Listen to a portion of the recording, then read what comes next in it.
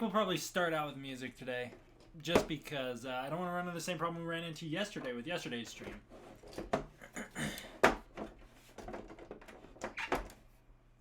Still trying to figure out the best place to put this.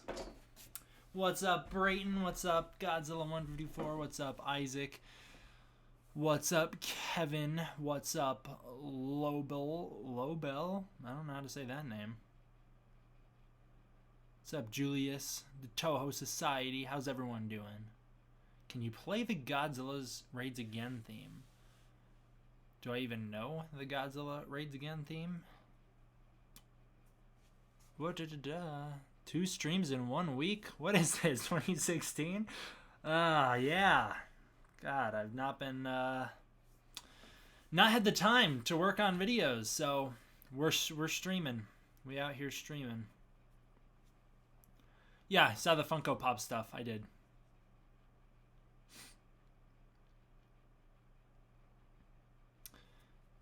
Godzilla Under the Sea. I don't. Yeah, if you're talking about the original, I could do that. Yeah, so here's the thing. We're going to start with music this time, and then we're going to go into Q&A afterward, just so that we don't run into the same issue we ran into last time. So how's that? That's what we'll do. So send in your song suggestions. I guess Godzilla Under the Sea is the first song suggestion. GVK plot. I'm going to sneeze. I'm trying to hold it in. The GVK plot video, I just finished the 3rd one, so that one should come out soon. Should be good. I did hear about Black Widow. I don't think it's as big of a deal as everyone says it is for numerous reasons. But yes, I did hear about Black Widow. And I have heard about the Pacific Rim anime as well, so it's all good to go there. Sorry, that was my one of my school buddies texting me. The 1933 Godzilla theme. What? 1933 Godzilla theme? Alright. Let's hop on this.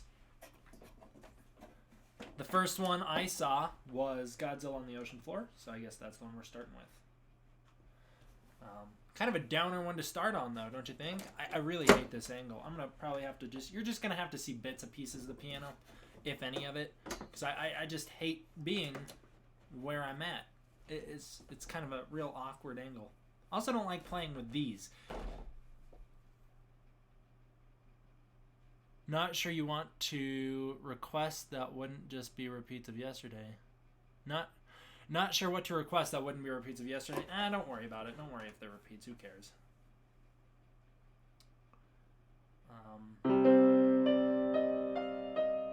Tell me if it's too loud.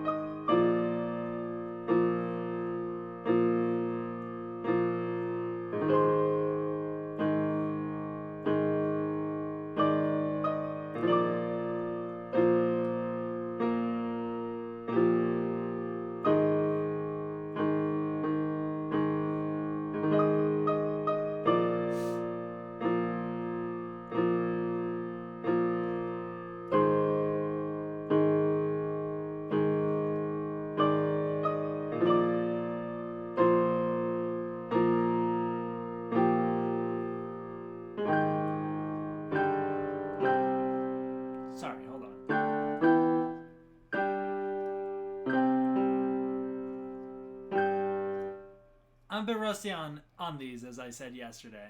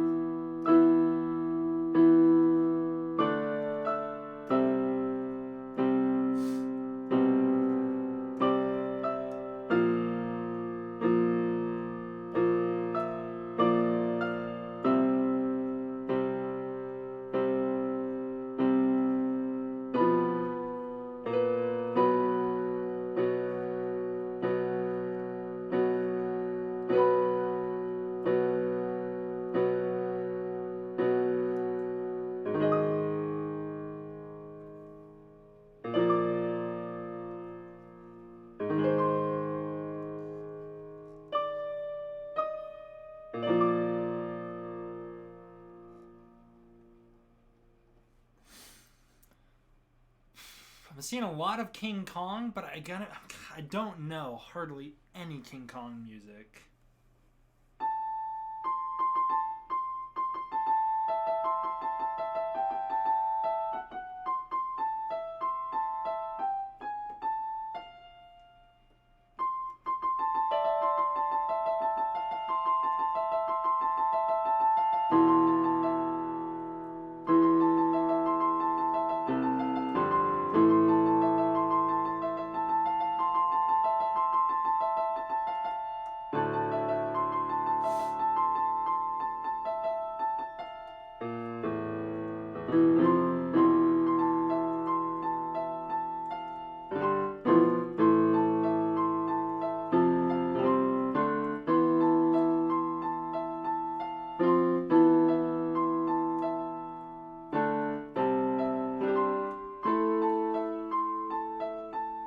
I don't know many King Kong songs. I did see one request, maybe. Has anyone done an edit of... Oh, no. I don't think so, Braden. I don't think anyone's done that edit yet. Yeah, I don't know. And like I said yesterday, with King Kong 33, you can basically pick any 3 notes and just kind of... what's a good brass sound? 57, maybe?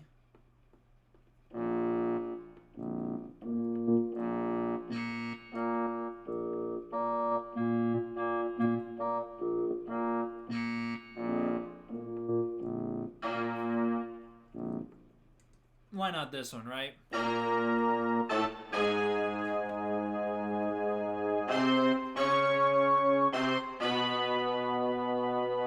It's basically just pick any 3 notes and just... I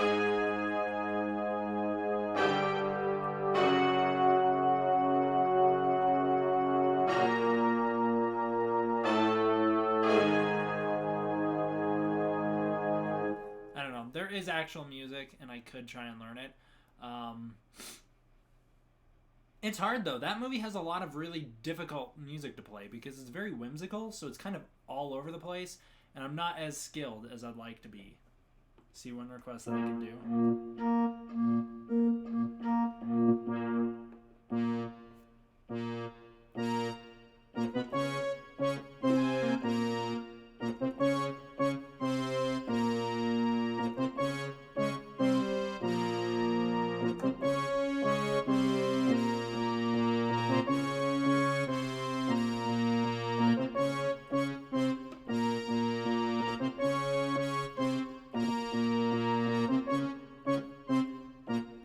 Good? Was that epic? That was there you go, the dude who requested Eminem's Godzilla. Army March? I could do the Army March. That's an easy one. Remember when I did a tutorial on how to play the song and I used this little note back in like 2012?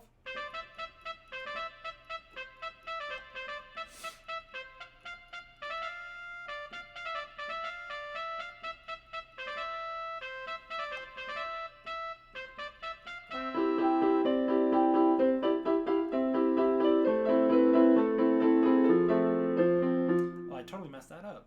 Hold on. I'm gonna play it lower anyways.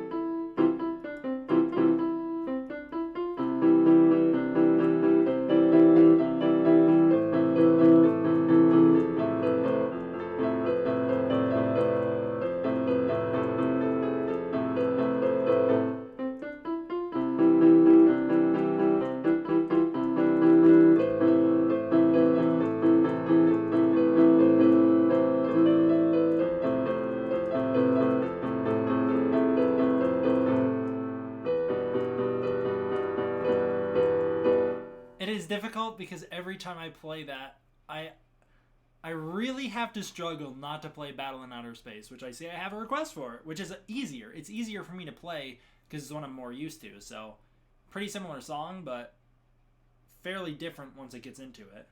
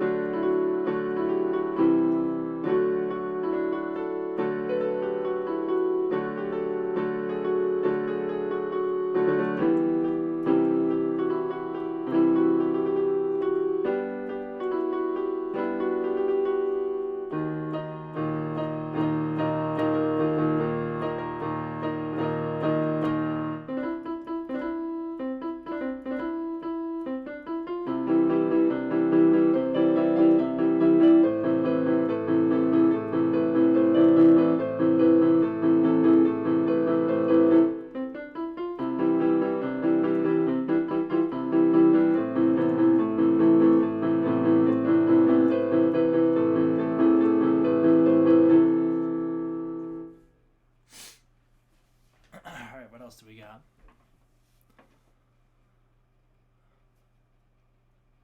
The request in the chat so far make for perfect drinking, I believe.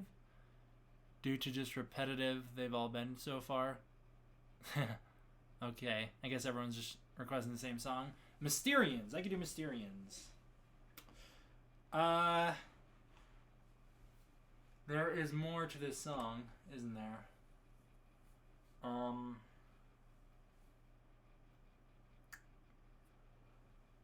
I'm trying to think of how the song opens. Give me a second. I definitely recorded a version of this, and if I listen to me play it, I can typically figure out how to play it again. So I'm gonna have to pull up, because of course I know this just to clear up the fact that I do know how to. I know that part, but that's not the whole song. There's definitely more to it that I don't remember the beginning of.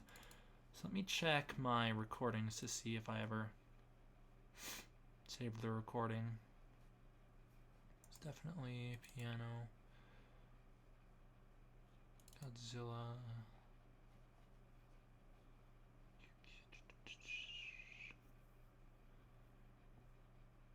God, how does this song open?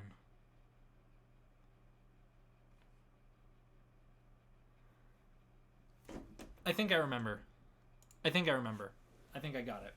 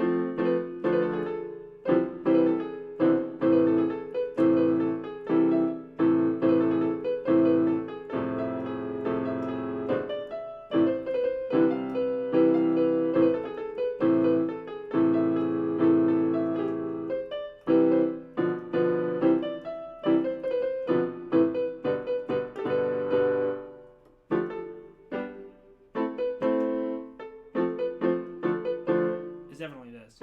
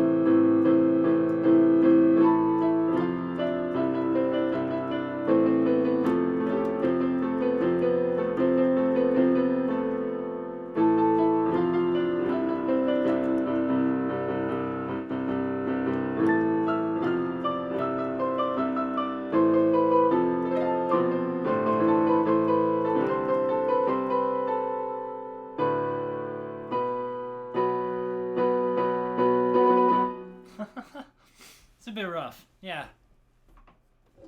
I just don't know these songs as well as I once did, is the problem. Yeah, I don't know these songs as well as I once did. Alright, peace out, Spencer. He's already gone by this point, but I saw him say. This stream is basically just D-Man tries to remember songs that he used to be able to play. Very, very, very, very true. Sorry to let you know, D-Man. I'm sorry to let you down, D-Man. I'm trying to come up with something funny right now, but I've got nothing. This has never happened to me. What am I turning into? Wow, man. You're really disappointing me here by not having a song. I hope this virus blows over because I want to see Godzilla vs. Kong with my cousin, who is a big Godzilla fan in theaters. Me too, man. Me too. I already played the Astro Monsters song, so... I already played it. Persecution of the Masses is easy. I'm never going to forget how to play Persecution of the Masses. That one's too ingrained in my brain.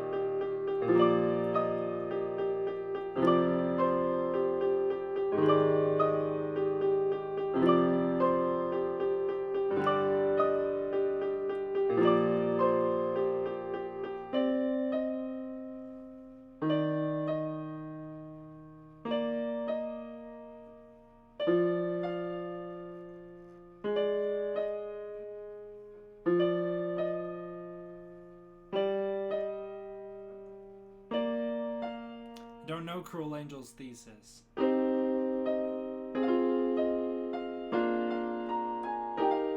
only know the intro.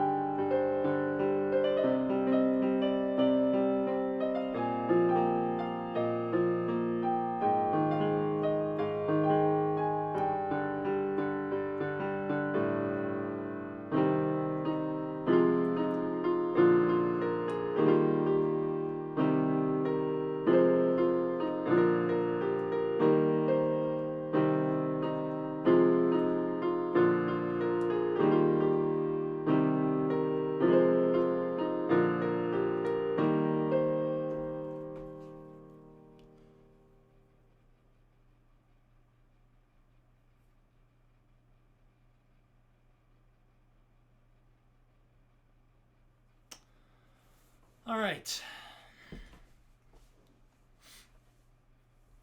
I don't know who will know. I'd have to learn that one. That is one that surprisingly over the years I haven't learned. I have to text someone back really quick.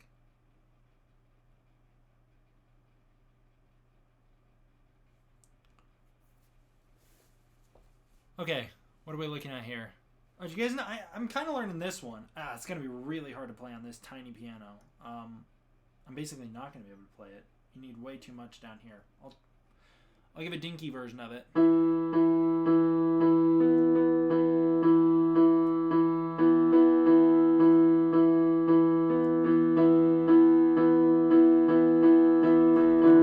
Yeah, you can't really jump around on this piano very easy.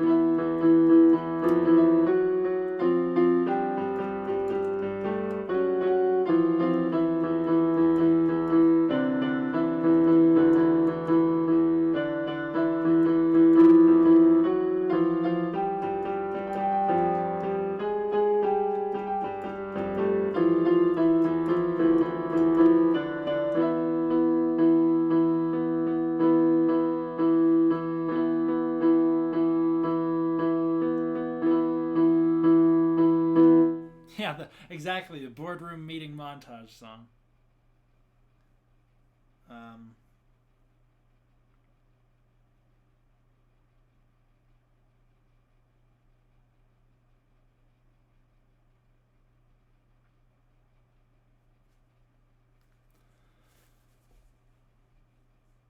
What else do we got? I don't know, Thriller. Any requests, Brayton? No Time to Die? I don't think I know No Time to Die.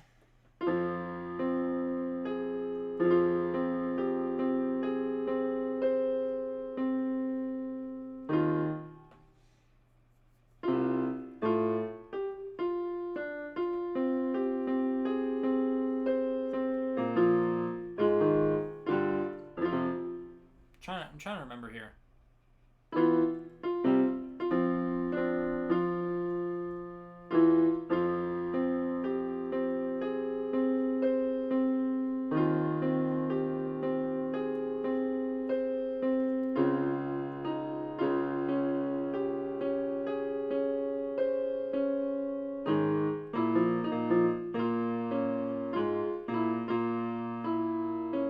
I definitely don't remember that. I was maybe even playing it in the wrong key. Maybe that's why. I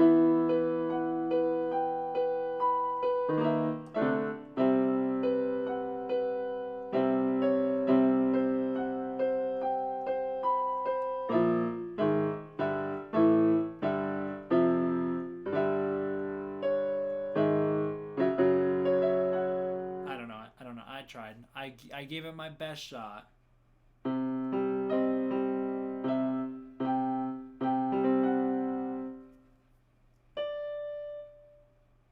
it GMK.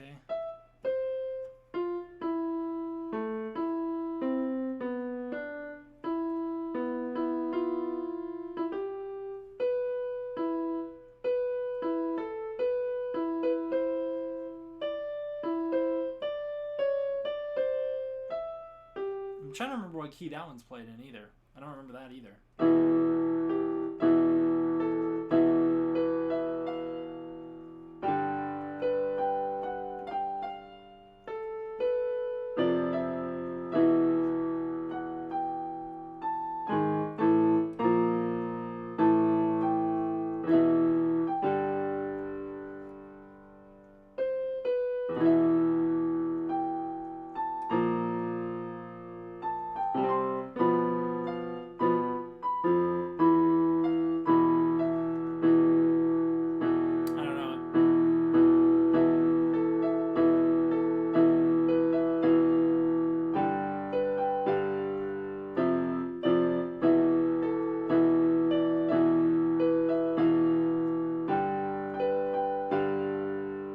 Something like that.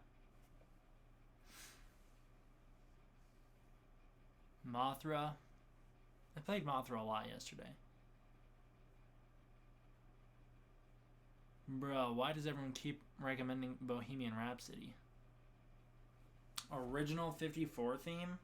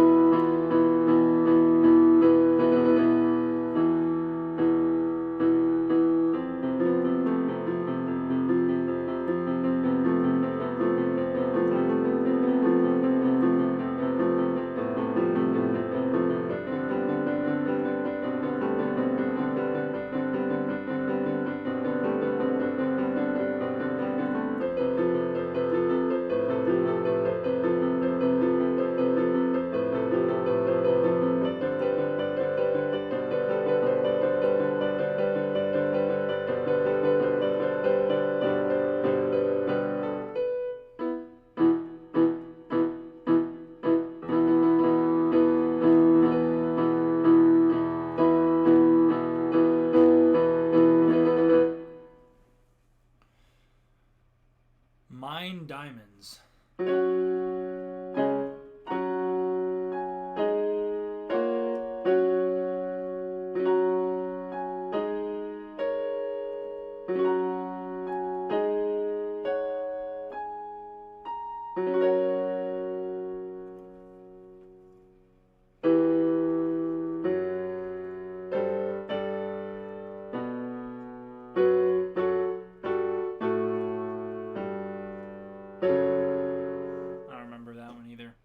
I feel like if I were to try and play the meme mashup that I played, I'd really butcher it. I don't know the parody. Okay? Can you play Godzilla 1956 theme? Do you just mean King of the Monsters? I don't know what that means.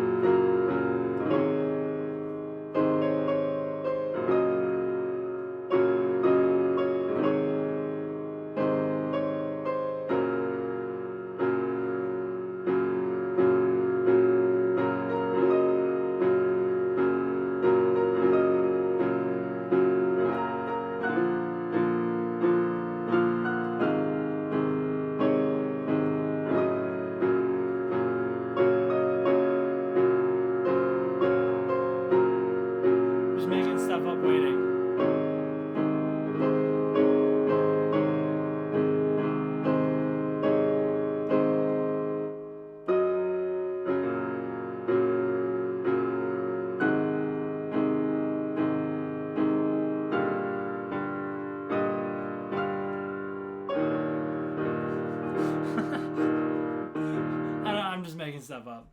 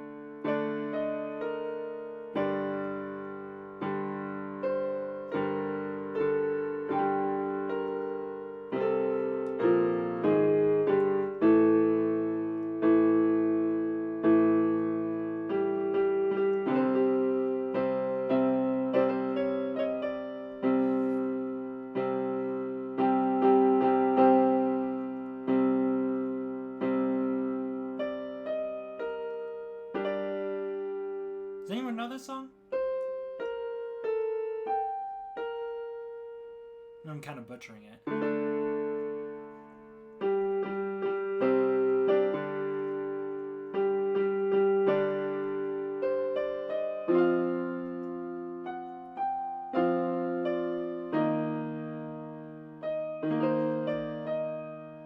You should know this.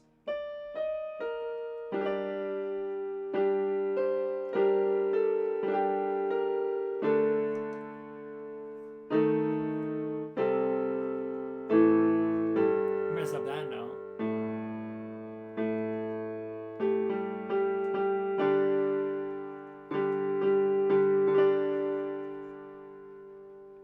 No one knows that song? No one watches Invasion of Astro Monster?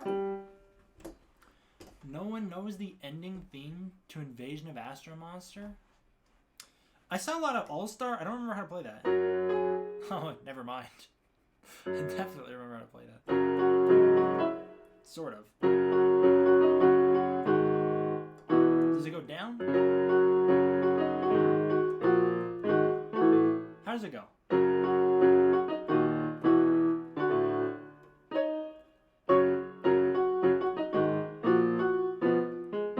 How come I can't remember this?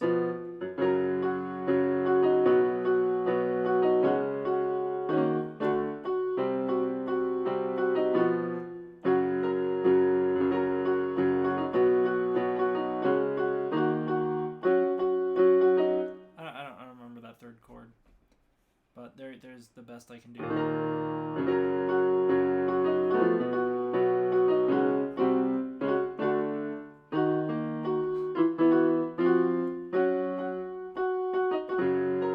Whatever, who cares? Godzilla raids again. I don't know any music from that movie, man. I'm sorry.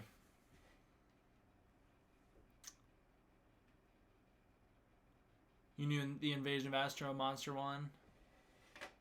You would have said it, but you just got here? I believe you. Doom? I don't know any music from Doom. I don't know Duel of the Fates either.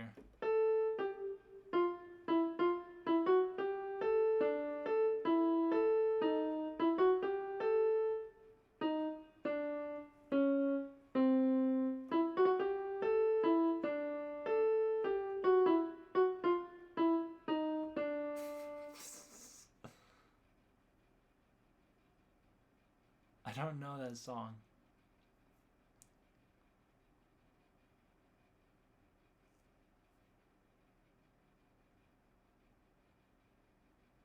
Yeah, Godzilla Raids Again doesn't have the greatest soundtrack to translate, does it? I do know that.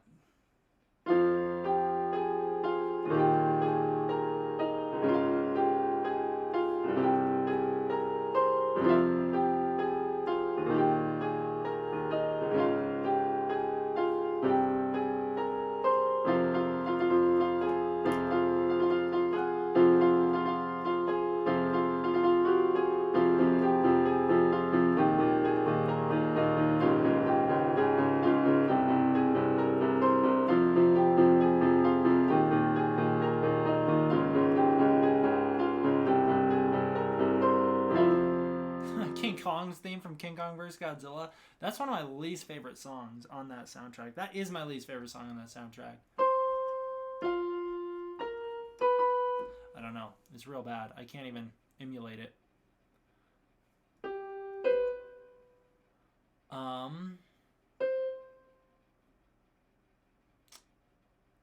don't know Flag Over Fenway. I apologize. Tokyo SOS? It's gonna maybe take me a minute to remember it. I don't know if this is the right key at all.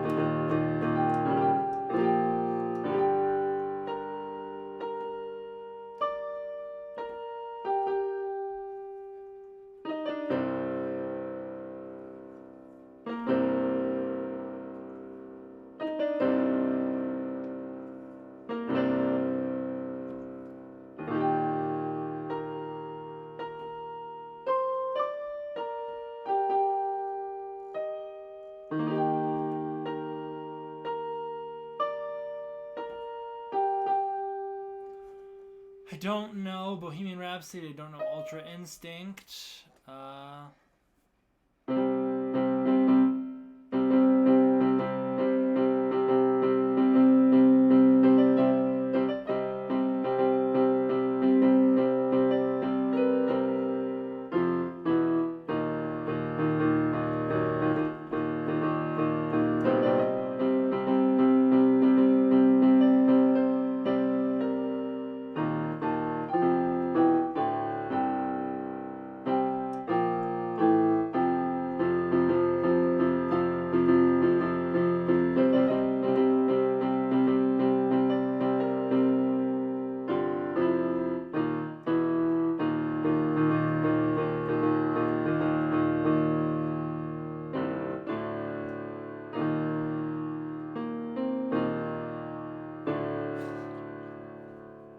Shea Ponce Allison.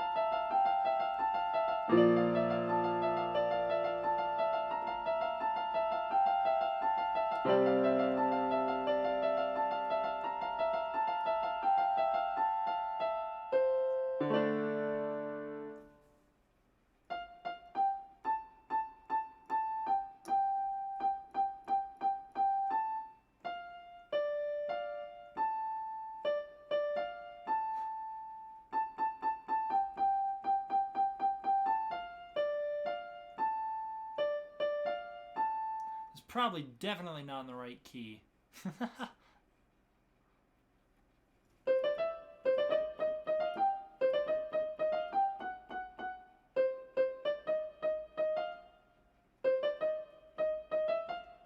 I don't know the Pirates of the Caribbean. I can't even think about that.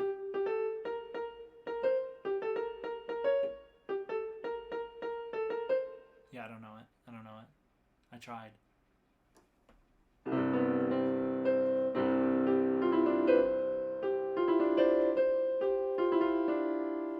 There's Star Wars.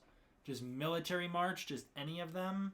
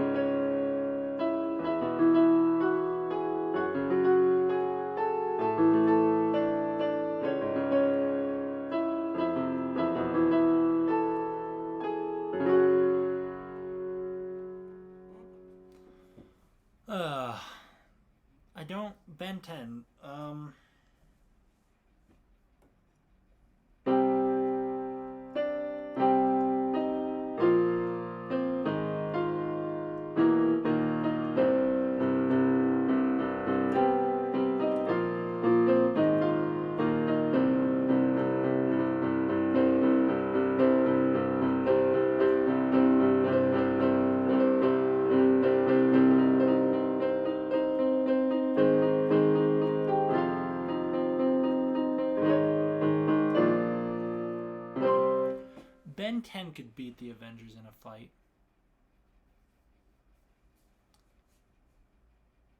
You're just requesting so much stuff I do not know.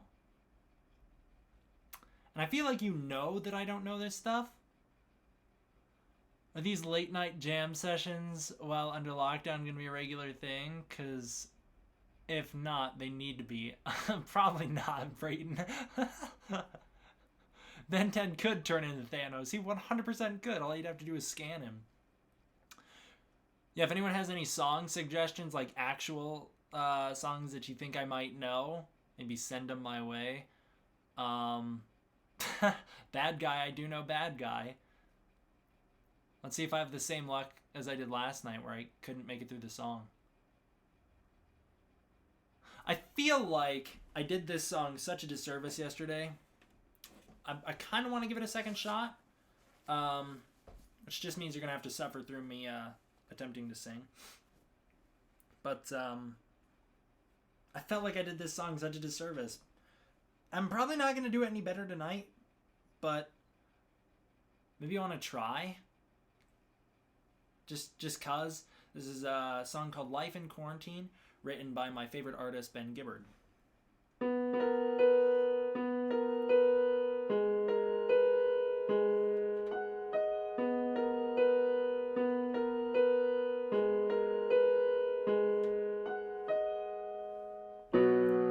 The sidewalks are empty.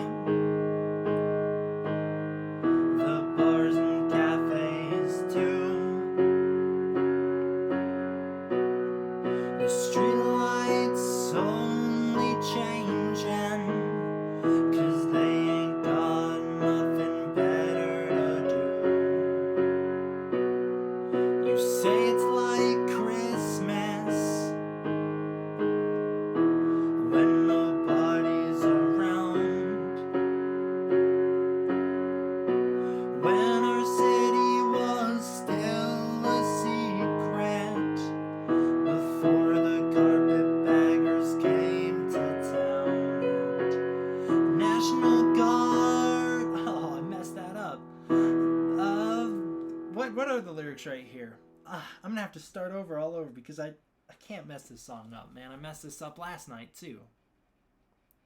I don't want to mess it up 2 nights in a row. What are the lyrics? I have them pulled up from last night.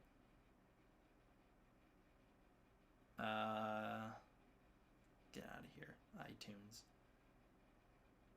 God, it keeps opening iTunes, man. Really wants me to buy the song I already own. In the airports and train station. I got it.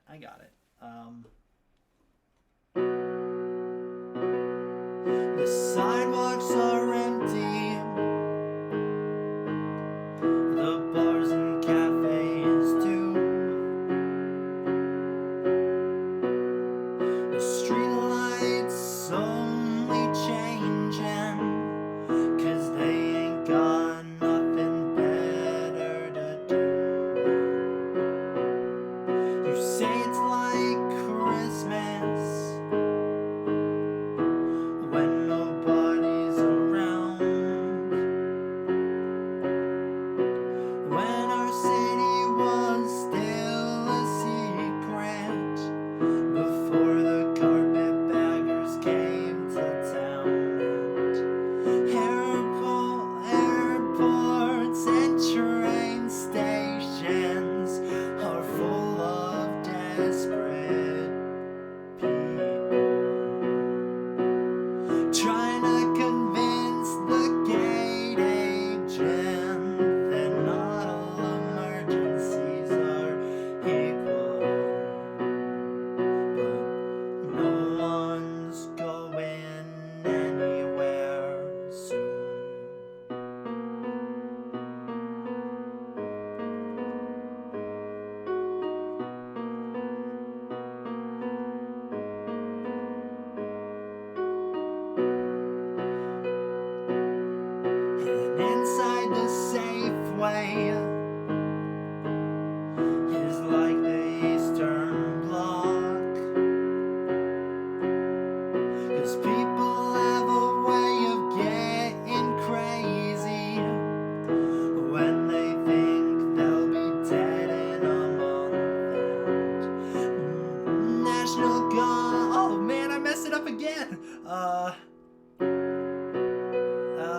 just gonna restart this verse. You say it's like and inside the safe way, got it, is like the Eastern Bloc. 'Cause people have a way of getting crazy when they think they'll be dead in a month. And you like the silence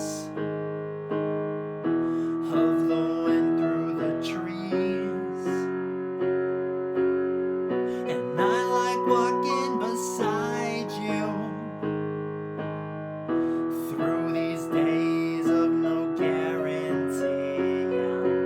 And the National Guard is on their way to protect us from our neighbors, and everyone who's tried to swim for it has drowned out past the breakers.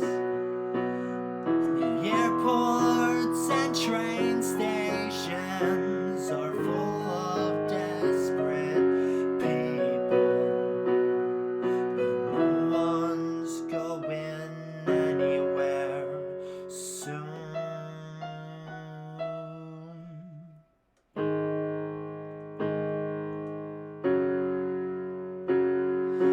No one's going anywhere soon. I tried, man. I tried. I get so hot when I do that. I clearly get nervous about singing. That's clearly something I'm nervous about because my body overheats.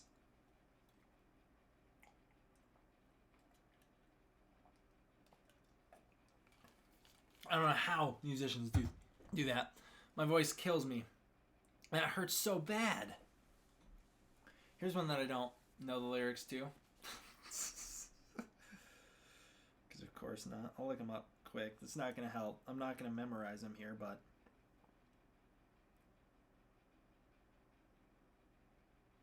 What if I do this?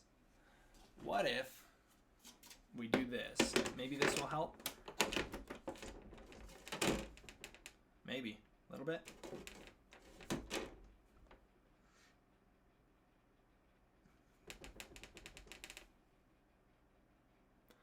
D-Man starts singing his body. Code red, code red. I turn into a burning Godzilla the minute my voice starts moving rhythmically. Oh boy, it doesn't feel good.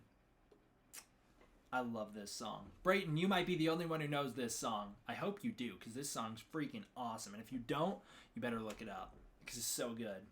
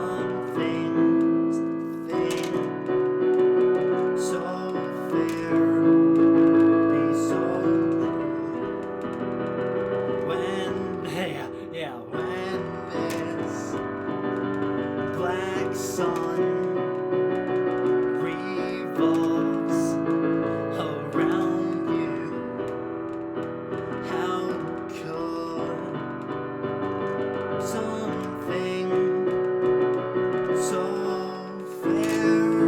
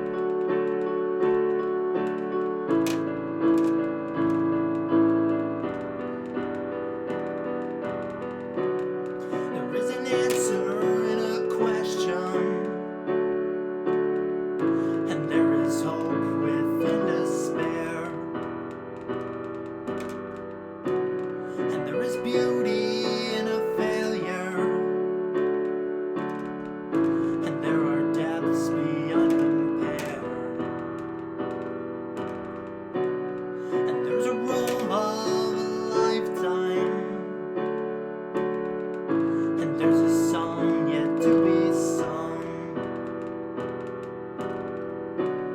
There's a dumpster in the driveway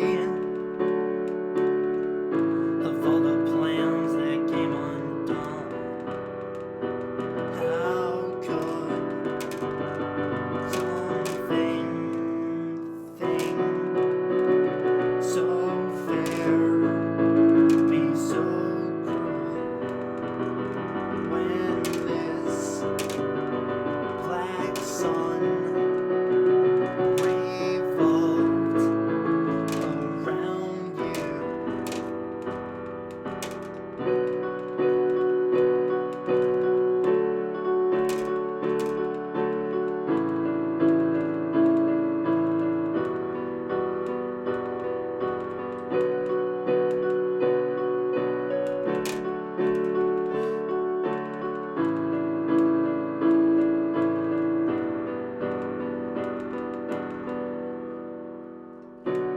There is whiskey in the water, and there is death upon the vine.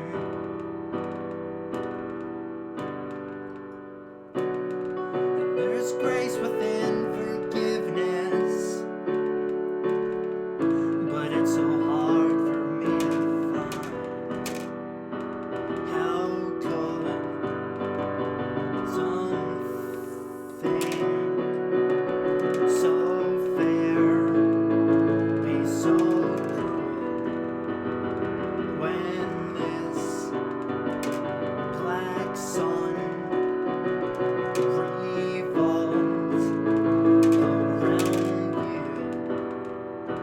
How could something so fair be so cruel when this black sun revolved around you?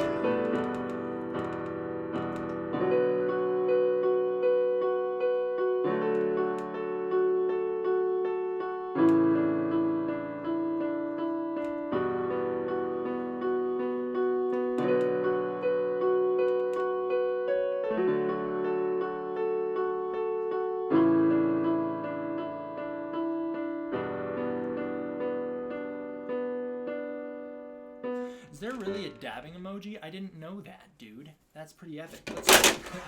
That was so loud. Let's get that thing out of there. That was making too much noise.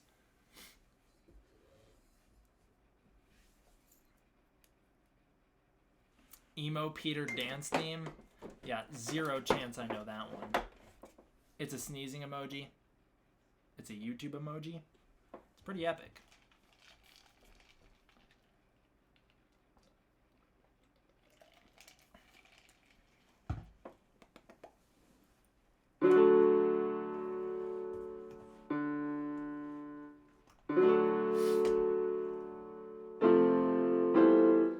So good, dude. I'd add a dab emoji, but I still have a tiny bit of decency. I respect that.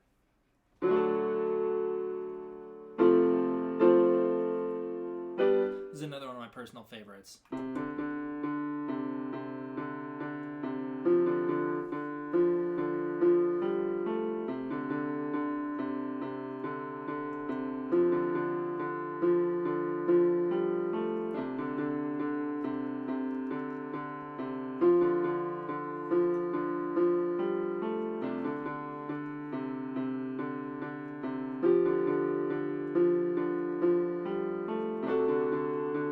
What's up, Andres?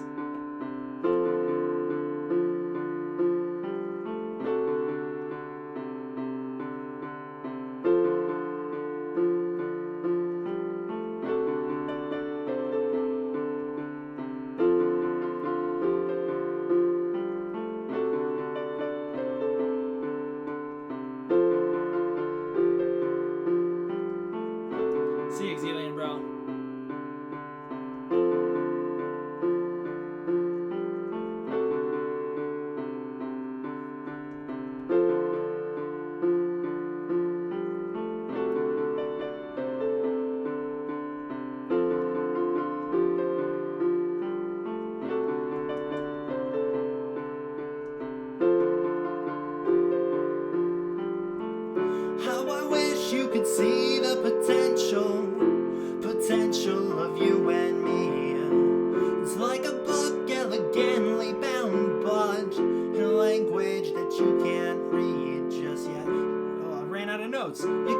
spend some time, love. You gotta spend some time with me, and I know that you'll find love. I will possess your heart.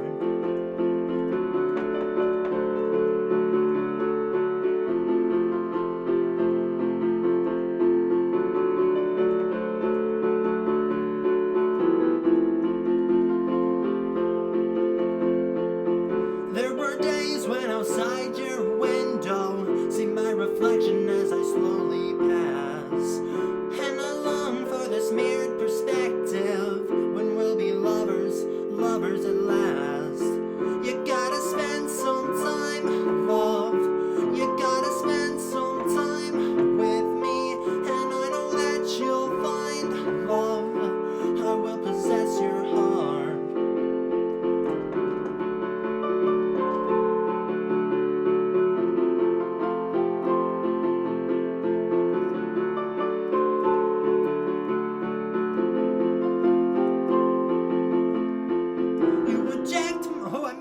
You reject my advances, and I messed that up so bad. Hold on. I'm just.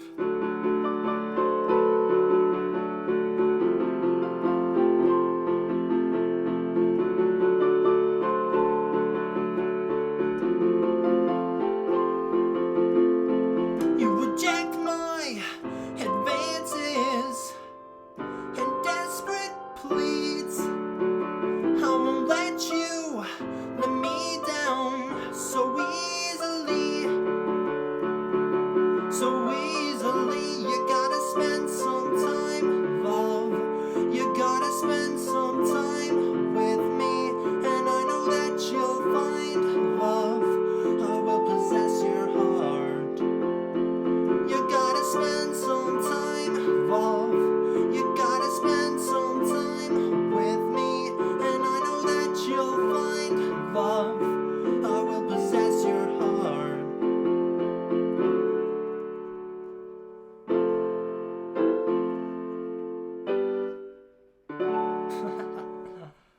Yeah, they're all a bit rough. I am burning up, I'll be honest. Bam! That fan might be a bit too much now. We'll find out. I need to come over here because I can't see what the chat's talking about. You have a tongue in your mouth. I sure do. We need to start singing and playing instruments on stream too. I'll take the harmonica if you grab the maracas. How dare you make that assumption? I mean, you're right. I do run maracas, but that's not the point. Don't sweat the roughness. The little mess ups between the great playing and singing are genuine and highlights. Lol. Yeah, I don't know if I'd describe that as great singing. I would describe it as singing.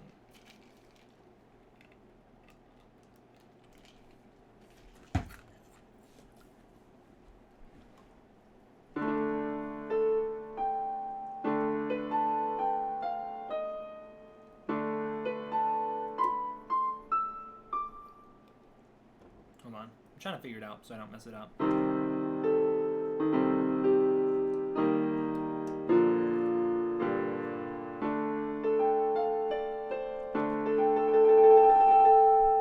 This is another one that I butchered yesterday. You should become a professional. Yeah, professional singer. Yeah, that is definitely what I need. Might be a bit loud now that I move closer. This is once again for Brayton. He's the only one who gets this. He's the only one who listens to my music. Once again, coming off the album Narrow Stairs, and it's another Death Cab song.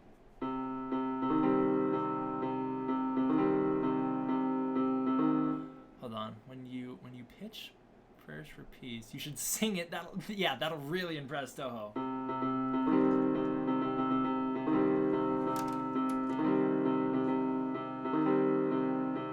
The wind picked up, the fire spread. A grapevine seemed left for dead. The northern sky looked like the end of days. The end of days. A wake-up call to a rented room sounded like an alarm of impending doom, to warn us it's only a matter of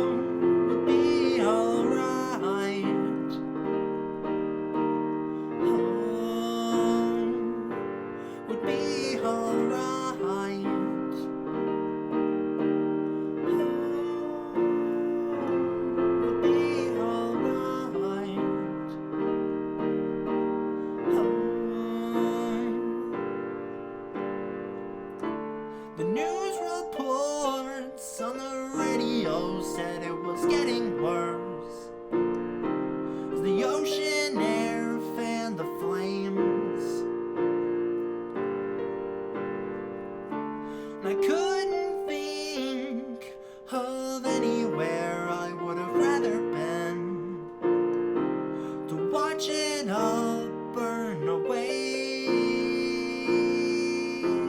To burn away.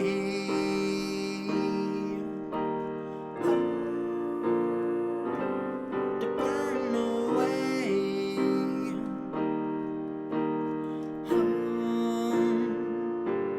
To burn away.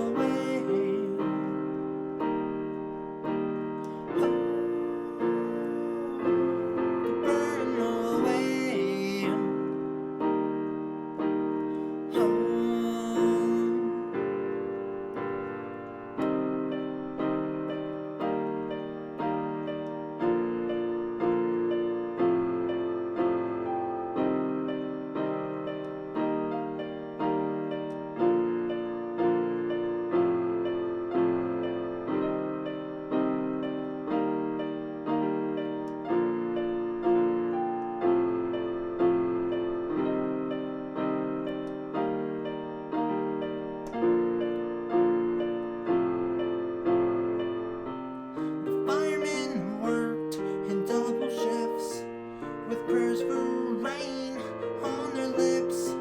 They knew it was only a matter of time. I'm assuming the manager's in the chat because my phone's blowing up in my pocket right now. Oh, it is not him.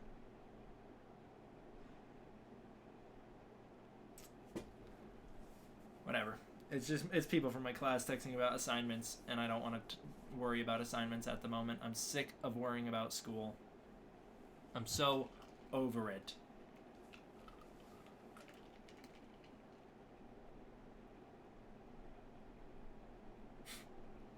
Something tells me that I'll be singing this for the next week. Song's amazing, dude. Grapevine Fires by Death Cab for Cutie. One of my favorite songs ever. Seriously, these last couple streams are second to Ben's home concerts. Ben's home concerts are so good. I tune in every day. I'm so sad that he switched to weekly, man. They're honestly, they're like the best part of my day, tuning into his concerts. And, God, I'm just having so much fun watching them. When you were praying for the rain,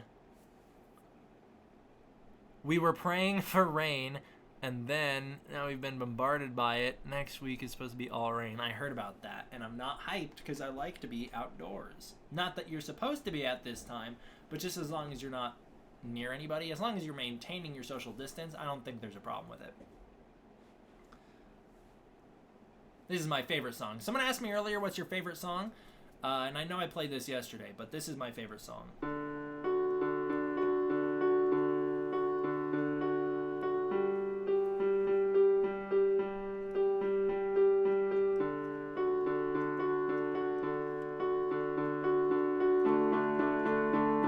don't know where to sit.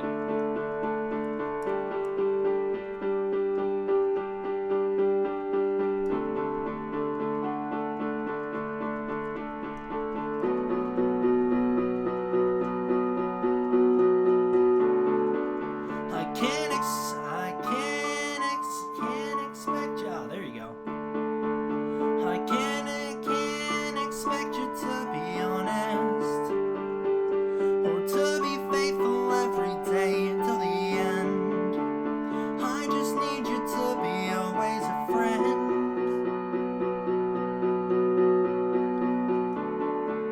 As the sun sets over Dakotas, underneath the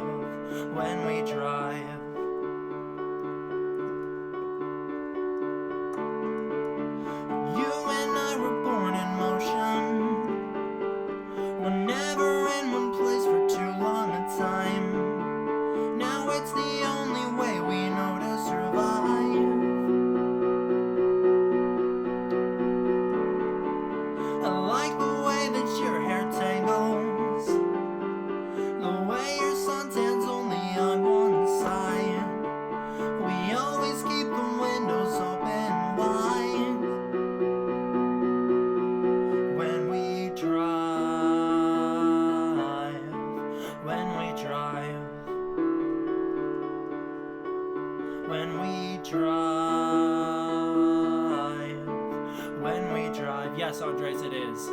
It's pretty difficult.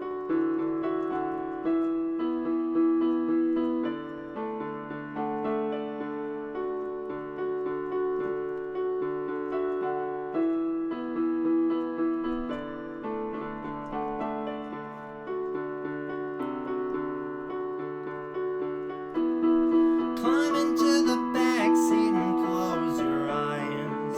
I've got the wheels. Dream of all the places only we will find. I can't expect you to be honest or to be faithful every day till the end. I just need you to be always a friend. As the sun sets over time, until the engine kicks and sputters, until we roll the rubber off the tires. No, I'll always want you by my side. When we drive, when we drive, when we drive, when we drive.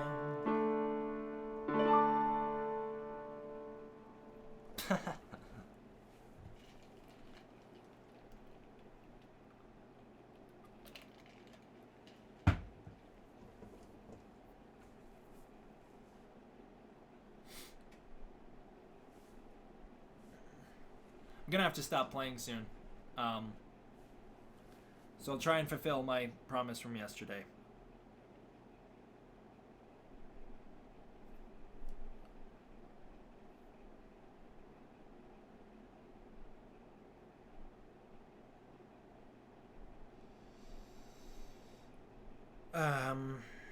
I technically don't know how to play this full song also.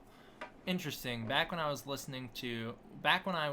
learning to play guitar in high school, I couldn't play a single tune, a simple tune like Stand By Me, and concentrate on the lyrics. You couldn't or could? I couldn't. Yeah, it is kind of difficult. Yeah, it is kind of difficult. I'd say it is a learned skill. It's almost sleep time for parents, I assume. Yeah, exactly. How does Stand By Me go? That is a simple tune, right?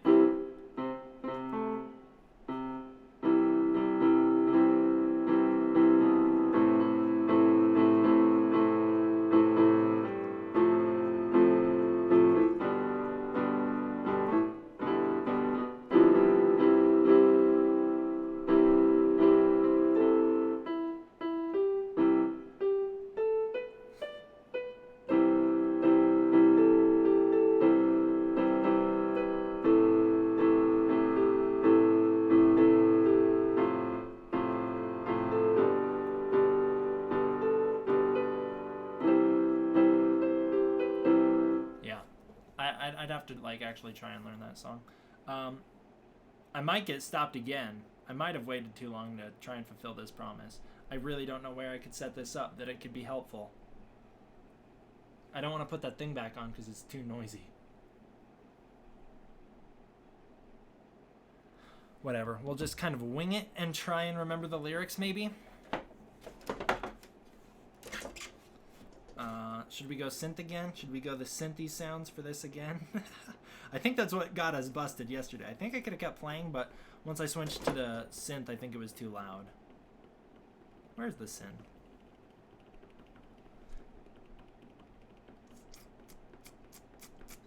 There we go.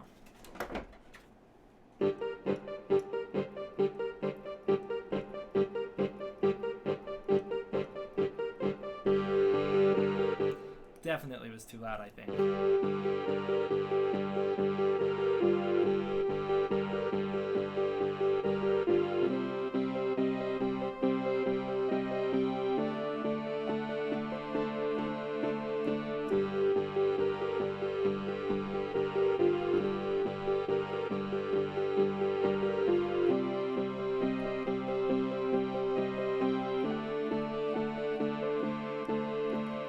Why temperature now red, my bloody nose sleeping. You're on your tippy toes creeping around like no one knows. Think you're so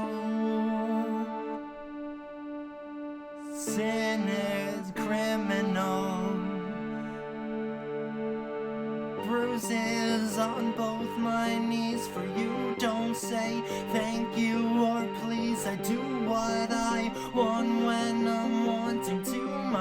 My soul so cynical, so cynical. So you're a tough guy, like a really rough guy. Just can't get enough guy, just always so pop guy. I'm the bad type, make your mama sad type, make your girlfriend mad type, might seduce your dad type. I'm the bad guy. Duh.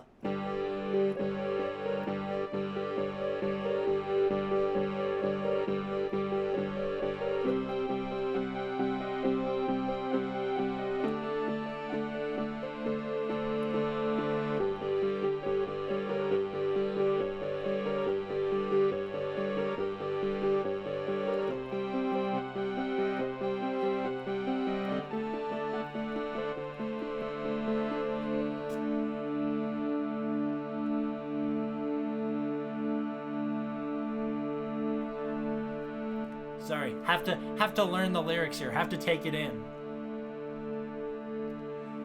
I like it when you take control, even if you know that you don't own me. I'll play the, I'll let you play the role. I'll be your animal. My mommy likes to sing along with me, but she won't sing this song with me. If she reads all the lyrics, if she reads all the lyrics, she'll pity the men I know. So you're a tough guy, like a really rough guy, just can't get enough guy, just always so buff guy. I'm the bad type, make your mama sad type, make your girlfriend mad type, might seduce your dad type. I'm the bad player. I can't. Whatever. Duh. Obviously, clearly now. Very duh.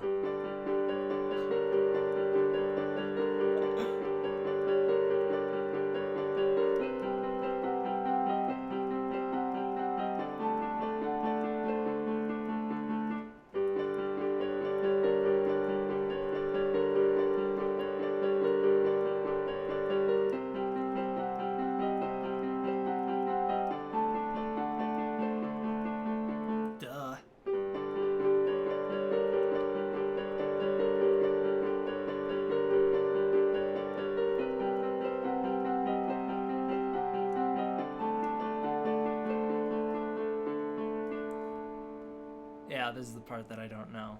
It's just like, I like when you get mad. I guess I'm pretty glad that you're alone. You said she's scared of me? I mean, I don't see what she sees, but maybe it's 'cause I'm wearing your cologne. I'm the bad guy. Duh. I'm the bad guy. Duh. Wasn't that amazing? Didn't I kill it? That is not a song I listen to often. I don't like that song.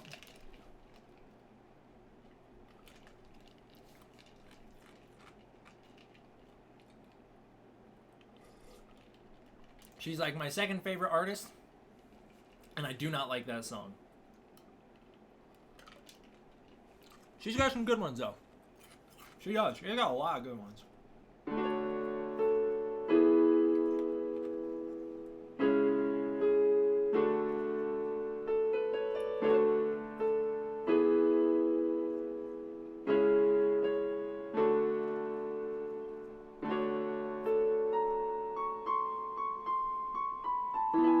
It is really difficult to play on this piano. It's super hard. You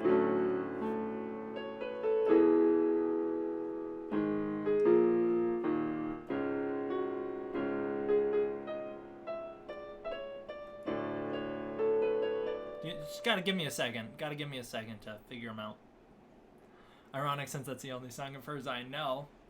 And that's because of the memes. The memes is probably why I don't like that song. I probably don't like it because I saw it as a meme first, and so I've not liked it ever since. I can't get this stupid pedal. It's all tangled up in these chords. This is a Billie Eilish one. I don't know how to play this entire song, or really how to play much of it, but I'll play the few bits that I know. I can't play on this piano. It's too small. Maybe I just can't play this song on this piano. That's what I'm learning.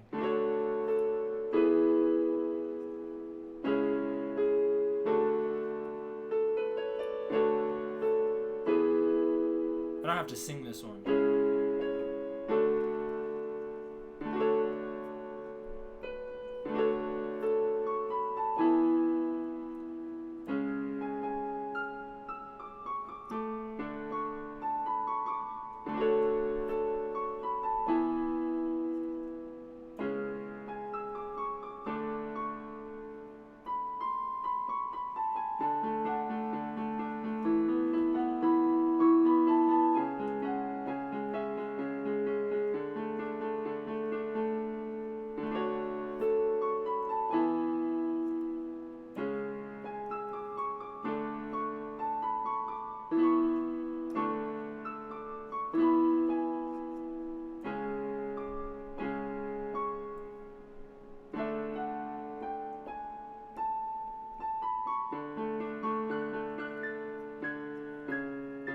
I'm out of notes, dude.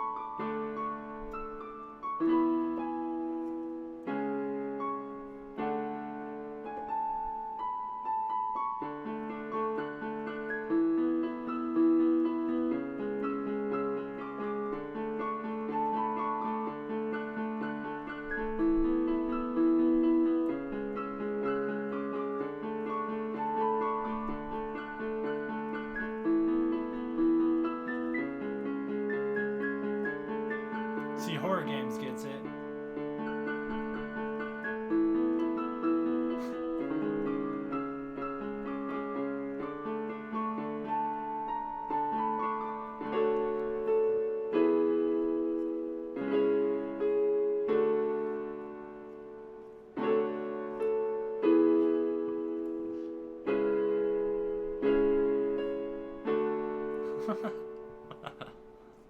I tried.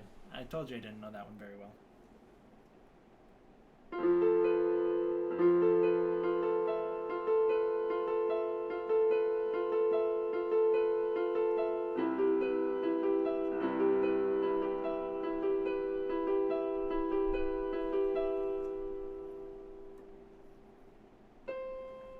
This piano sucks, dude.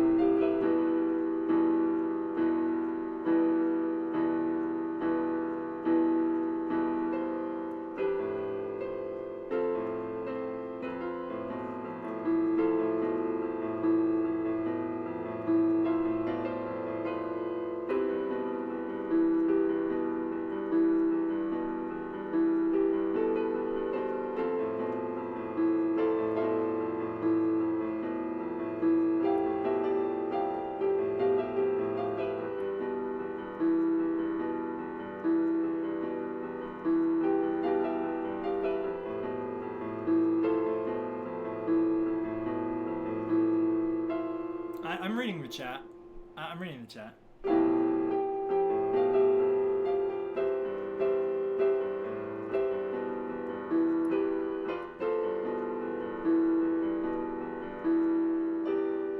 Now I lost my part.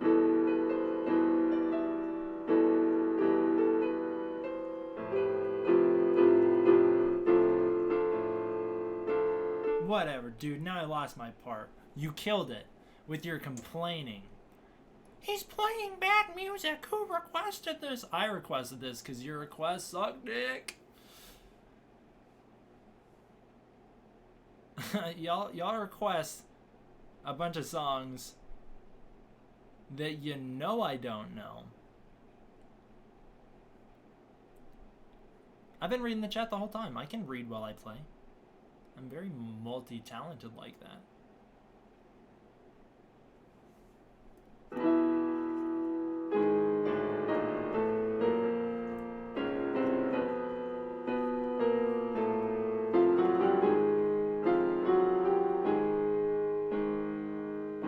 I don't remember Jet Jaguar's theme.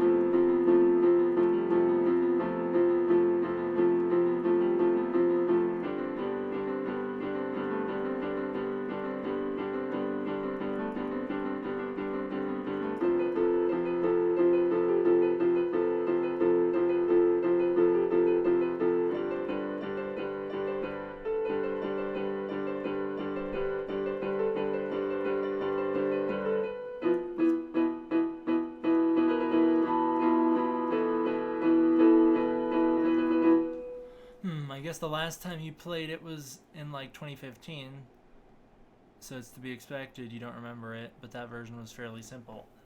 Basically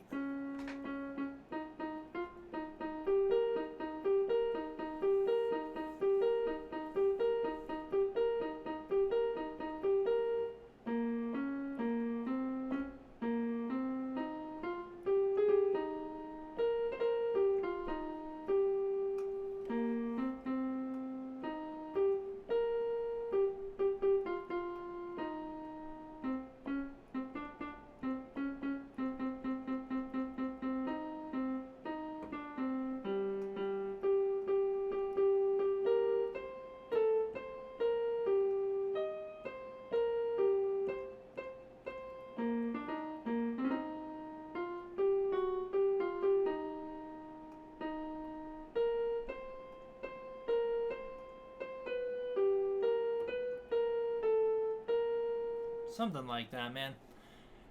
I never actually learned that song, though, is the thing. That was I only learned that from it. Ever heard of the series of videos where a guy plays various songs and themes in ragtime? They're hilarious, often titled 3-topic song you should never play in ragtime. I have heard of that guy, actually, yeah. I have heard of that guy.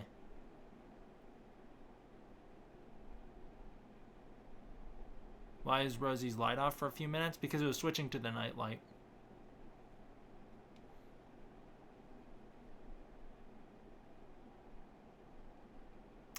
I'm sorry I'm late to the party, but how it going, and after this stream is over, I might start listening to you piano performance from the beginning, unless you just started with I'm terrible. Unless you just started I'm terrible with time. I did not just start. No, I've been going for a while.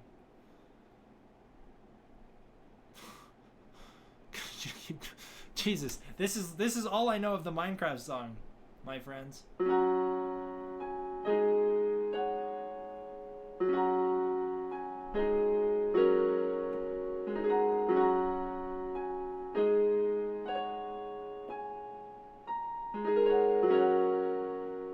Then maybe it's something like this. I don't remember.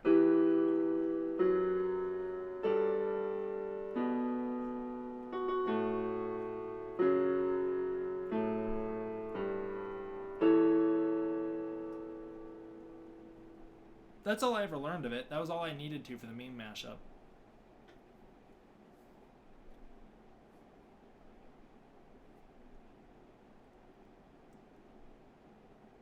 I don't see any more songs. Here's a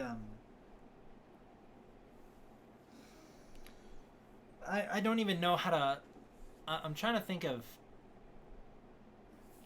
some of my prayers for peace ones that come next in the playlist. I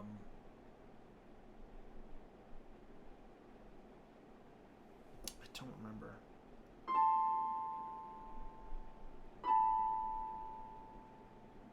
Well, here's one from Prayers for Peace.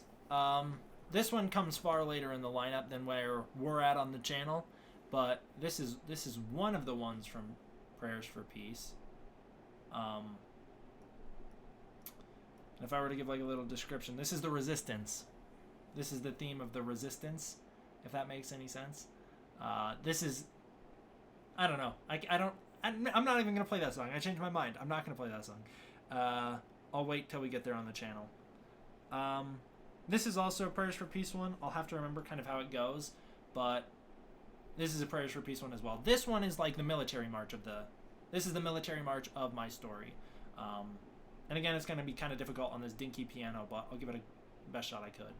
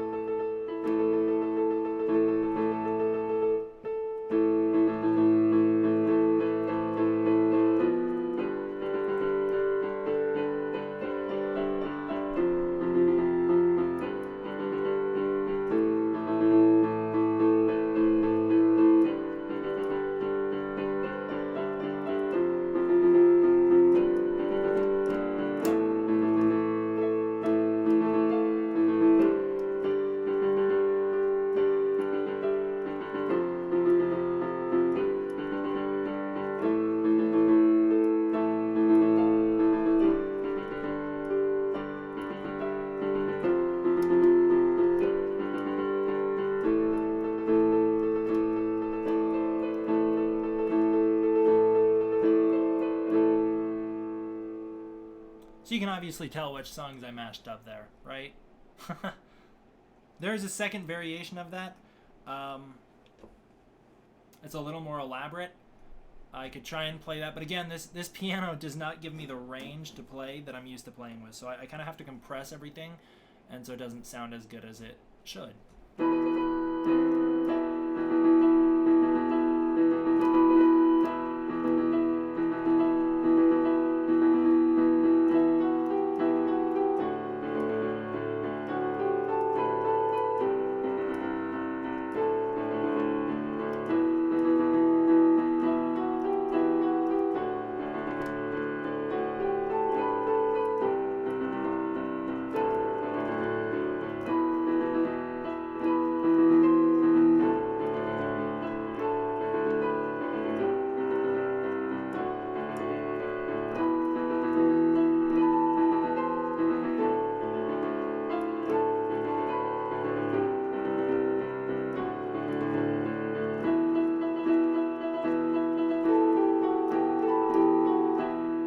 actually a very shortened version of it. It is much longer. I didn't want to play that here because I don't have that portion perfected. So that's the shortened version of it again. But yeah, those are new songs for the Prayers for Peace lineup that I still have yet to add. A lot of the songs have this little motif in it, and I think I stole this from Godzilla 2014, but I really like it, so I include it in a lot of them. It goes like this.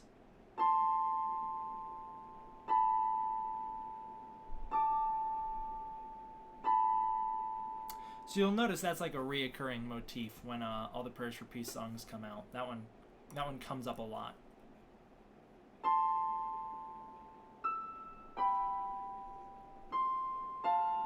And that's our character theme. That's a character motif.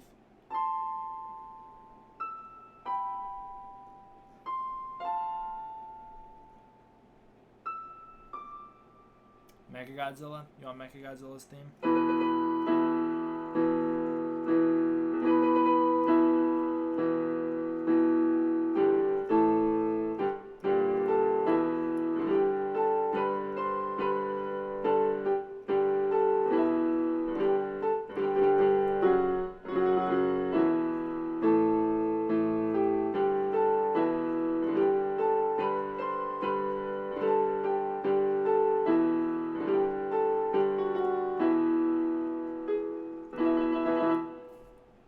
I do not still have the Gigantic Series Godzilla. I gave him back. Do you think prayers would work better as an audiobook, seeing as there is a better soundtrack that is meant to go with it? Seeing as there is a soundtrack that is meant to go with it, be played at specific parts. You know, the thing is, an audiobook I don't think would have the right pacing for the music. I don't think the music would work, you know, with the audiobook because it takes too long to read. So I don't think that the music would line up the way I envision it in my head, which is the problem. So it is what it is.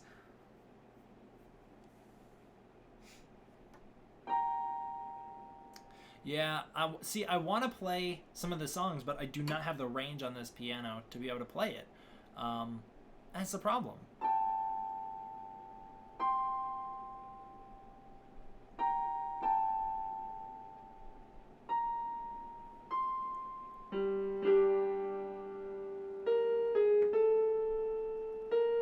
Yeah, I'm not even gonna try it. I just don't have the range on this piano, which sucks.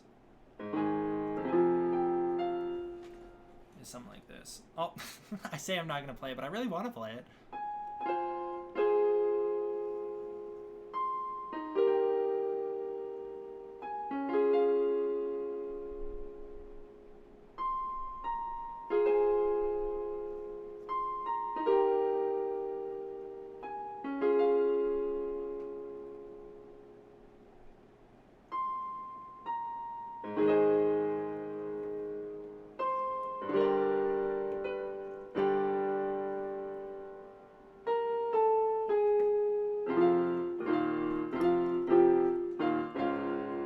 I'm unpracticed at this as well. I'm unpracticed at my own song. How's that for something?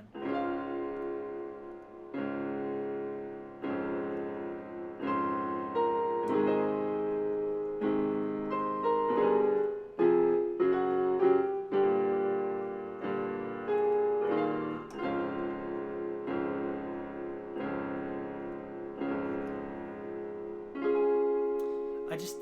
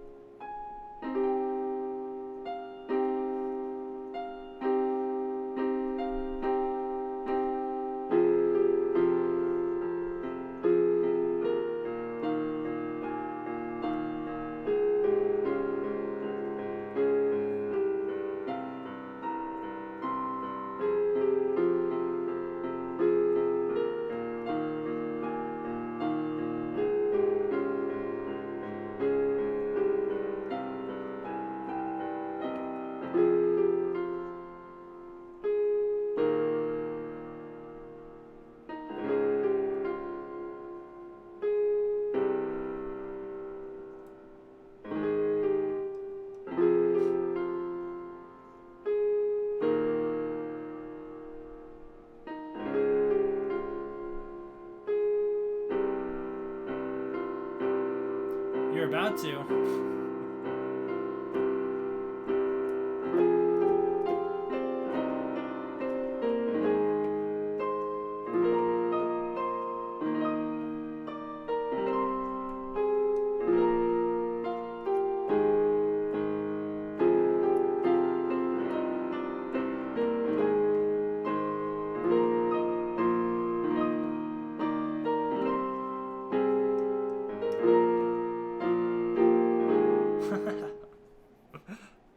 Yeah, that was a funny comment.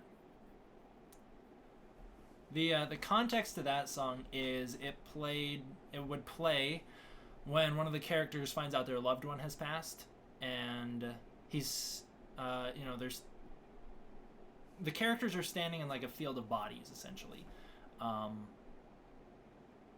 there's paramedics or Red Cross or everyone around them, and they're bringing the stretchers out, and they bring one character over and have them identify one of the bodies, and they identify one of the bodies as one of their loved ones.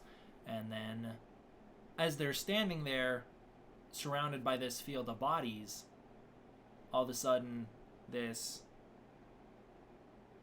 strangely tall, not very normal looking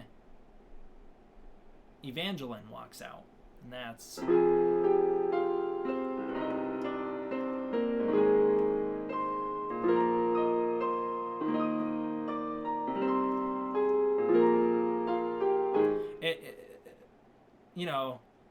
the character calls themselves Mephies, obviously a reference to Mephies from the Godzilla anime.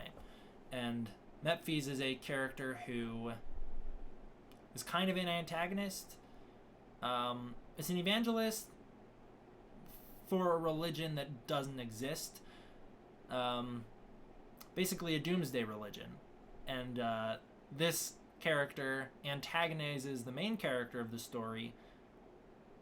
And along the lines of the farm, we never actually find out if Mephies is a real person or if they exist entirely within the head of the main character, which is kind of a reoccurring theme in my writing. People who hallucinate or people who have voices in their head. It's a reoccurring trait in my writing, and in Prayers for Peace, that's how it manifests, is this character Mephies. So Mephies is maybe a real person who believes that the end of the world is here, and maybe Mephies is entirely contained inside the main character's head and is just there to antagonize them, just to make them feel real terrible, kind of like survivor's guilt manifested. I'll play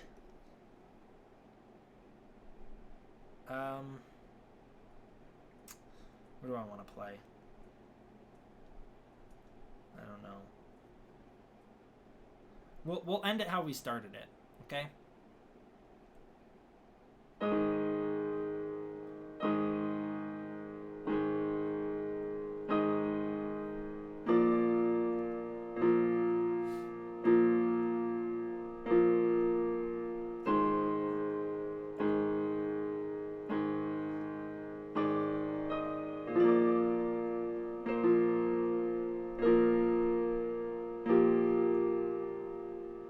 Sure would like to play lower, but I can't.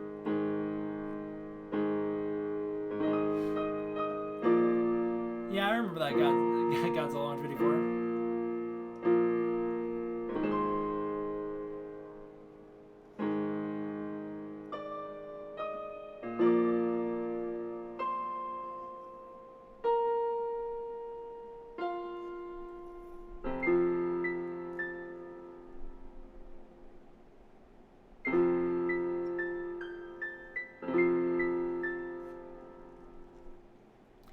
Did say that, but also I like playing piano is the problem, and I expected that I would be asked to stop like an hour ago, so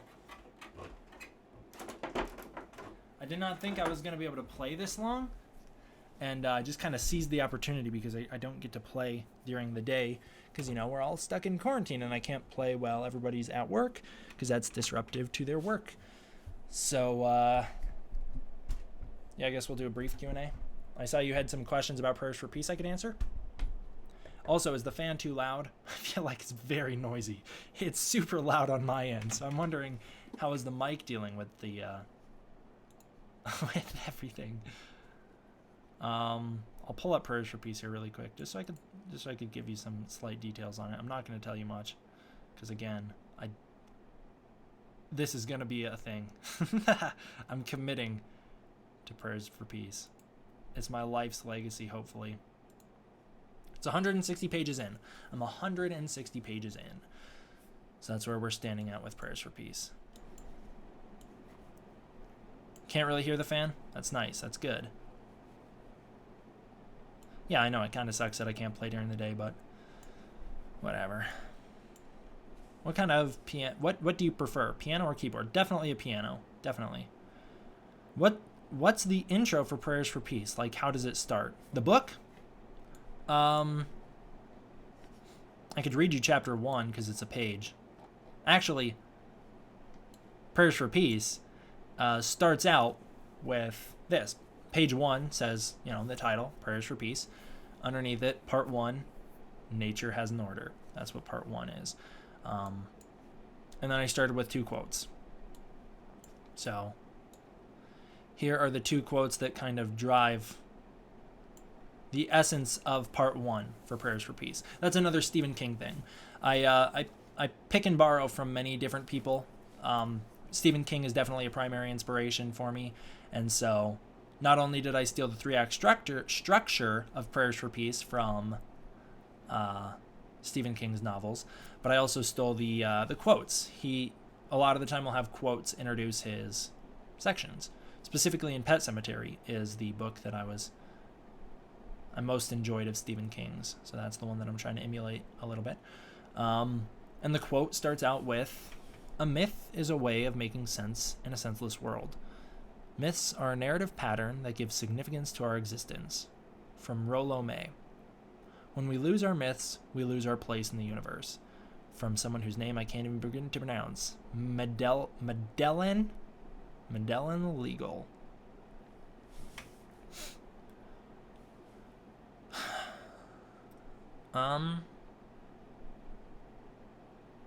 So that's there you go. That's how the book starts. And then you start with the prelude.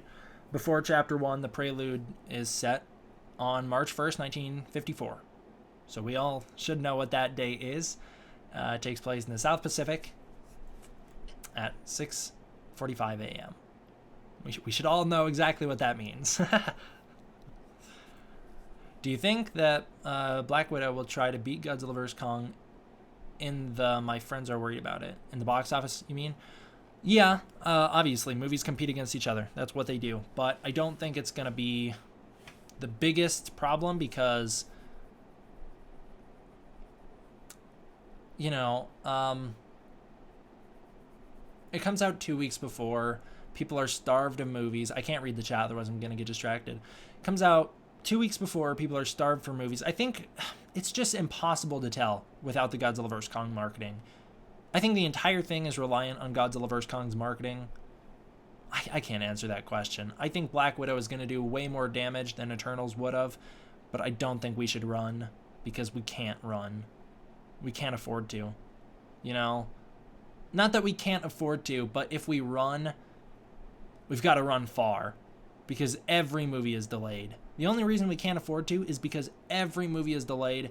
So the first half of 2020 is, or the first half of 2021 is just as loaded as the back half of 2020. Every movie's coming out within a 6-month period.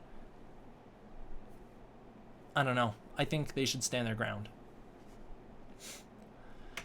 What time period does the story take place in? Modern day or something? Or some? Modern day or some? No, it does not take place in the 1950s. The prelude takes place in the 1950s.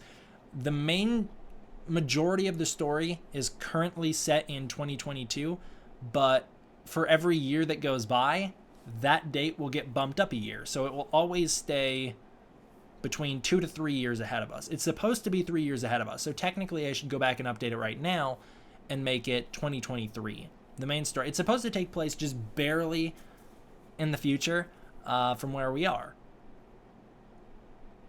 So currently it's written 2022, and if I do, whenever I do go back and update it, there's a whole bunch of dates throughout the story that I'm going to have to go back and change as well, such as characters' birthdays, which are stated. I'm going to have to move everything up by a year.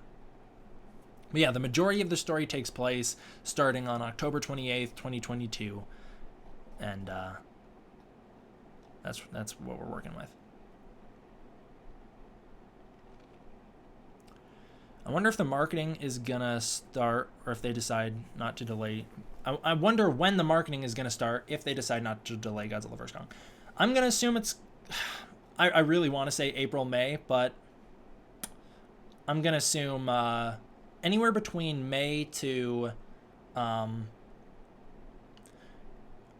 anywhere from May to July. May to July is going to be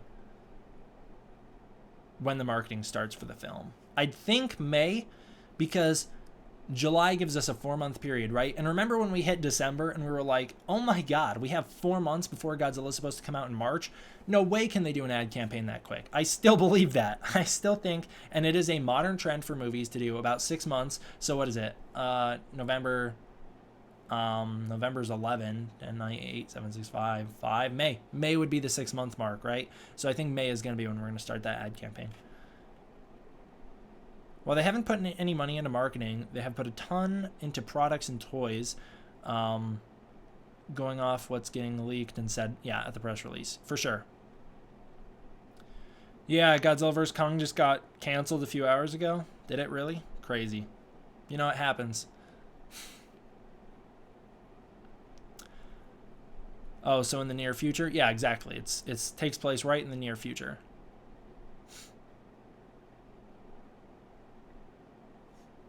I spelled title wrong? I spelled title wrong? Where did I even write title? I don't recall writing the word title, so I don't know what you're talking about. Why October 28th? Well, November 3rd is the release date for Godzilla, right? And so I wanted it to take place just barely enough before November 3rd so that things could line up quite nice. You know what I'm saying? What episode of Saul are you on? Let me check. Better Call Saul's such a good show, dude. That show is so addicting. Addictive? Whatever. It's a great show. Trying to get caught up. I'm also worried about getting caught up because I don't want to run out of Better Call Saul. I'm still on season 4, episode 2. That's where I'm at. What song should I learn on my piano? I don't know if you're a beginner or not, so I can't answer that question. October 28th is your birthday? Pretty epic. When you envision Godzilla in Prayers for Peace, how do you see him? Simply as the 54 Godzilla or some other variation? Not the 54 Godzilla. And that's even a distinction made in the story. Not that the 54 Godzilla exists. This is not building on to another continuity. It is an entirely new thing. But the Odo Islanders in the story believe that Godzilla will be the 54 Godzilla. What they think Godzilla will be is the 54 Godzilla, and what he turns out to be is much more in line with the gemstone design. God, I love the gemstone design. It's so badass, and it just looks mean and unforgiving. I love it. Do you know where I can watch the Evangelion rebuilds? I've got no idea. I had to order mine on Amazon, so yeah, I'd assume you'd have to do the same. Dude, I love Better Call Saul. By the way, do you have any favorite non-Ifukube Godzilla soundtracks? Yeah, I've got a few. I could check which soundtracks I own because he's got a lot of really good ones, doesn't he? Ifukube. I'll just kind of read you the ones. I know War of the Gargantuas off the top of my head is one of my favorites, along with Frankenstein Conquers the World's got a really atmospheric soundtrack that they definitely borrow heavily from in Godzilla vs. Gigan. But yeah, King Kong Escapes is another good one. King Kong Escapes has some really good themes, but the majority of that soundtrack I think is a little lackluster, but it's got some really good music. The Mysterians has some great music. Like I said, War of the Gargantuas for sure is definitely one of my favorite Ifukube soundtracks. Which other ones do I own? I own a few. The Daimajin series, he's got a lot of really good ones in the Daimajin series. Yeah, he's got a lot of good ones. Space Whale or Whale God. Whale God and Space Amoeba are two interesting ones. Whale God's actually a really cool soundtrack. It's very very moody. And the Burmese Harp is definitely one of my favorite Ifukube soundtracks. If you have not heard the soundtrack to the Burmese Harp, I highly recommend it. I haven't even watched the movie. I've just listened to the soundtrack so many times. It's beautiful. So essentially a more rough-looking, extremely pissed-off Heisei Godzilla, as that's what inspired the gemstone design, seems to take a lot of inspiration from. Yeah, I guess. A very pissed-off, distorted, melting version. Not melting, but definitely scarred version of the Heisei Godzilla. Yeah. Oh... Now you're making the distinction here. Hold on, we'll get there. I don't know what he's going to do after BCS, after Better Call Saul, but Vincent Gilligan is legit genius, and I'll follow him into the moon and back. Check out his Cranston's episode of X-Files. I don't know what that is. BTW, it's great too. Yeah, I don't know what that is. Yeah, Vincent Gilligan is a genius. He sure is. And I think that's the thing when I watch Parasite also. I know I just went on a Parasite rant in yesterday's stream. The other thing with Parasite is it felt very Vincent Gilligan, but not as good. It felt like Korean Vincent Gilligan, but not as good as Vincent Gilligan. Like off-brand Vincent Gilligan. I didn't like it because of that. Or I didn't like that aspect of it. Godzilla soundtracks that aren't Ifukube. So that's your new parameter. Godzilla soundtracks that aren't Ifukube. Godzilla vs. Mechagodzilla is a banger. It's got some great music. Tokyo SOS is a really great soundtrack.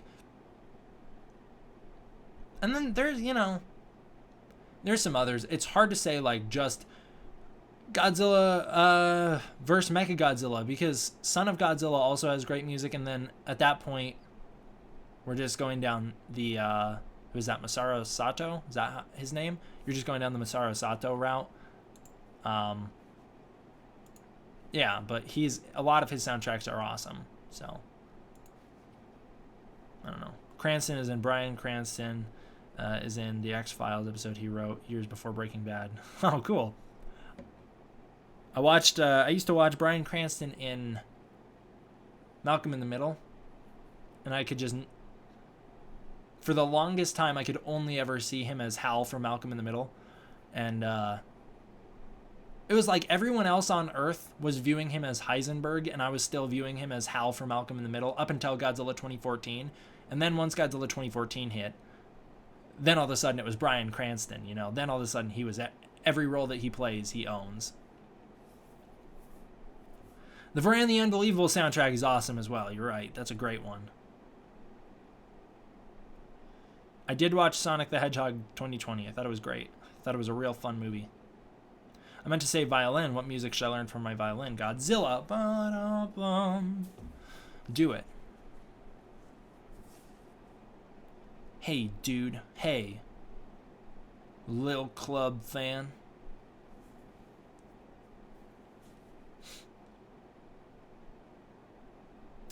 Man, chat is super slow.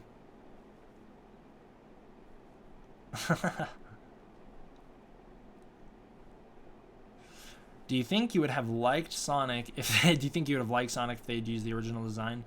Yeah, Yeah, that would have been a so bad it's good kind of movie, I think. I know exactly what you mean about Hal. Didn't even check out Breaking Bad until after Godzilla 2014 came out. I think I was the same. I don't think I watched Breaking Bad until after Godzilla either. Who do you think should voice as Knuckles for Sonic 2? I have no idea. Have you by any chance found the piano music for XAI's Live and Die? I've been looking all over the internet. I can't read sheet music, so I don't look. Yeah, I don't look.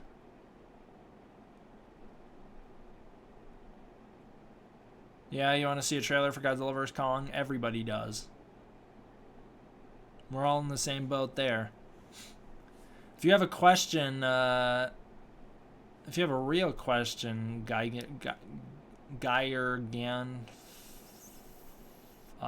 Fleergan, Geiergan, Fleergan. I tried.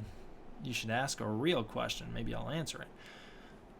You ever just get hit with the real strong urge to pop in Ghidorah the three-headed monster? Because, man, oh boy, that hit me today. Also, random note, the image of Godzilla I used in the thumbnail, I used to have to rationalize that as a kid. Because, man, he has eyelashes. And as a kid, I couldn't do it, man. I couldn't justify how Godzilla could have eyelashes. So I had to rationalize it in my head as the eyelashes are... It's a female Godzilla. This is the female Godzilla that lays Minya's egg. That's how I had to rationalize it as a kid. Yeah, the Godzilla vs. Sea Monster VHS is the one that had that art. What does one do in quarantine? Homework. Homework, and homework. And then when I'm done with that, I do more homework. And that's about it. That's about all I have time for. I do not have time to be streaming right now. I should definitely be doing homework. I have lots of homework that I need to be doing right now. And I think I would actually kill myself if I were to do all my homework. It'd be so unbearable to try and keep up with the amount of work they've been assigning. I've been so unhappy lately. I needed to not do that. I need to do anything else but homework. Should I learn to read music before I start playing, or the other way around? It's entirely up to you. I tried to learn sheet music first. That's what I would recommend. I'd recommend trying it.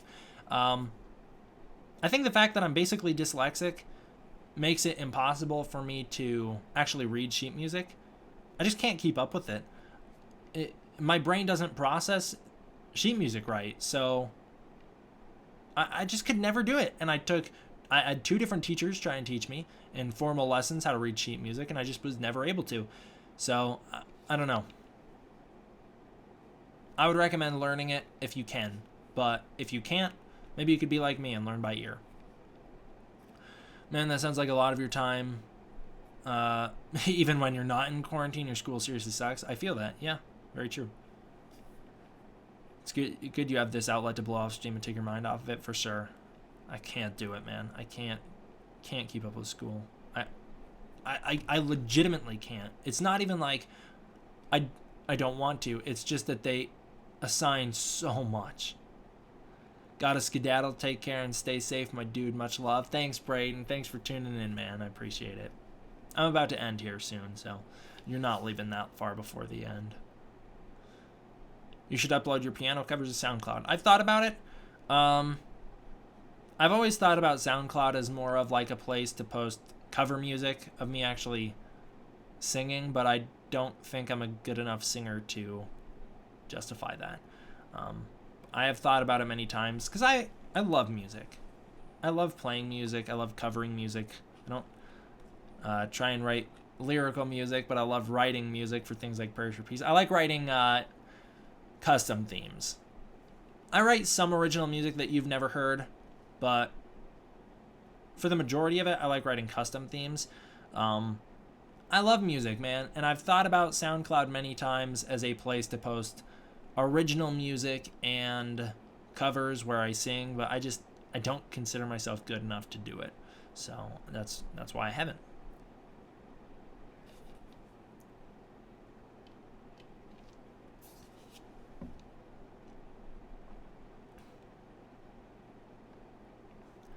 You should drop out of school and just become a SoundCloud rapper. You know, my best friend is taking a gap semester off, and he's gonna try and become an EDM artist. So, wouldn't be the farthest fetched idea. Open the Playmate's Shin with your Shin collection, performing a ritual around him. Yeah, my Shin collection. I don't have a big Shin Godzilla figure collection. Mostly just SHMA. Actually, only SHMA. And then whatever this guy is. And I got the Kamata-kun version of him as well. This little Bandai guy. Those are cool. I like these a lot. A lot of the time, because, you know, when you're in school on Zoom meetings or whatever, you're here. You'll catch me playing with this, because this is basically how I pass time. Is I sit here messing with this the entire class because I just can't do it. It's too boring.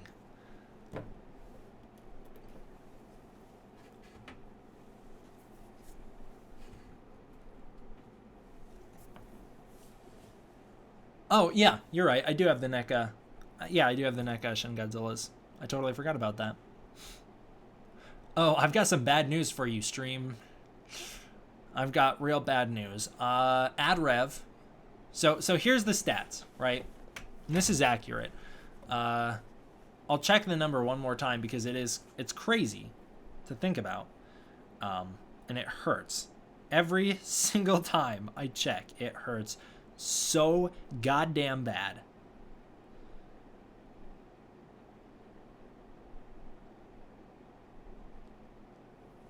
My channel is 24 times larger than it was back in 2017. At this point in 2017, 24 times larger. And I am making less money now than I was then because I've had so much homework that I've only been able to upload like 5 times. I think it's actually 12 times in 2.5 months. Those numbers kill. My analytics are terrible. My ad rev is basically non-existent compared to what it used to be. Not to say I'm not making any money, but I'm not making anything close to what I used to. 23 or 24 times larger? I'll check 24 times larger than it was back in the day. And I'm making less money now. So, in order to counteract that, I'm taking every sponsorship that comes my way. So your boy just accepted the Raid Shadow Legends sponsorship. So for the meantime, until things get back on track, I'm gonna have to do sponsorships. Otherwise, it's just gonna be too bad. I can't do it, man. I have to.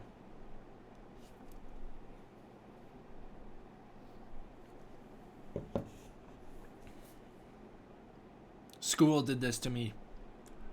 It wasn't greed. I turned down a $1,000 sponsorship, not from Raid. They were offering to pay me $1,000 per video for a 30-second shout out. And all I had to do was shout out their service and be like, hey, subscribers, go use this service. They would pay me $1,000 per 30 second. And I turned it down because I'm not a sellout. But when it comes to my school killing my analytics to the degree that they have, I had to do something. So it was a business decision. Yeah. Raid does pay good money. They pay very good money. We're going to find out if they hold true to that. You shouldn't put the blame on yourself. The algorithm is all over the map. It's hard to predict how it will work. You could always open up a Patreon. I've thought about opening a Patreon. The problem is so many of my subscribers are so young. And I feel bad asking for money for people right now because I don't know what my upload schedule looks like. You know? I don't know what my upload schedule looks like. And I don't know what Patreon bonuses to offer people that I could do in the moment.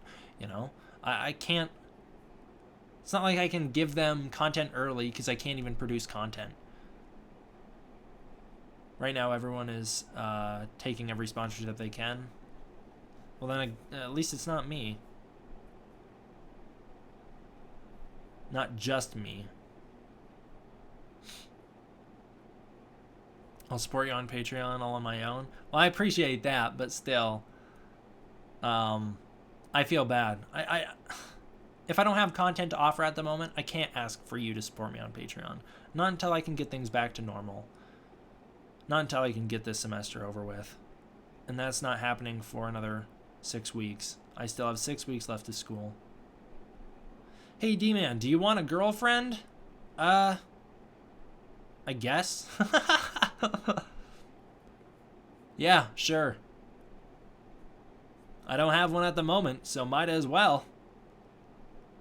Did GojiFan93 share his thoughts some way? I don't exactly know what you're referring to.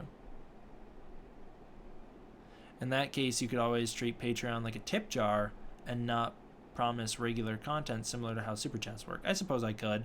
But I mean, this stream, I haven't even gotten a single Super Chat, so that shows what we're dealing with.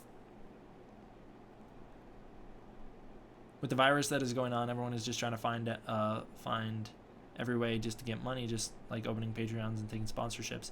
You know, mine's not even because of the virus. Mine's just strictly because school has put me in this position where, man, I feel like I'm being dicked over. Thank you very much, Adrian. I really appreciate that.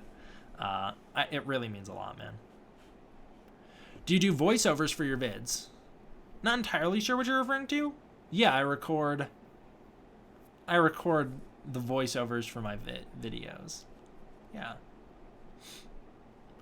I want to know if GojiFan93's thoughts on Godzilla King of the Monsters. Sorry, he liked it. He liked it a lot. Me and him actually saw it together on accident.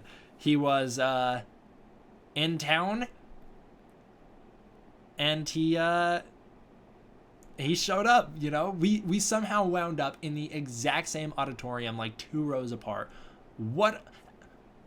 Try and calculate the odds of that happening. They're astronomical. I don't know how that happened.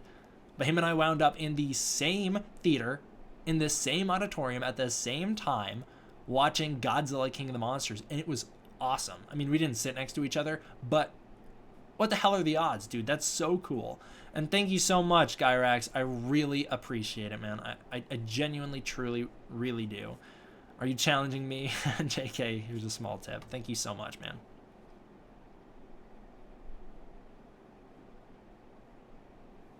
What's your favorite song?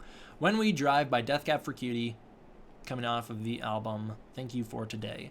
Second favorite song might be Grapevine Fires by Death Cab for Cutie, coming off the album Narrow Stairs. Third favorite song is I Love You, Billie Eilish. When we all fall asleep, where do we go? Next favorite song is Arsonist Lullaby by Hosier.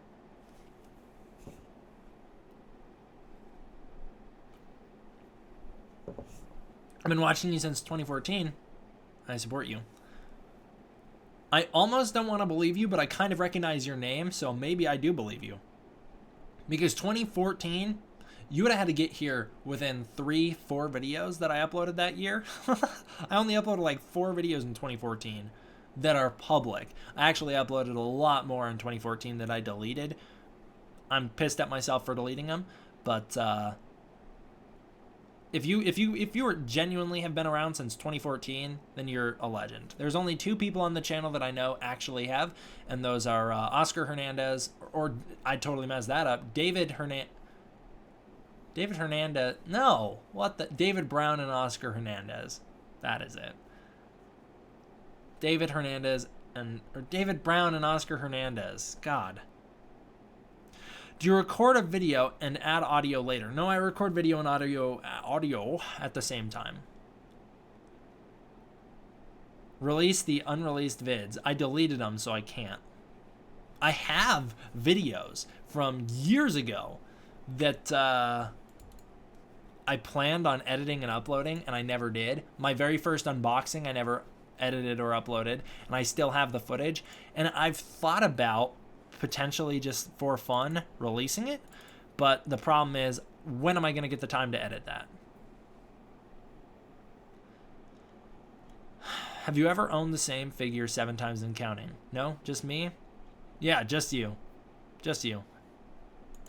Actually, maybe not just you, because back in the day, I used to buy the same Ben 10 figure over and over and over again, because I kept losing parts to it. So maybe one of my Ben 10 figures might get you. How would you summarize music in the 2010s? Do you like this decade of music overall? You know, I don't listen to a lot of music, do I? I listen to Death Cab for Cutie, and I listen to Billie Eilish. And that's about it. The rest of them are just random things here and there. Ben Nichols has one killer album, The Last Pale Light in the West. Such a great album. But for the most part, I don't watch, or I don't listen to a ton of music. I totally got distracted by Andre's comment. David Hernandez has Gorazard been keeping secrets from me. Yeah, the reason I kept stumbling over those names, his name's David Brown and then Oscar Hernandez, but saying them together makes me think of our boy David Hernandez, who, you know, he is the one who inspired this stupid channel primarily. Rest in peace to all of his 10 million channels over the years. Such random choices for music, Parakokic? Yeah, I guess. But those are genuinely the only two artists I listen to, is Billie Eilish and Death Cab for Cutie. And Postal Service, but that's Ben Gibbard. It's the same guy, which is why I listen to it.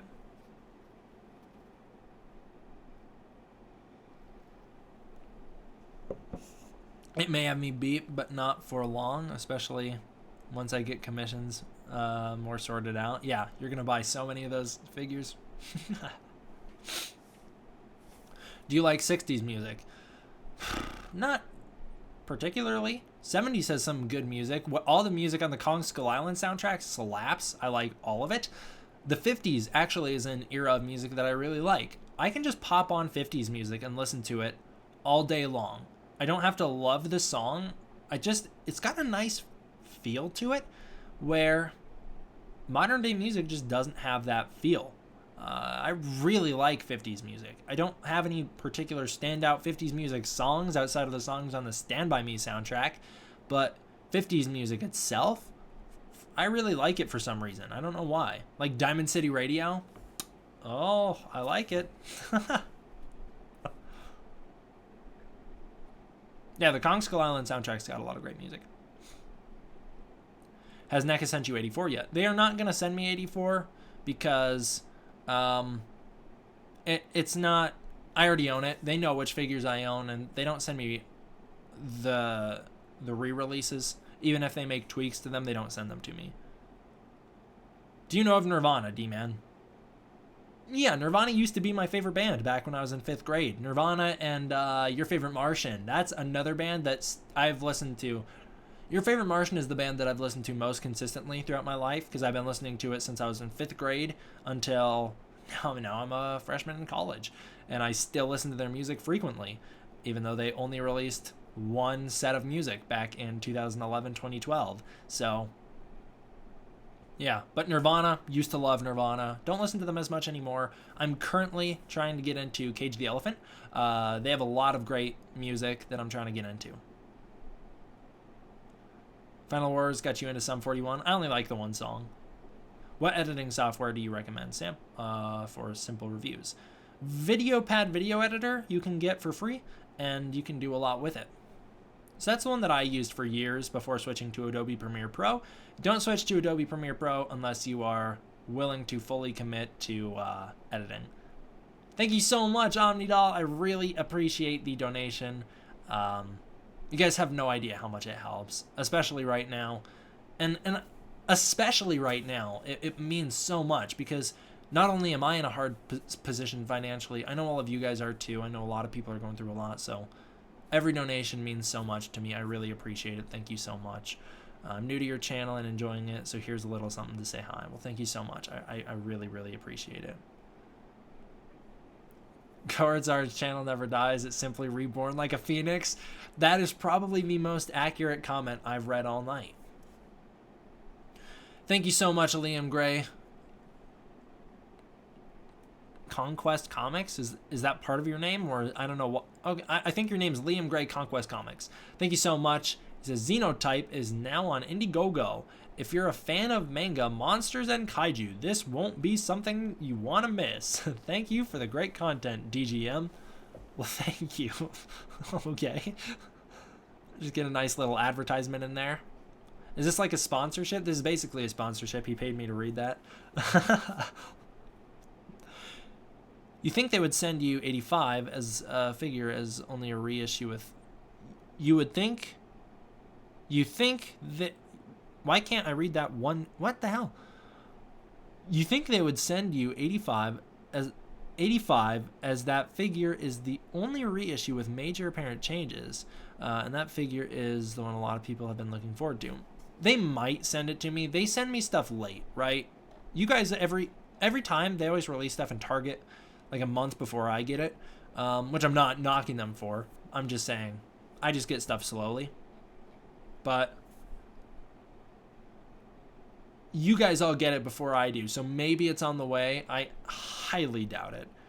They've surprised me before by all of a sudden I'll check the figure and it'll be something I didn't even know existed, or it will be something that I didn't think they were going to send me, such as when they sent me the King of the Monsters green version. I really didn't think they were going to send me the poster version of that, but they did. And then obviously when I opened that NECA mystery box on stream on accident, not knowing, or on video on accident, not knowing what it was. So they do surprise me from time to time. I don't think it's likely that they're going to send me the 85 because it is a reissue. But I will say, I found a nice use for one of the things that they sent me in the mystery box, and that is that little Godzilla. So I had to switch to a iPhone 11. My iPhone 5 died, and so I had to switch to it. So I found a little use for it. So this is for the little adapter so that I can listen to my music still with my headphones, because I really like these headphones. Klapesh should sponsor me, because I would love to talk about how much I love their headphones. I can't believe you didn't know that was a gift box, what that gift box was. Yeah, and not even on my radar. Totally blindsided me. D-Man, how to donate. Underneath the chat option, there's a little $sign called show your support for D-Man, and if you click it, it's a super chat, and that's how you donate.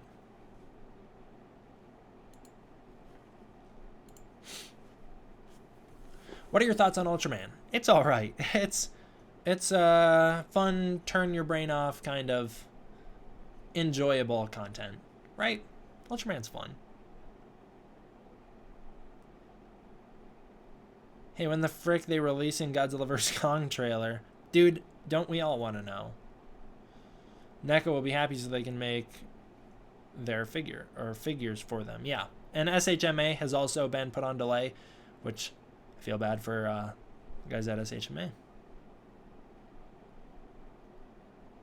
I snorted a line of sugar a couple hours ago by accident. Now I can't stop vibrating. Should probably get that checked on. You can get a different dongle type at Five Below. It allows you to listen to music and change at the same time. Comes in handy for those auxless phones. Yeah, I hate the fact that they took away the aux. I don't think I need a new dongle. I think I can just keep the one that I have and just get a new one once it breaks. Because that little Godzilla protector does keep it very safe. So my dongle has already outlived everyone else's that I know. Everyone else who does that with the adapters, theirs all break real quick. But the Godzilla, he keeps the wire safe because he's perfect size to protect the wire. Yes, I do watch Stranger Things. I really like Stranger Things. I liked all 3 seasons. Season 2 is maybe my least favorite, but I am also the most nostalgic for season 2, so it's really difficult to say.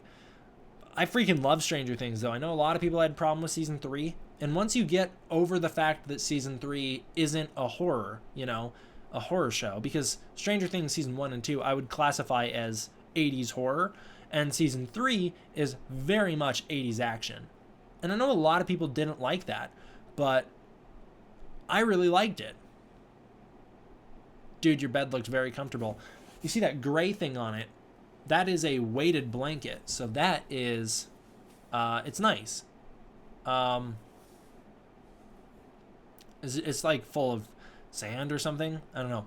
It puts weight on me when I sleep, and it is nice. The Godzilla one works because it's a lot harder than most wire protectors, so it actually holds the wire straight. Yeah, but it also, when you have it in your pocket all the time, loosens up a lot. I have a crush on Millie Bobby Brown, but she's like 2 years older than me. Well, emo trash, you know, we've all been there. We've all had a celebrity crush at one point or another, I feel like. Weighted blankets are amazing, helps a lot with sleep. It sure does. You wouldn't think it would, but it totally does. Because I slept without it last night and the night before because it was being washed. And man, I felt like I was flying all over the bed. I felt like every move I did was amplified by a million. I just felt like I was flying everywhere and I could not get comfortable. But the weighted blanket, you're actually like held kind of in place, which is nice.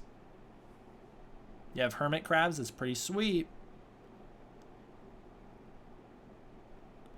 I love Stranger Things and they have a trailer for season 4. I have seen it, yeah. Do you have a girlfriend? I do not have a girlfriend. No, I don't. And you know, I don't think it's not because I couldn't. It's because it's not because it's not because I couldn't in the sense that I couldn't get one, because I totally could. Because there's definitely people that I know that are definitely into me. I don't have the time. When am I gonna have? How do I have time for a girlfriend when I can't even do anything but homework? When I shouldn't even be making a goddamn video for my job? How am I supposed to have a girlfriend during that? Whatever. God damn, my school sucks. You ready for weeks of endless rain? Keeps us even more indoors. You know, honestly, that will probably be very good for us if we do have to stay indoors. Because then at least people will be forced to socially distance. It will suck, though, because I sure do like going on bike rides every day. Is Omnidoll? Oh, my lord. Omnidoll coming from Rob's stream? Whoa. What's up, mate? Hey, what's up, Jazzman? I don't know if I should call you Chris or Jazzman or whatever. I'll call you Jazzman so then people on YouTube know who I'm talking about. What's up, man? How have you been? I hope you've been better than I have. Because life sucks dick at the moment. Does VideoPad video editor work on Mac? Oh, that's a good question. I've got no idea.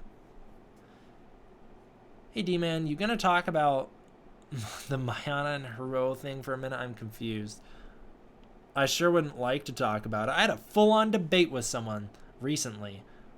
Yeah, I'm in Cali. I had a full-on debate with someone recently about Mayana and Haruo. How comfortable is the fabric in the weighted blanket? Not the most comfortable, but I also don't feel it. I'm not touching it. It's on top of other covers. Where did you get the Godzilla poster on the left? The 2014 poster? Got that at Comic-Con. When did I get that?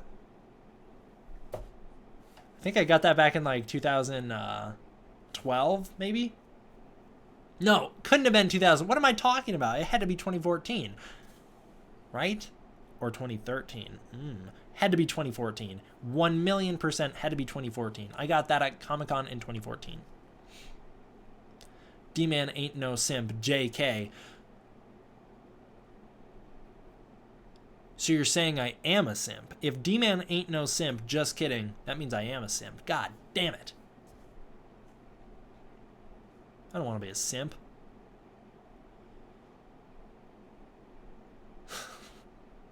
Yeah, Omnidoll is from Rob's stream? Well, there you go. Mystery solved.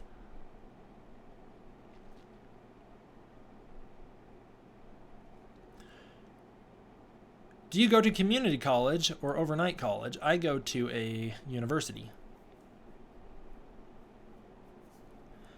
I have a problem sometimes, so I'm wondering if weighted blankets help. I have a sleep problem all the time. And yeah, weighted blankets. It does not make as big of a difference as it could have, but it does help.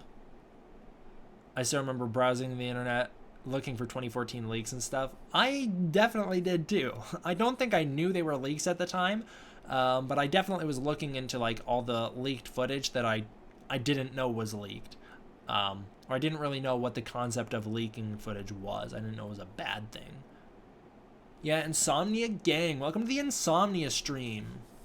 It's an Insomnia AMA. Ask me anything, because apparently I'm answering whatever questions you throw my way. I'm out. Good night. Take care. God bless. Thank you very much, Levi. Bro, why is everybody asking if I'm a simp? I didn't even know what leak meant back then. I definitely didn't either. And you have to keep in mind, I was only 14 years old back then, right? You can't hold a 14-year-old to it. You know, it's like when I still get things wrong. It's like you just have to... I'm 14. I can't get everything right always. It's hard being 14.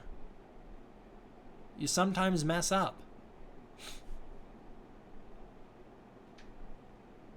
I'm just wondering, can he see my type or not? Do I have to pay? I can see you typing.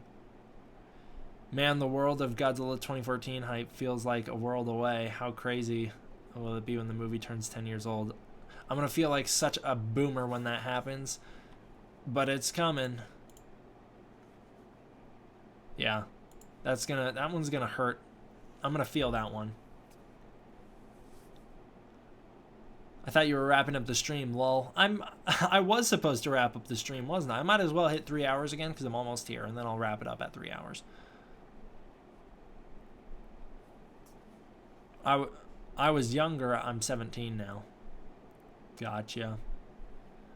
D-Man is forever 14. Exactly. He stopped aging and can't develop further. I sure can't. You gonna talk about Miana and Haruo thing? What confuses you about Miana and Haruo? Or Mayana? I still don't know which is which.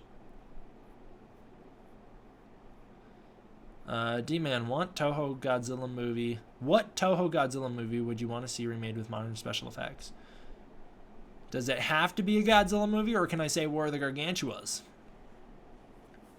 Because I'm going to say War of the Gargantuas.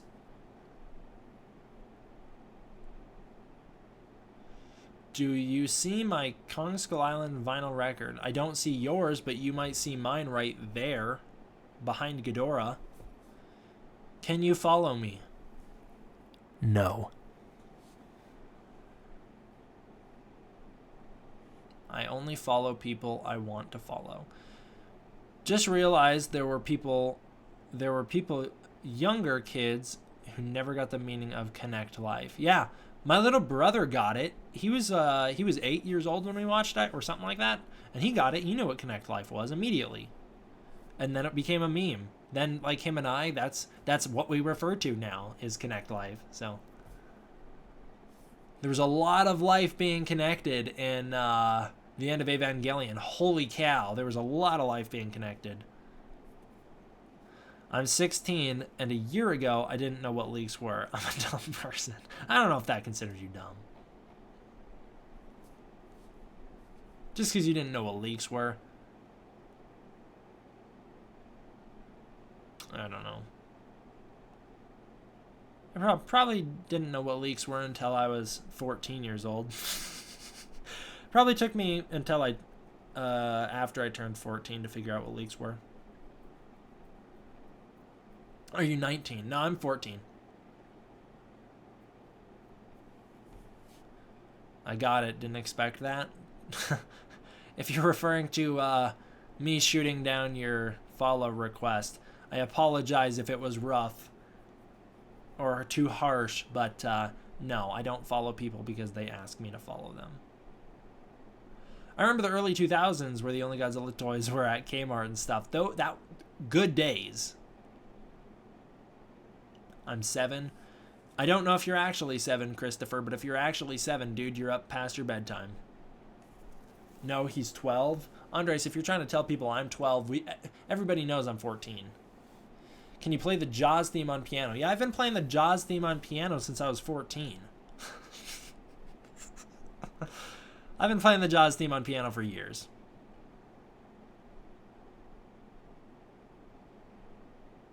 Kmart Bros Unite! Apes together strong!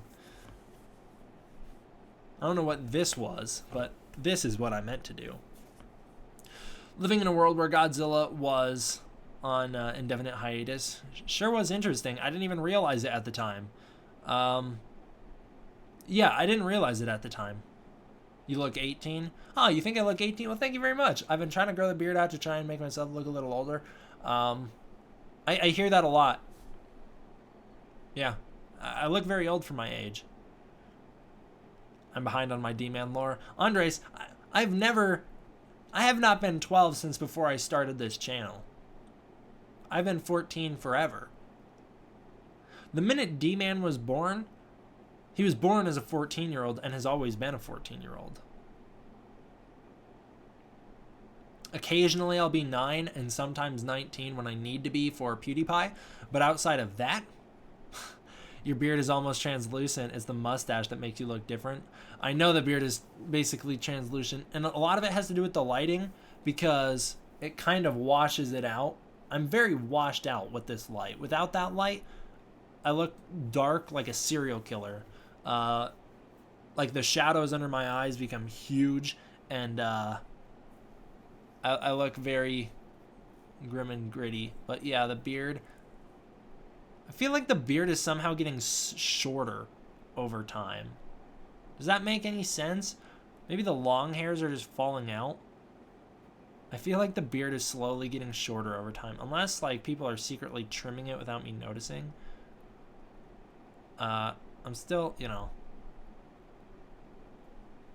I'm still growing it out. I'm still tugging on hair way down here. But yeah, the beard is something special, isn't it? Can I ask you a question? If you're telling him to get on the lore research, Adrian, why is the wiki page not updated since I reviewed it? Why have none of the wiki pages been updated since I reviewed them? I need to know. No one updated them? No one bothered? I recorded a very controversial video series the other night that, who knows when I'll get the time to post it, but it was a lot of fun. I delve into all of the internet forums that hate me. So Reddit, DeviantArt, Toho Kingdom, iFunny, that's a weird one, and some others, yeah. I talked about all this hate for me online I just thought was hilarious. So I was talking about it all. What's up, Big Jack Films? You're tuning in just in time for the end of the stream. We're wrapping it up right here. The wiki isn't my creation. We have D-Man Facts for that. I haven't updated that in a long time either. But you can edit the wiki is what I'm saying. You don't need to be the creator of the wiki because even I can edit the wiki. I just choose not to because I'm not going to edit my own wiki. That's weird. Anyone can edit that wiki, I think. I see new Godzilla figures in the back of the room. You sure do. The Playmates figure's right there.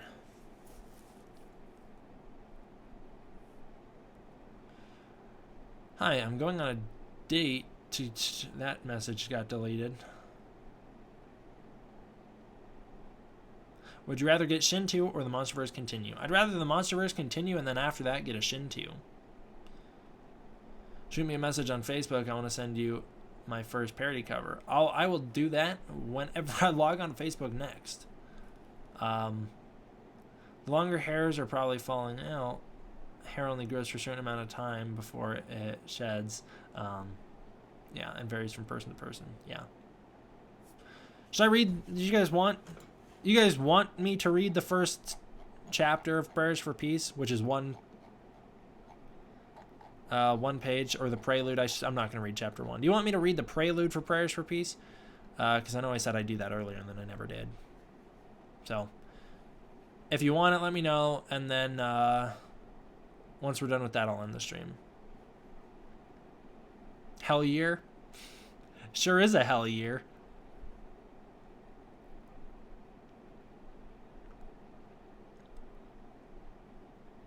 Yeah, it's a bedtime story. All right. Yeah, I'll read it. Here, we'll set the mood. Give me 1 second. What is this image? Pause. Give me 1 second, fellas.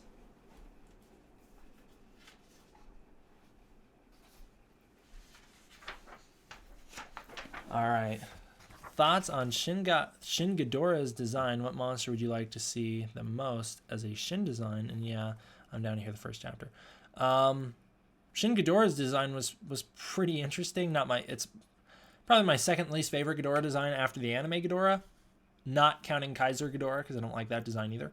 But I thought it was cool. I like the throwback to the concept art look. And as for a kaiju I want to see in the Shin style, none. There's none that really come to mind. Gigan, maybe. A Shin Gigan could be really interesting. But I don't know. I'm not a big fan of taking Shin and slapping it in front of a kaiju's name and just making the kaiju look grotesque or whatever.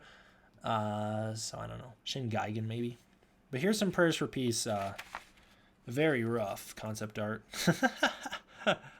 So there's, I tried to capture that gemstone design as best as possible, and then I put the 54 Godzilla kind of as like the spirit of Godzilla.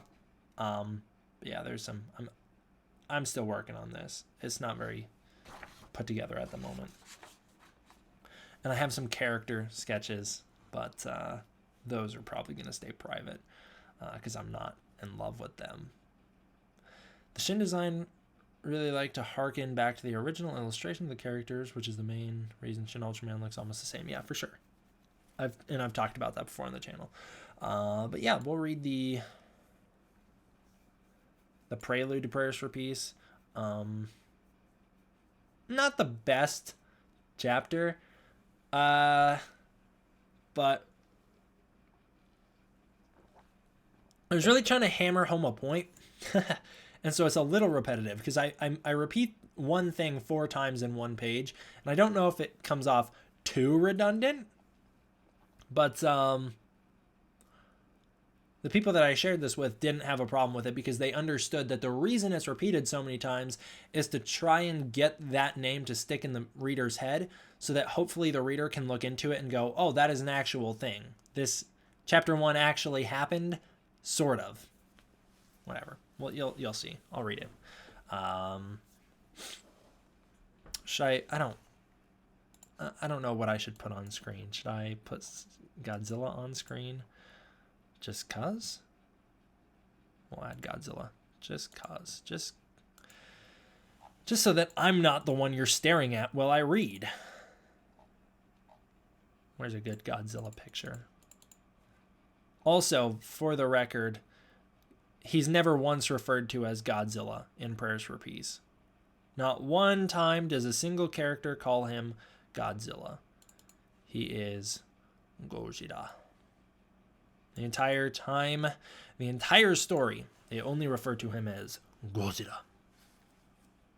Because the majority of the story takes place in Japan with a bunch of Japanese characters.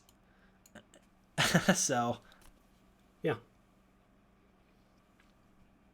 But we like staring at you while you read. That's what these live streams basically are. I know, and it's super awkward for me. All right, but here we go. Here's the prelude. March 1st, 1945. The South Pacific. 6:45 a.m.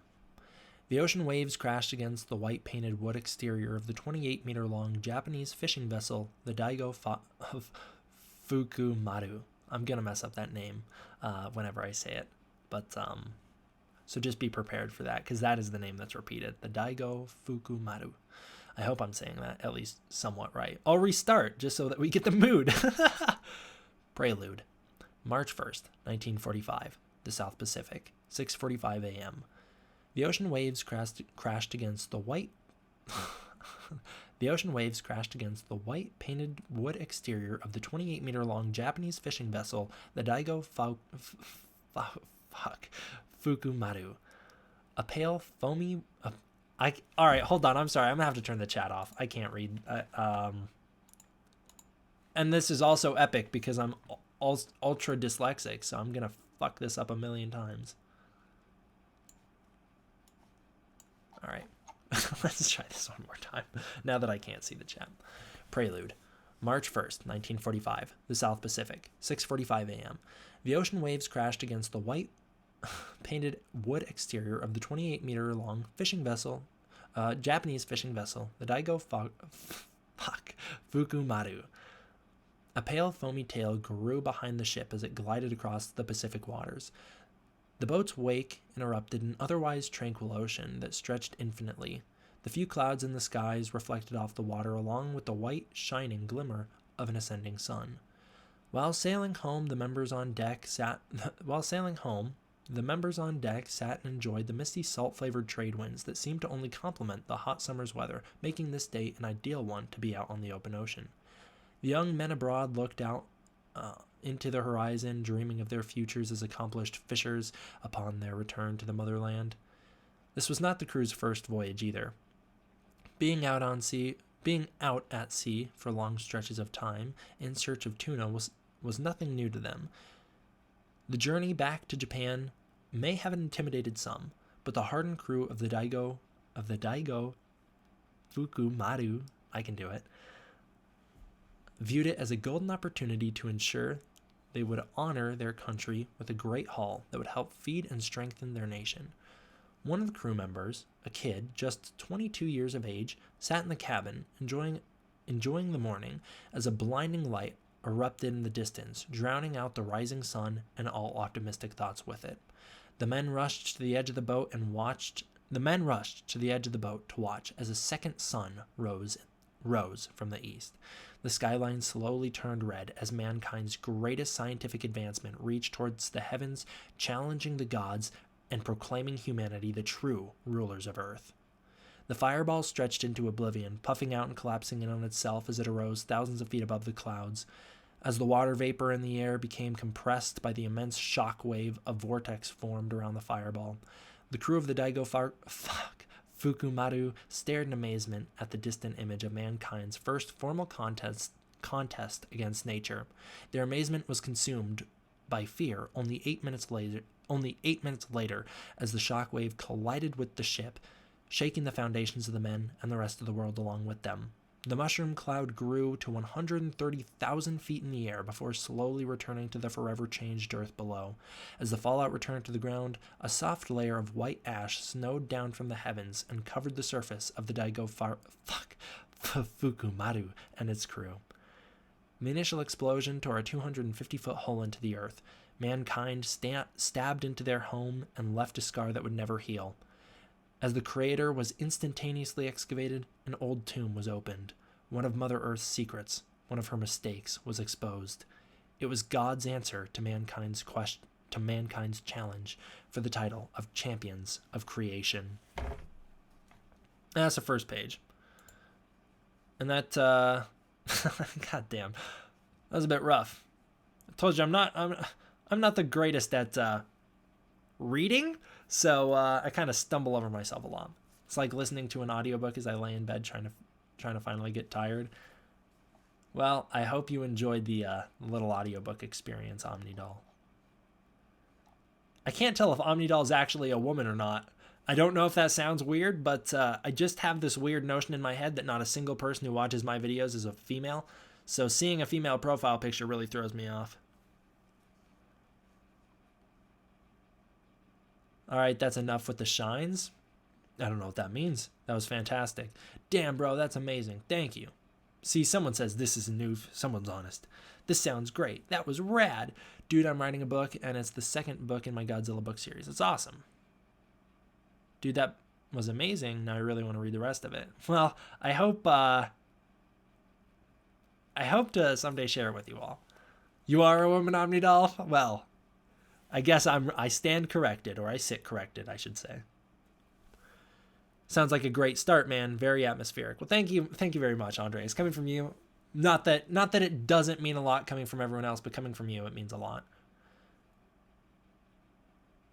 It's all right, man. This sounds great, D-Man. Omnidoll is a woman. All right. Well, I'm glad we cleared that up. Can you give me a description of your Godzilla? I will in a second. Good storytelling, not even lying. Well, thank you very much. Write a full book. I'm in the process of it. When do you think this book will be published? I'm going to guess 2050.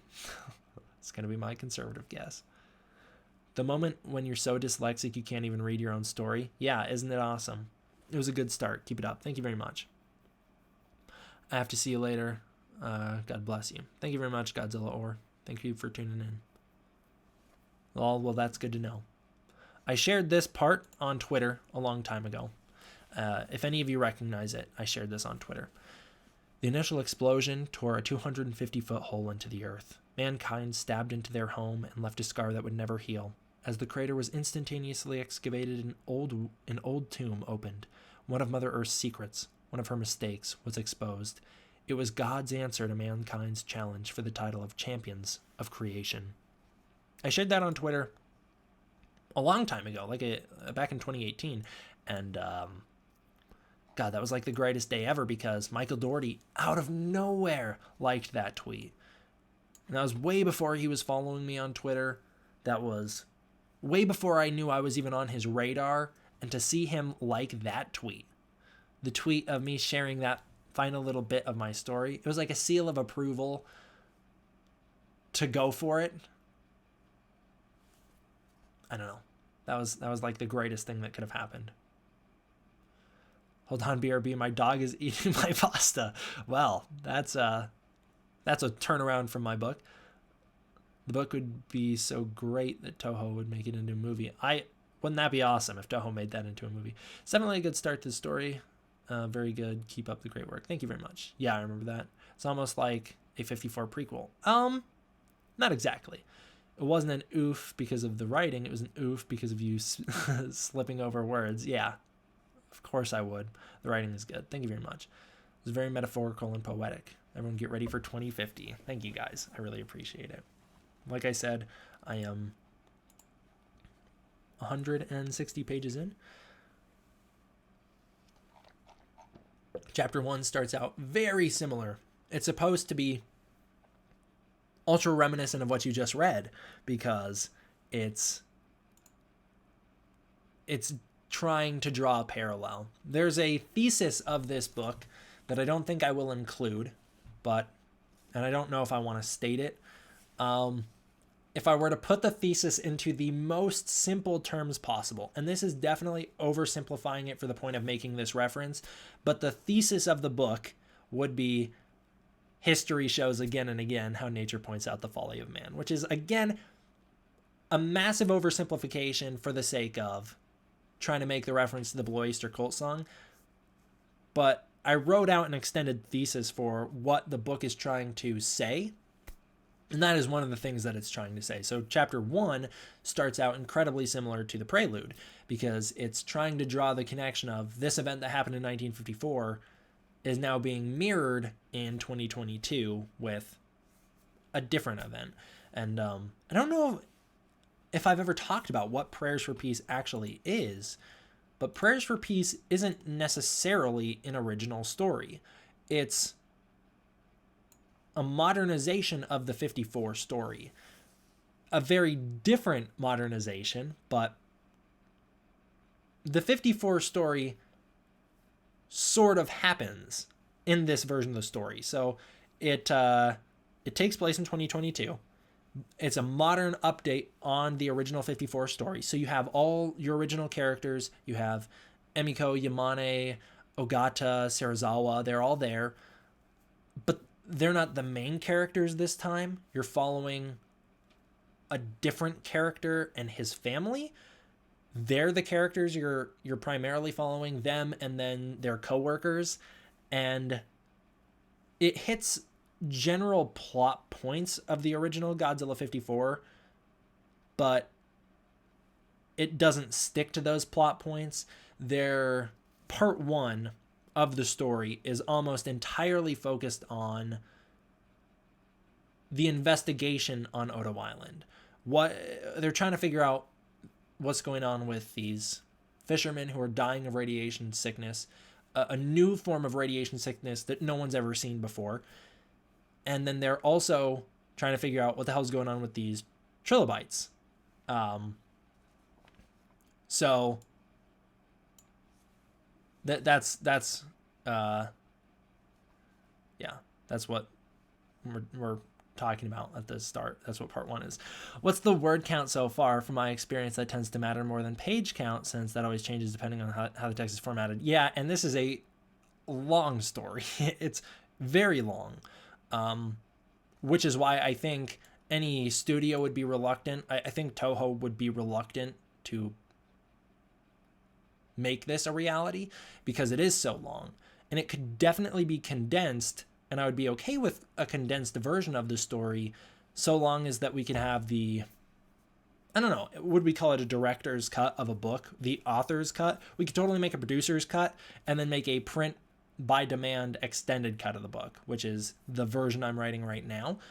And it's, I would imagine, going to be significantly longer than the final book is, because this is like, this is like the book It. What are we looking at so far, the word count? It's 88,394 words at the moment. 88,394 in 160 pages.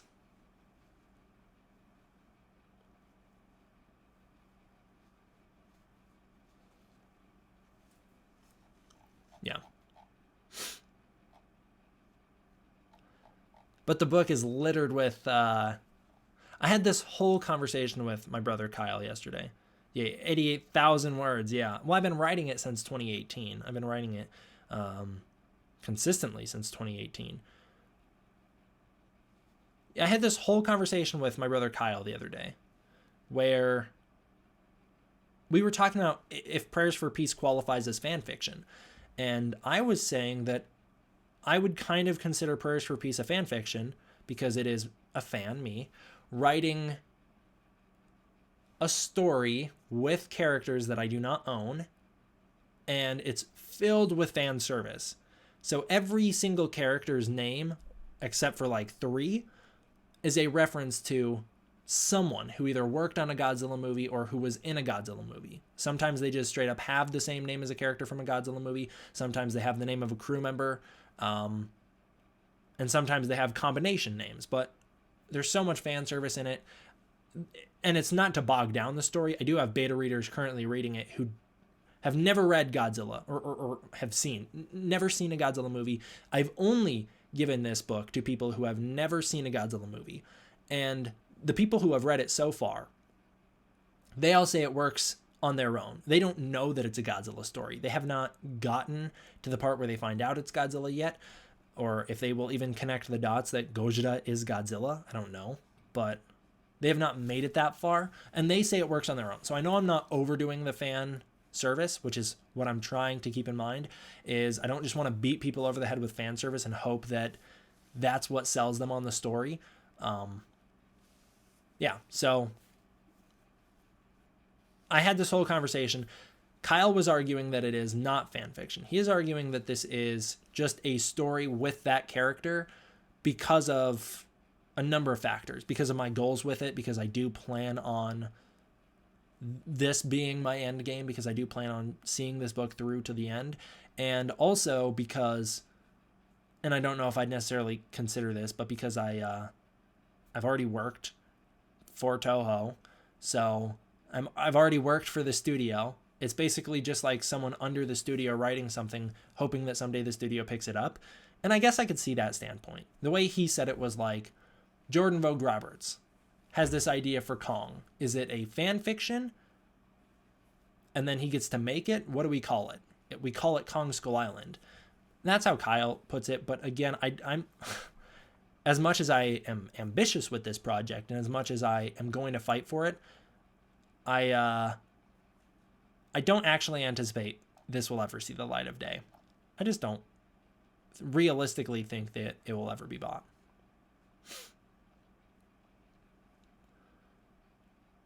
Impressive. Technically, you need a minimum of 40,000 words to call a book a novel, so you're definitely in the safe zone. Yeah, I have got 88,000, so we're definitely in the safe zone for calling it a novel. And each part could serve as its own story. Part 1, which is the first 150 something pages, 140 to 150 pages, could stand on its own as its own book. I made sure it has a full story. It would leave you on a massive cliffhanger if you ended it at part 1. If that's where the book ended, you would end on a massive cliffhanger, but it could definitely be its own book. Because I made sure to give a full arc, and it follows this a storyline, right? But it's part of a grand narrative. Chris, you'll never know if you don't try, though. You may be surprised at the reaction you get with it. What is there to lose? If you're talking about me pitching the book to Toho, yeah, I'm definitely going to try. I'm going to try. Have you told Toho about it yet? I have not told Toho about it yet. I'm waiting to... Japanese people like to do business in person. I'm waiting to, fingers crossed, at Anime Matsuri this year. Casually bring it up and see what they say. And then that will start the groundwork of what will hopefully become my book getting published. I just wrote my verse for the diss track. Oh, you guys are releasing that diss track on me, are you? Okay. Hey, can you shut off the light so we see you look like a killer? I don't know why you'd need to. I think it counts as fan fiction due to it using licensed character and ideas you don't own. That's what I'm saying. While you have worked for Toho, you haven't worked in any writing department. And not to mention, I haven't worked for Toho Studios, right? I worked for Toho's advertising company, whatever that one was called. So I didn't even work for the right Toho, right? So yeah, I would consider it a fan fiction as well.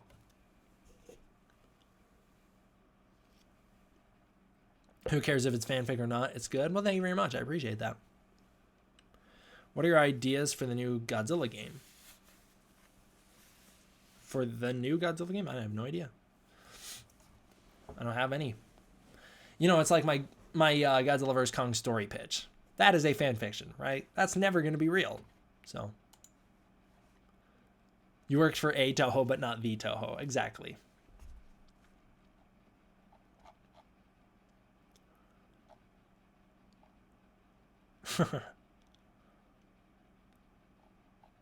I'll buy and read it. I appreciate that. Maybe we could just release it as an online. Maybe that's how I pitch it to Toho. We'll release it as an online novel, a Kindle book. And then we could do a pay per demand. I like that model of business. I really think the pay per book or whatever, the pay per print, I really think that is a good model of business that more people should adopt. Maybe that's what we'll do. A digital book. If I were able to pitch it to them, maybe I'd pitch it as a digital book with a pay per print option. That way, the page limit doesn't really matter.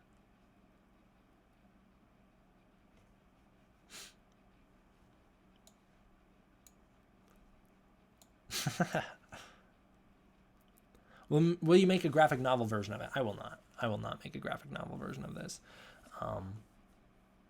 Yeah. D-Man merch is just the book.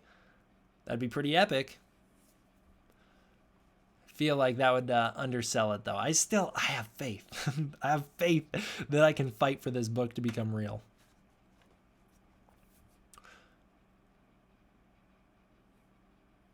Tyler, get out of here, dude. Don't come in here asking how my day's been when you just sit here harassing me on Twitter all the time. Coming in here trying to donate, thinking you're all funny.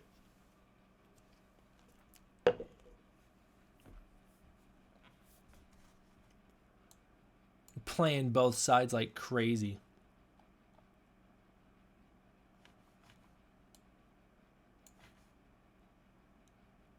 I ain't tweeted you in months because I blocked you. That's why, because I blocked you. Are you not the one who just messaged me on Instagram last night? After coming in the chat donating?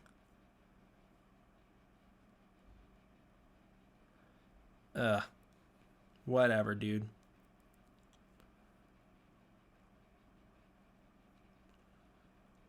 Oh, I have to respond to text really fast.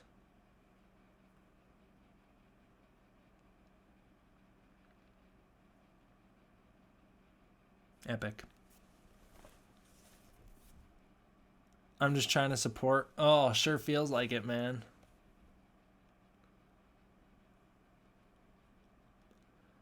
I love getting spammed on Twitter by you and your friends. It's hilarious. Totally is you, Tyler. Get out of here, dude. What's your favorite book? Stephen King's Pet Sematary was a banger. I really liked it.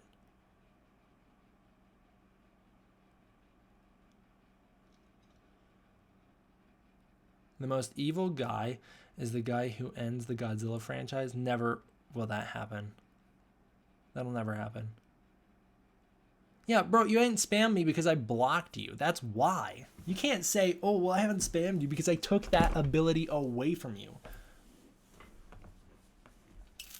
And you still get your friends to tweet me all the time. Oh my God. I still have to log into Twitter and see y'all tweeting me all the time. And I see that one guy yesterday saying like, oh, someone be showing our tweets to D-Man. Not the case. No one's been showing your guys' tweets to me. I can still see your tweets when you're blocked. They just don't show up in my feed.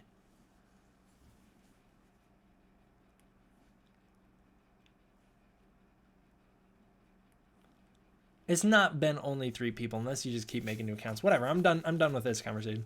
If the MonsterVerse continues, what would you pitch after Godzilla vs. Kong? I think that final Destroy All Monsters idea is cool. I would wait to get there. I would sure love to see another Kong solo film. I think you could either do one set before or during the events of Kong Skull Island with Hank Marlowe on the island. I think that'd be awesome. I think a story with Hank Marlowe on the island is such a cool idea. And I think you could do something after the events of Godzilla vs. Kong. So, yeah, I think that sure could be cool. And then, of course, I just wishing for like a Godzilla vs. Biollante, but that isn't necessary.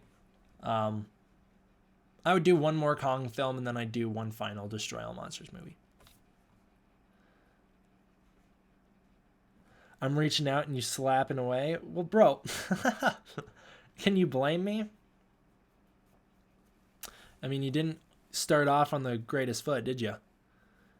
I really want a solo Mothra film. She was super underused in King of the Monsters. I agree. I don't think Legendary is the one to do it. I think that's a Toho idea. As much as I loved the Legendary Mothra, it's my favorite version of Mothra. I don't necessarily see that being as successful in America. So, I don't know. Unless they want to do a small budget. Unless they want to do that Mothra King Kong team-up movie I pitched for my Rebirth idea, where it's like Mothra, Batra, Rodan, Kong. That could be really awesome. I can't wait to see Godzilla vs. Kong trailer, but that's nothing new. Yeah, that is definitely not nothing new. We've been hearing that for a while. I'm trying to let bygones be bygones and create boxing charity stream. You're so funny with your boxing charity stream, bro. Keep up the jokes. Everybody be laughing. You really do be funny, though. I really want to see Behemoth and Rodan a little more. Rodan was straight up badass. Rodan was pretty cool, but he got his butt handed to him a million times. A solo Mothra film doesn't have to be successful in America, just has to do well in China. Oh, now we're using big brain, aren't we? That's very true.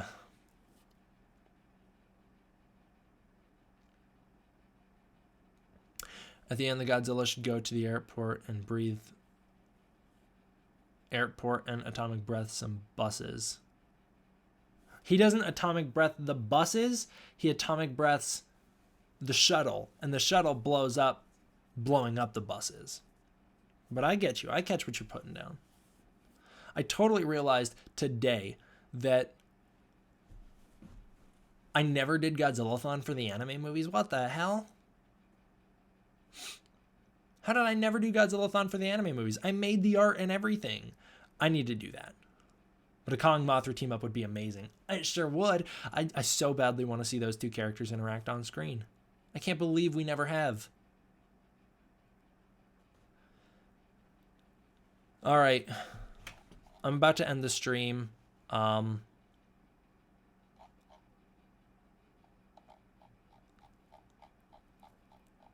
guess One last thing. Do you want chapter 1? I'm not gonna ever give you more than chapter 1. But if you want me to read chapter 1, it's 3 pages. I could read chapter 1. And of course, I'll struggle through it because I can't pronounce things to save my life. So that'll be nice and embarrassing. But yeah, I'm ending the stream here. So it's just a final choice on if you want it or not. Read it. Will you do another stream? Yeah, absolutely. Before you end the stream, I want you to know I'm here. All right. Thanks for sticking around, man. I know you said you were going to bed earlier. It'd be nice to have a Rodan solo film. Yeah, it's never going to happen. Not in the MonsterVerse anyways. I just don't see the studios wanting to take that risk.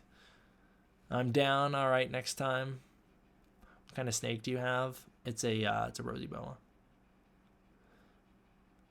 If only Kong was still used for the sea monster, then we might have seen Mothra and him on screen. Yeah, well, the two of them were definitely supposed to be in that movie, and Rankin Bass wouldn't let it happen. Hell yeah, read it. I'm down, D-Man. All right, you guys want to read it? All right, I'll read it. I like reading it. You know, it's nice to have some feedback on it. Some, I don't know if gratification's the right word or whatever. Some acknowledgement of it. Yeah, I've put all this work into it for years.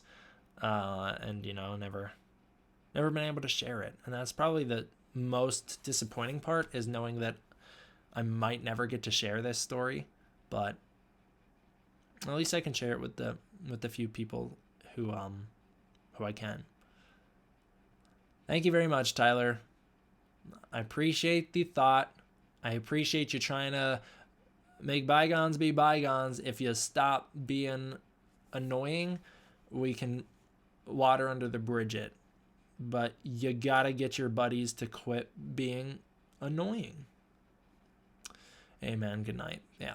Good night, man. Appreciate the donation. All right. We'll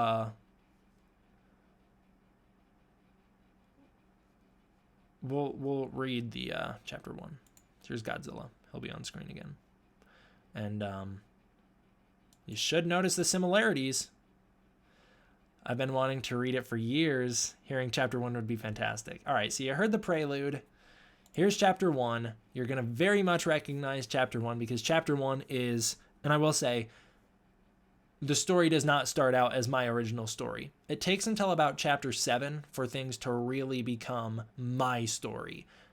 It follows the original plot of the 1954 Godzilla very faithfully up until chapter 6 or 7. And then once you hit chapter 6 or 7, it totally derails, and because that's when my main character is introduced. And I know it's weird to take 6 chapters to get to the main character, but once the main character is introduced and his family shows up, the entire everything gets totally derailed. But here's chapter 1. October 28th, 2022, the South Pacific, 7:26 a.m. The clouds sat so far on the horizon that they appeared to have fallen out of the sky. They now sat buoyantly resembling a distant island. This island was one that stretched out as far as the eye could see, with a vast and defined mountain range. Each peak led into a small crevice that dropped barely down towards the water beneath it before rising back up into a new crest that stood separate from its counterparts. Other than the stationary white veil, the sky was clear. There were no clouds above to taint the serene aesthetic of the beautiful ocean scenery. The ocean was restful, with the only disturbance coming from the wake left behind the Eco Maru number 5. This representative of the Nankai Shipping Company was on its way home from a long journey collecting Pacific bluefin. Damn, I'm so dyslexic this hurts, man. I'm sorry. Collecting Pacific bluefin tuna a few hundred miles northeast of the Ogasawara Islands. As the boat twisted and winded down the ocean, it brushed a soft white streak into the water behind it.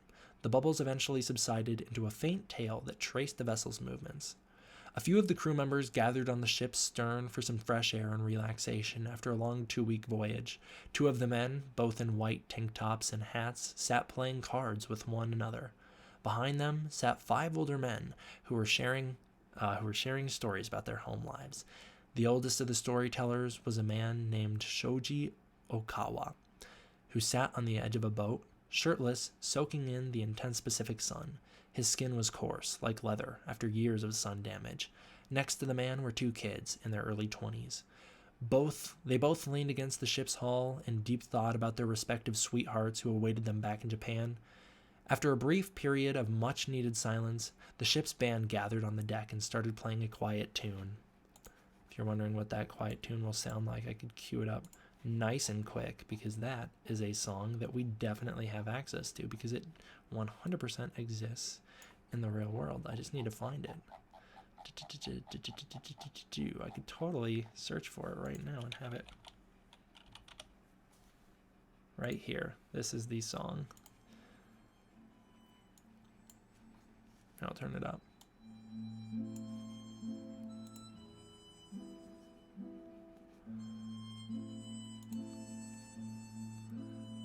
I'll stop it so that we don't get copyright claimed out of existence.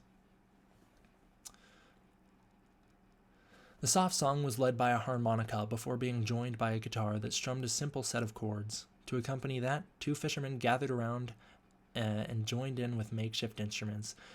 The first man used 2 wooden blocks to tap out a beat, while the other man softly smacked a wood plane to give the song some additional depth.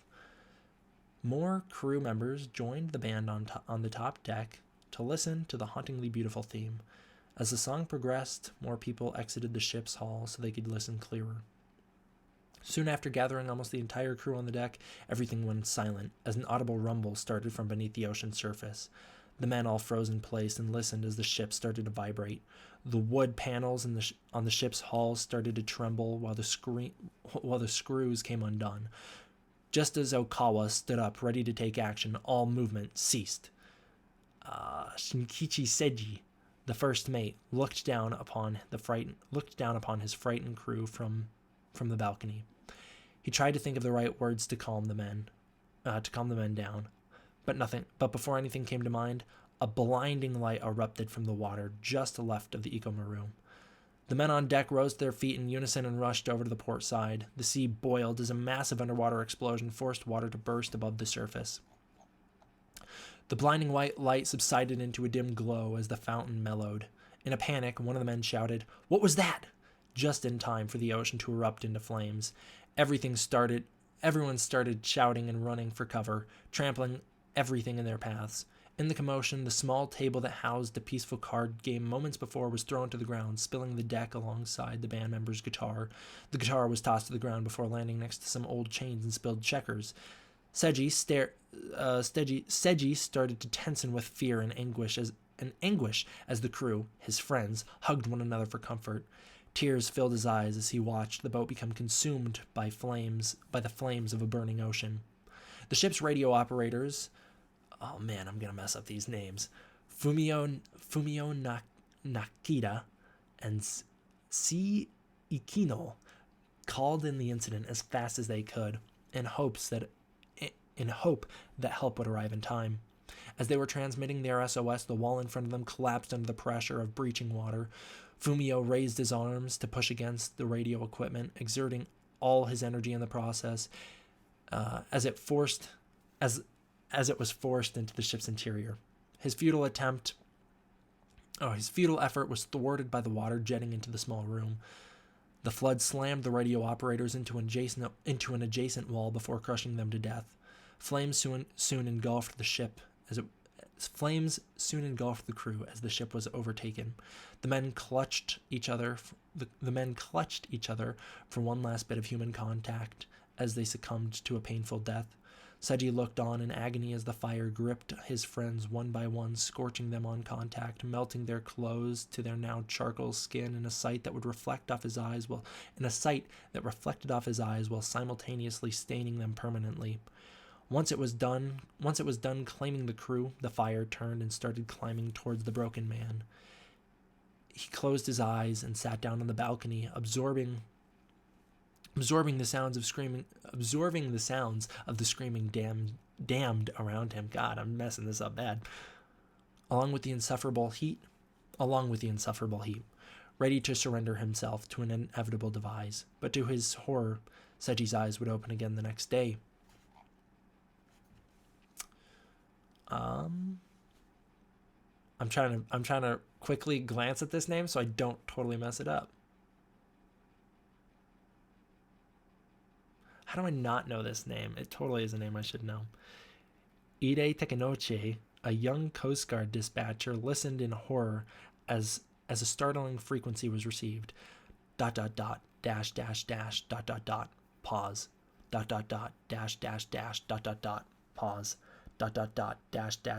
Silence. Ide stood to his feet. It's Ikde. I don't know how to pronounce that. I'm just going to say Ide. Ide stood to his feet while slamming his headset down on his desk. He was already out the door before any of the other radio operators sitting in the lineup could react. Ide quickly shut the door behind him. I'm sorry. Ide quickly shut the door behind him and started running down the hall to his commander's office. As he reached the door, he bumped into his friend, Soichi Tsukioka. The Ikomaru, Ide shouted in a panic. I know. I just got the transmission from Yosoka. He was screaming about the ocean bursting into flames and some sort of horrible rumble. I lost contact with him almost immediately after he began to call it in. Tsukioka yammered, equally as frantic as Ide. The two men knocked on Koji Kobayashi's office door and waited for a brief second for verbal permission to come in, and entered side by side and quickly sat down before quickly saluted before looking at each other. Ide started. Admiral Kobayashi, the Ikomaru sent out an SOS. I lost contact with him after only a brief transmission. Tekenoche, or why did I read that like that? Yeah,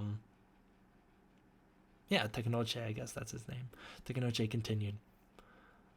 Yosoka reported an explosion that engulfed the ship in flames. We need to send help. Kobayashi leaned back in his chair and put his hands over his mouth. Did they report a landmine or a collision? Tekenoche shook his head. No, sir. Just an explosion. Kobayashi leaned into his right hand and started to rub his forehead. Lit with it while placing his left back on the desk in front of him. Call Ogata. I'll send out the Bingo Maru immediately. And that is the end of the poorly read chapter 1. See, I picked these names for the people who worked on the films, but I don't entirely know how to pronounce all their names is the problem. So I'm probably not the greatest person to read the audiobook. Yeah, that was, that's the opening scene to the 1954 Godzilla.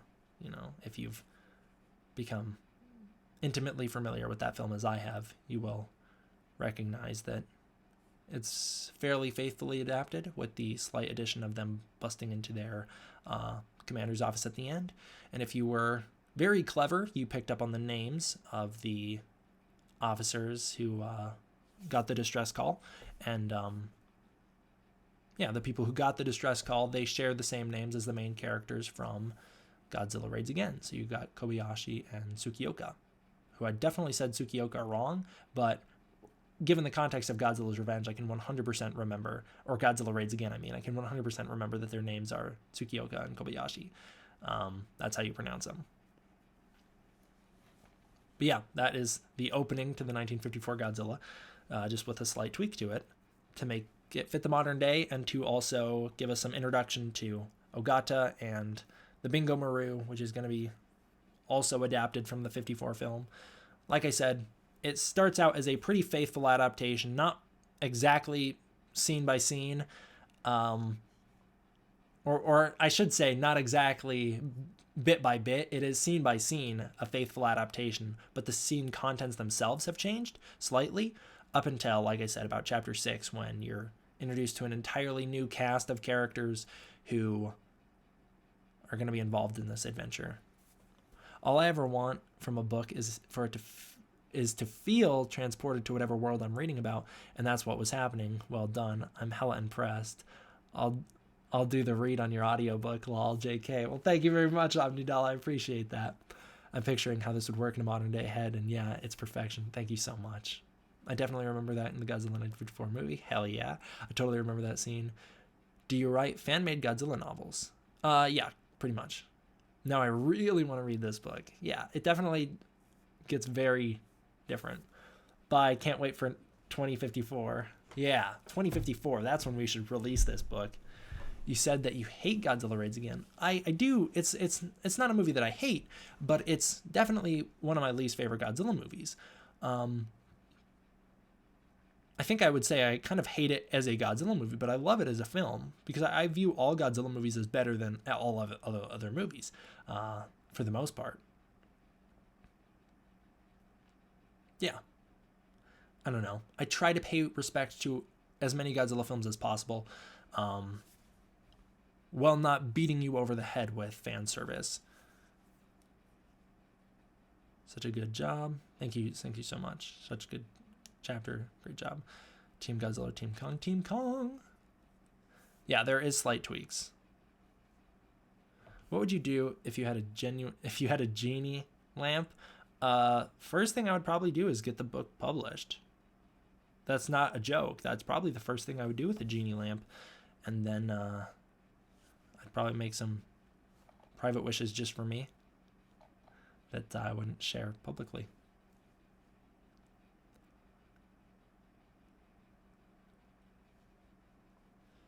Yeah. I'll just read the very beginning of the next chapter so you can get an idea of what I mean when I say I adapted this. Because this, I think, is a good indication of how I modernized it, while still keeping it in line with the original. So I'm not going to read chapter 2 in its entirety. Chapter 2 is like 5 to 7 pages, I don't know. I'm not going to read it in its entirety. I'll just read this first little section here. A black iPhone X started to vibrate across a desk centered in a quiet office, which hold on, I totally got the pacing of this wrong. A black iPhone X started to vibrate across a desk centered in a quiet office, which was only a part of a quaint apartment located in central Tokyo. The office room wasn't very large, with only enough space for the small center desk and a little dresser that housed a bread loaf shaped alarm clock. Although there was a lamp in the back left corner of the room, the only light entering was the natural light that came from the open window. As the phone inched its way towards the edge of the desk, it rattled against the oak wood bureau, amplifying its sound. The vibration alerted the young 24-year-old man living in the apartment to an issue. Hirito Ogata entered the office from the living room. Just out of the shower, Ogata carried a small white hand towel and used it to pat down and dry his jet black hair. The man was wearing only brown cargo pants and a white sleeveless undershirt.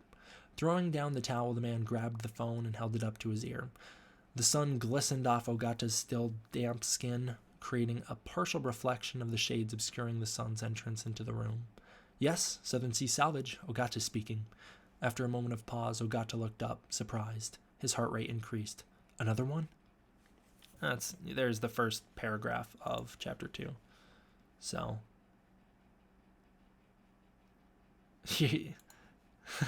you are getting spoiled tonight.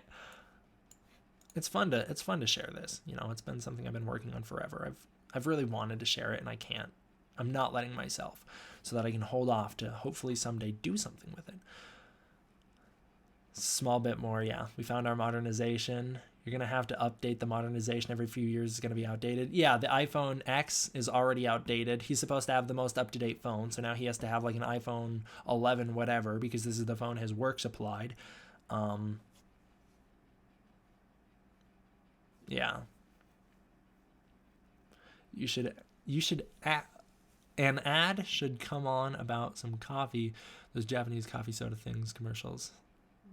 Here in this video, I don't know what you're even talking about. I'm committing the big tired. Nice book, BTW. Would buy. Well, thank you very much, man.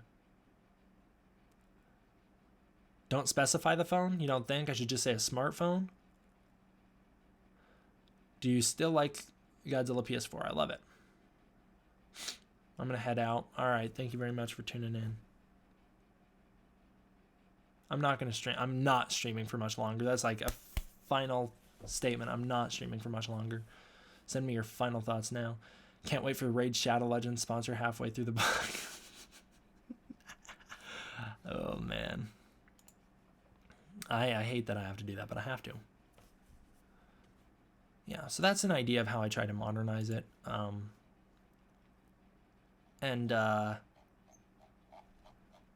Yeah, we will skip down to chapter, let's see which chapter introduces him. I think it's chapter 7. Skip down to chapter 7 where things take a drastic change. So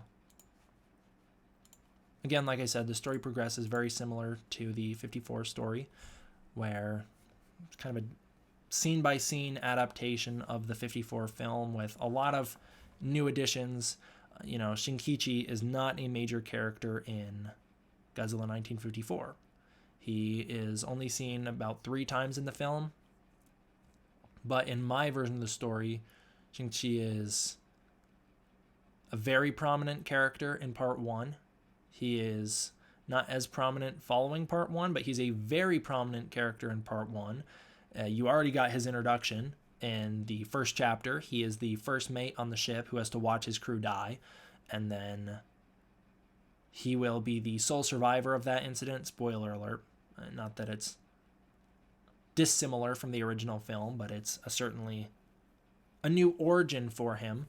So he has a new origin, and he's much more prominent. There's a new character named Ren Maki, who is in charge of Pacific Carriage, which is a new company I invented for this book, Pacific Carriage being a reference to Pacific Pharmaceutical, and also a reference to an actual real-life shipping company.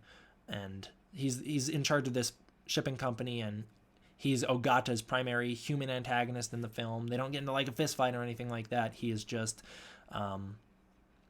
he is the super arrogant, egotistical representation of capitalism, and Ogata is the only character in the book who I can say is flawed or flawless, and I guess that is kind of his flaw, is that he is the only character in the book who meets our standard definition of like a hero, where he's the only character who constantly is trying to do the right thing, never second guesses himself. He's always I don't know, he's the hero. He's supposed to be the ideal character.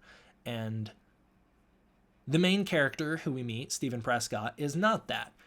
And Stephen Prescott, I think, would like to be more like Ogata, but I don't know.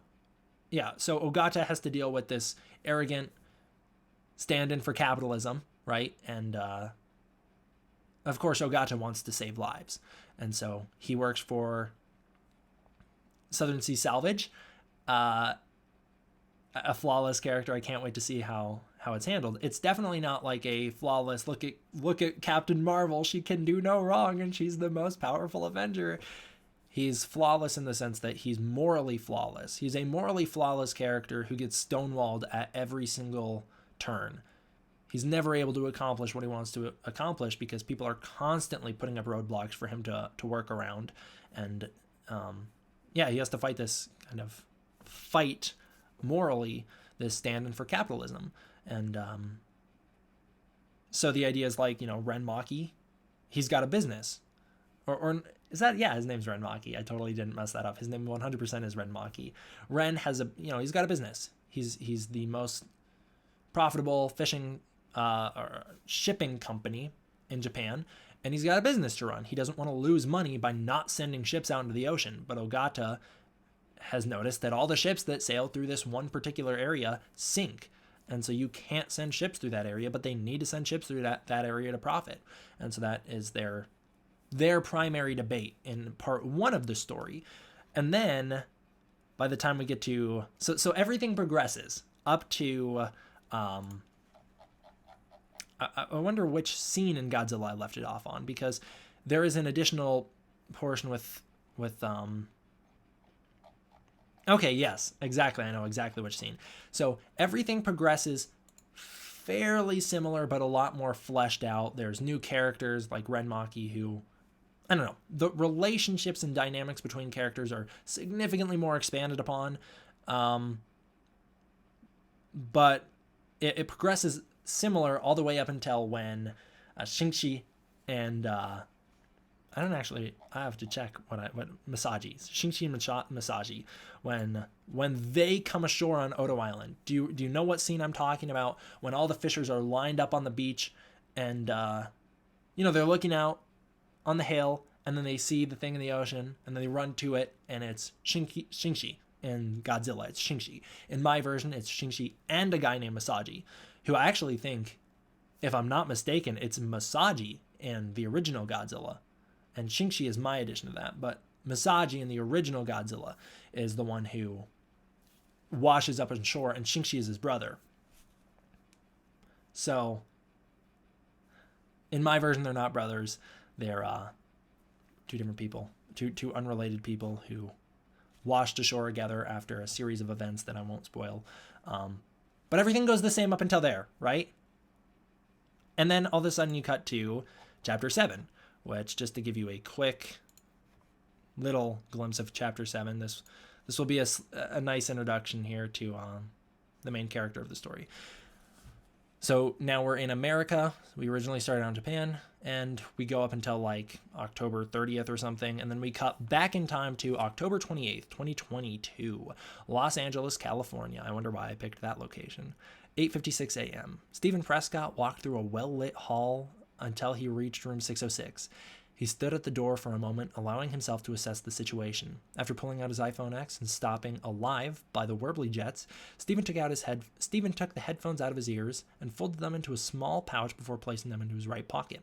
The man rolled up his sleeves on his black jacket and pulled out his Canon EOS 505 Rebel T6. He pulling his Canon EOS 505 Rebel T6 out of his camera bag. Whatever. He attached a 55mm lens to it. He sighed, cracked his neck, and then put on a fake smile. Shaking his head in anticipation, he proceeded to knock on the door 3 times. After a moment, the door opened, and a beautiful young girl in her mid-20s stepped out. "Hi, you must be Steven," the girl said. She extended her right hand to greet the photographer while moving her blonde bangs out of her face with her left. The man accepted the gesture and shook hands. "It's nice to meet you," he responded. You must be Ashley." "I am," the girl giggled. "Come on in," she said while stepping back into her apartment. A young man walked into the living room from a back hallway. The man wore blue jeans with brown boots. His shirt was off, and his hair had yet to be dried. "You're early," he said in an agitated tone. Stephen took a deep breath in through the nose and sized the man out. His chest puffed up slightly in an unintentional reaction. Before deflating, Stephen regained composure. The photographer looked down at his left wrist at the numbers displayed on his digital watch. The green numbers that read 8 o'clock sat in the center of the small black screen surrounded by a white lining. "I'm not," Stephen answered in an equally agitated tone. He glanced around the room before spotting a clock on the wall that read 7:57. "Your clock is early." Stephen's tone was flat and unemotional. "And even if it wasn't, I'd only be 3 minutes. So, not bad if you ask me." The shirtless man shook his head and walked back into the hall. "Whatever. Have fun waiting," he shouted over his shoulder, once out of sight. There you go. That's basically the first page of that chapter. Yeah, so you already picked it up. You already got it, Snake Squad. Stephen Prescott is Steve.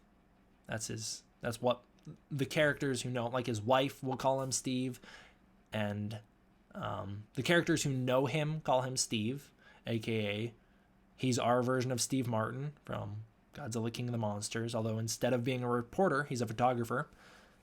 And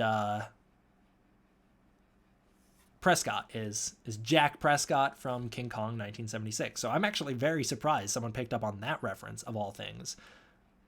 Ooh, moral dilemmas, religion, I'm assuming emotional changes all in one book. You keep me wanting to read this more and more. Yeah, exactly. You keep getting me ingrained, sorry, you did not say integrated, ingrained in this story. Now I gotta wait till who knows how long till I get to read/listen to it. Yeah, again. Whatever. I'm sorry. I can't. There's nothing I can do about it unless we all want to petition Toho. yeah. So from there, obviously, we get our American characters. We are introduced to the full cast of American characters, and these characters are brought into the adventure. I don't necessarily want to spoil exactly how. I will say one of the characters works for Yamane. They work for the company that Dr. Yamane founded, and he requests for them specifically to come to Japan to help him with an assignment. So all of the main American characters go to Japan, and things unfold from there. Things unfold in various ways that end in different levels of tragedy for each character. Only gotta wait till 2050. Yeah. The book is too specific? Are you saying that the book itself is too specific, Carson? Because it's a deliberate choice. Stephen Prescott's a very deliberate, calculated character. And he's intentionally supposed to be that way. He's supposed to be ultra observant, where things are described in great depth when he's there at first, up until he is faced with God. And once he is face to face with God, which is, of course, we all know Godzilla, who he rejects as God. It depends on the character if they want to view it as God. But whenever they come face to face with Godzilla, he unravels, right? And so he's not going to be overly specific and calculated from that point on. You set the hook and I want to read, but may never get to read it. I know. And that's the worst part, isn't it? This sounds great, D-Man. Keep up the good work. Thank you very much. If there's no nuclear testing, how is Godzilla created? That's a very good question. Let me answer that right after I read Andres. Gotta go, man. Take care, dude. Good luck with your book.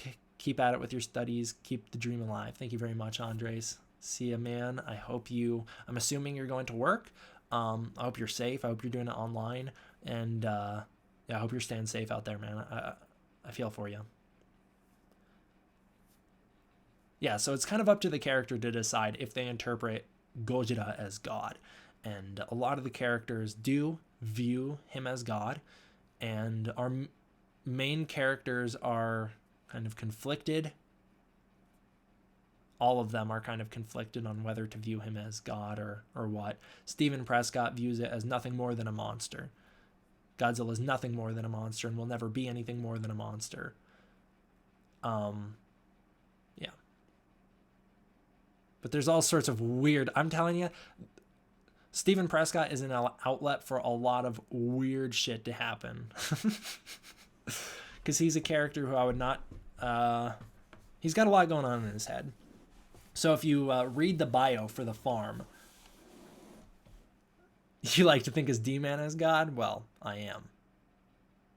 But if you read the bio for The Farm, which is a song I released, and then you keep in mind that that's all taking place inside the head of one character who may or may not have visions of a priest of a religion that doesn't exist, ranting about the upcoming destruction of the world at the hands of a giant radioactive dinosaur.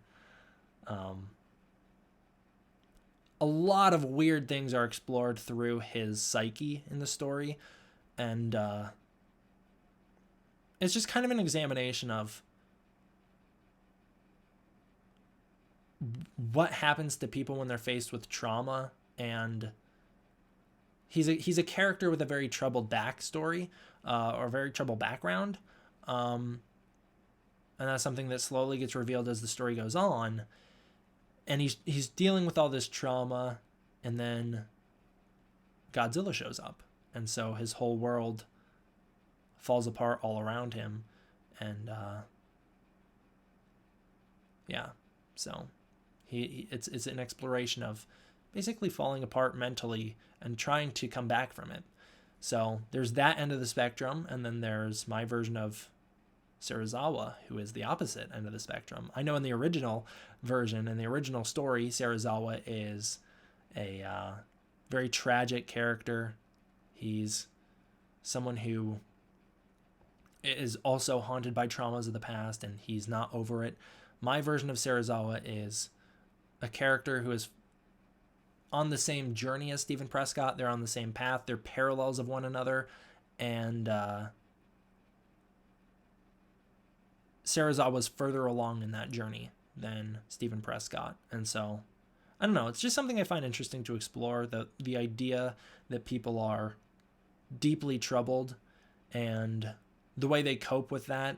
And then when they're faced with something that completely ruins everything and forces them to rethink every decision they've ever made and forces them to, I don't know, come to terms with reality.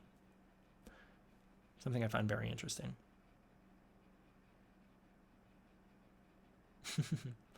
The chat is not having the intellectual discussion that I'm having at 12, nearly 12 in the morning.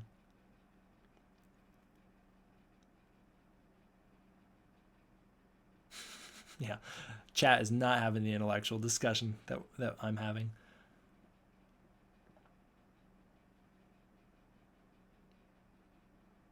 I'm waiting to see any other responses come through. Otherwise, I'm going to end it here. Yeah. So that's what we're working with. That's Prayers for Peace. There's the most info I've ever given.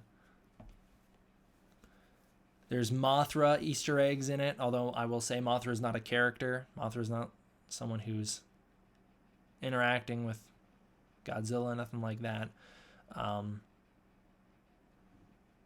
Mothra's role is even less than what you would see in something like the Planet Eater. It's just kind of a reference to the fact that this creature may exist, but also not physically. Don't want to give any spoilers, but it's never explicitly stated as Mothra. I just like to think that it's Mothra, which I know some people may get hyped about. And I will say that ties into the idea of the farm very heavily without spoiling anything. This spiritual land of the farm is very heavily connected to what may or may not be Mothra, depending on if you want to interpret it as Mothra. You have me hooked on this now. This is encompassing some of my favorite topics. I might write a book. I very strongly encourage it. Seeing Godzilla or Kong as deities is always cool, for sure. Hopefully you finish this book and publish it one day. I think it could be one of the greatest pieces of Godzilla media. That would be awesome if I could do that, and it'd be awesome if it had that legacy. I will say, it's not a Godzilla story. Godzilla is in it, but if you've followed my channel for a long time, it shouldn't surprise you that this is a very human-driven story. Godzilla plays a massive part in that story, but he's not the main character by any stretch of the imagination. He does not have a lot of page time, screen time. I've written 160 pages, and Godzilla has only been seen in silhouette in those pages. He has done a lot. He is constantly doing things in the story, and his presence is felt the whole time. But Godzilla himself has only ever been seen in silhouette up until 160 pages in. And 160 pages in, for a little bit of reference here, only takes you to just after the Odo Island storm, just after the storm on Odo Island. That happens at about page 130. The storm hits Odo Island on page 130. And so, yeah. Godzilla's not shown up for a long time, but he's constantly doing things in the story. I mean, if you're smart enough, chapter 1, Godzilla sinks a ship. You know that going into it, if you know what the story's about. And Godzilla's constantly doing things like that, but he's not walking around smashing buildings in broad daylight. He's just a presence that's more felt than seen in my version. Up until, of course, that'll change once he does decide to come on land. It doesn't need to be a Godzilla story. I'm the greatest thing this franchise has done, Godzilla isn't the main. In the greatest things this franchise has done, Godzilla isn't the main character, but is a catalyst for events of the story itself. Absolutely, I definitely agree with that. How many more pages do you think he will go? I can't see it passing 400. I don't think this is going to pass 400. I think part 3 is going to fly by. There's not a ton of story that needs to be covered in part 3. And part 2 is very quickly paced. Part 1 is the longest for sure, I think. Part 1 is probably going to be the longest.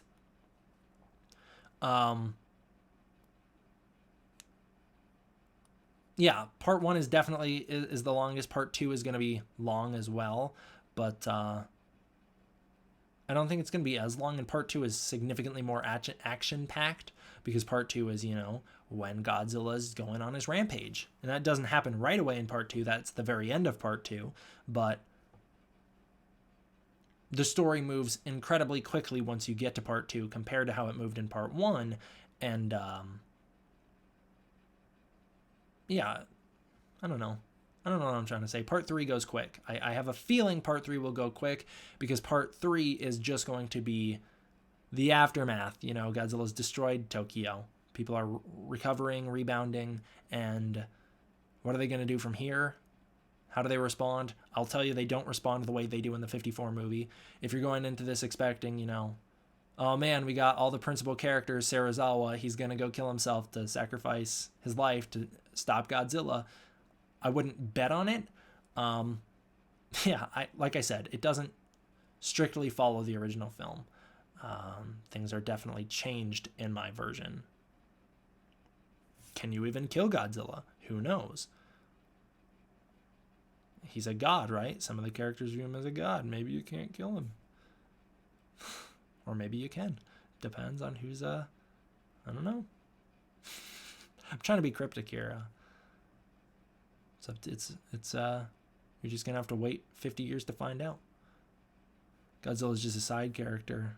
We're here to learn character development and how Godzilla messed up their lives and with his path of destruction. Absolutely. That's basically what the story is look at this character who's I don't know, look at this character and watch him unfold as a result of Godzilla. What Godzilla story would you say your book is most comparable to? The 54 story. I mean, that's the one that I'm most directly adapting. There is a nice Shin Godzilla chapter. There's a chapter where we are introduced to basically all the main characters of Shin Godzilla, and that chapter serves a vital purpose in setting up character dynamics that will come back at the end of the story and things that will be important. But the main purpose of that chapter is to give the reader an indication that there is this whole other side to things going on. Our story is not a government story. Our story is a story about a couple scientists and a photographer and his family. It's not a story about soldiers and the military and the government trying to stop Godzilla. But I have this Shin Godzilla chapter where, we meet a whole bunch of Shin Godzilla-esque characters, and they don't have the same relationships as they do in Shin Godzilla. They operate differently. The Prime Minister isn't a mess in my version. But I have that chapter. I think it's very important to establish that this is all still happening.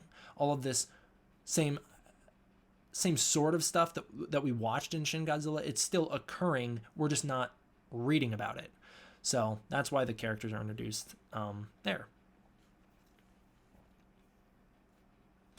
So you're saying to have a dark, tragic setting to your novel. Yeah, it's a tragedy. The story's a tragedy.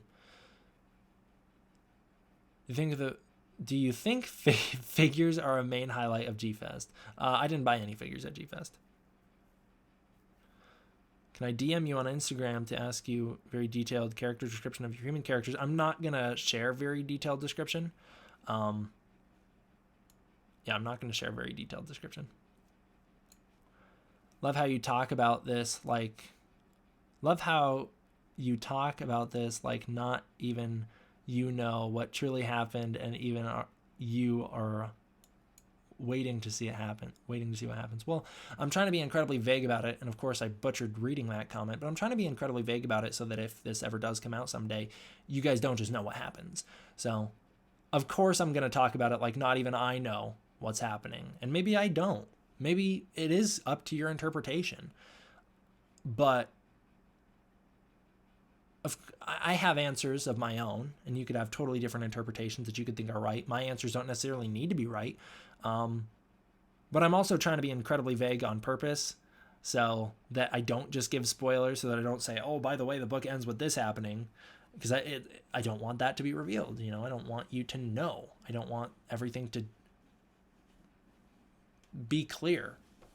That's why if you read the descriptions for the songs that I release have very vague descriptions. I think that's a mark of a great writer. Well, hopefully, I hope I'm a decent writer at the very least. I was writing a book in high school, but haven't done anything since. I graduated in 2016. It was about Carnotaurus. I don't know what that is. Discovered in an abandoned facility on an island. Carnotaurus, a dinosaur.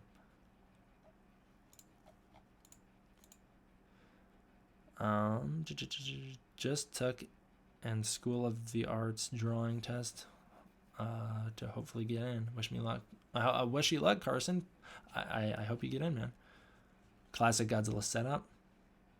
It's pretty classic Godzilla setup. So Shin Godzilla with character development. Oh, ha ha ha, funny. Yeah, it definitely has much more character development than Shin Godzilla.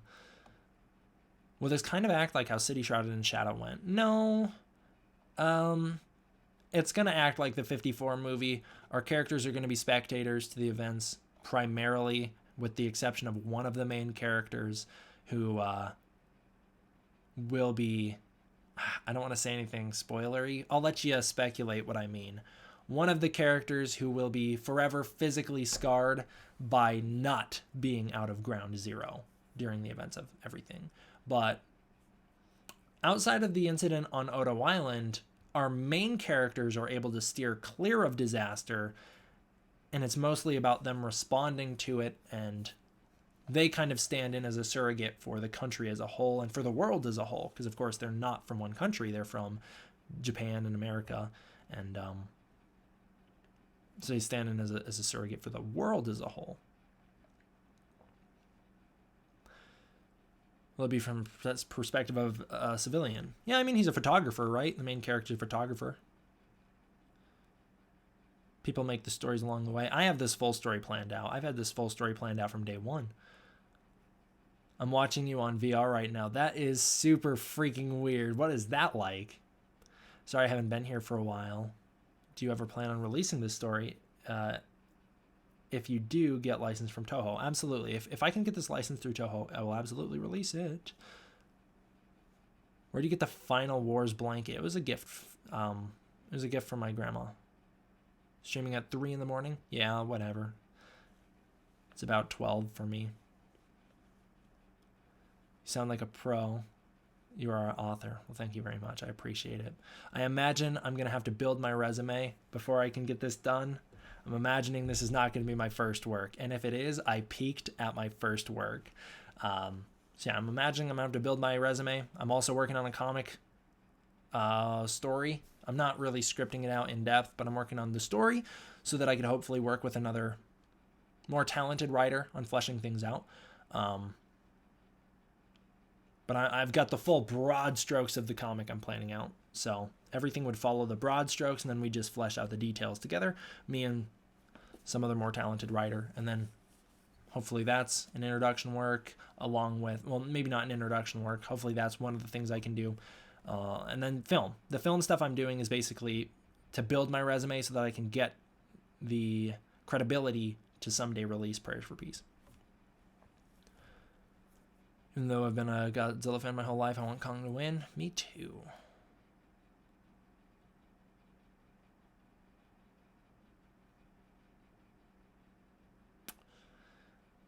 They're serviceable characters and are entertaining. It's an ensemble cast, so you don't really need development. I think you're talking about Shin Godzilla.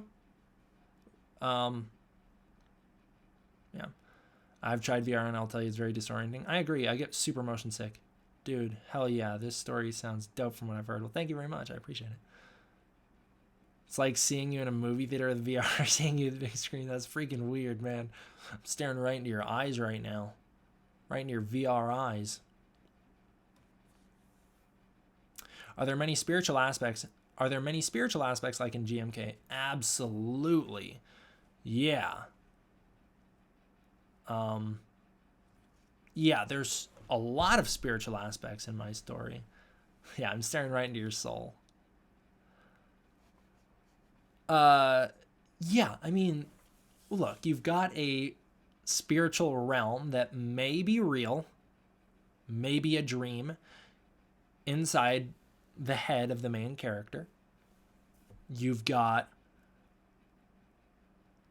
a preacher named Mephes who knows more than he seemingly should. Maybe he's real, maybe he's not. You've got a spiritual goddess who may simply be someone's subconscious trying to hold itself together. The subconscious, it's, again, I don't want to spoil anything, but maybe it's simply just a coping mechanism for everything happening. This goddess of light in the sky, or maybe it's Mothra communing through the spiritual realm. It's entirely up to you to decide. And although I do have answers for if I think Mephes is a real person, and if I think it's Mothra, if I think the farm is a real place, or if I think it's entirely fiction, I have my own answers for that, but I guess it's up to you to decide what you want to believe. And you can use, there's multiple bits of evidence through the story to suggest either. Is it a hallucination? Is it actually happening? I make sure to provide enough evidence to where you could easily argue both points. This is probably a pie dream, but I hope Toho allows you to publish this if you see them at Matsuri. Me too. I'm sure this one meeting at Matsuri will not be the thing that pushes them into allowing me to publish this, but I hope we can lay the groundwork this year. That's what I'd hope.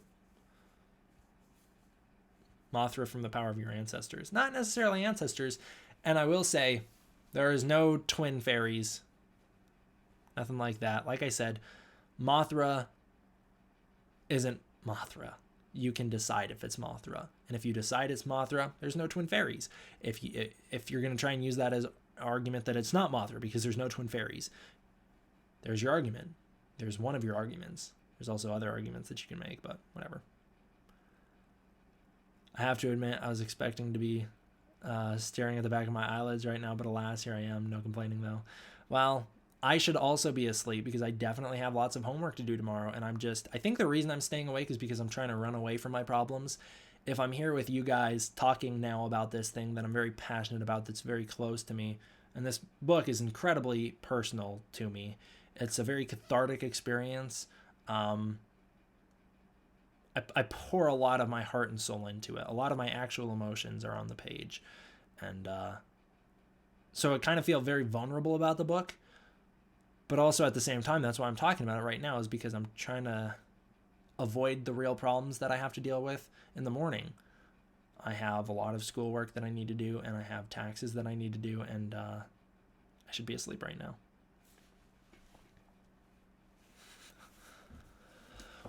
What if they made a For Godzilla anime and Haruo's kid in the new main character? I don't want to see a sequel. I think we need to leave it where it is.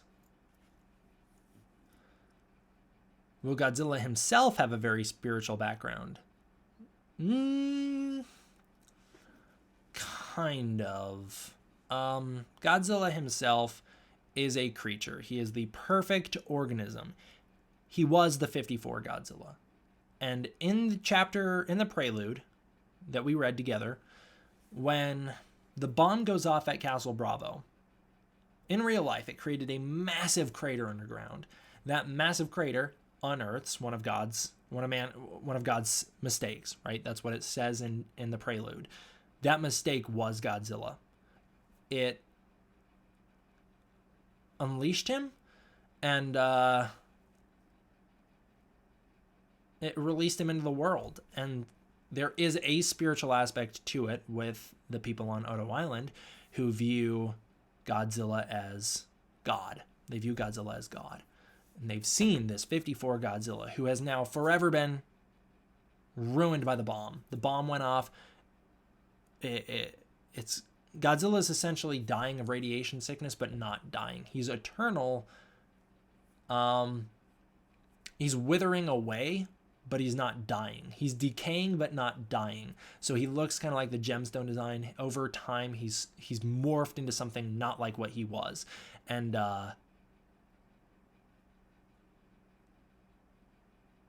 so he has a very, I guess, scientific origins from that standpoint, as there is an answer to what he is and why he looks the way he does. He is the perfect organism.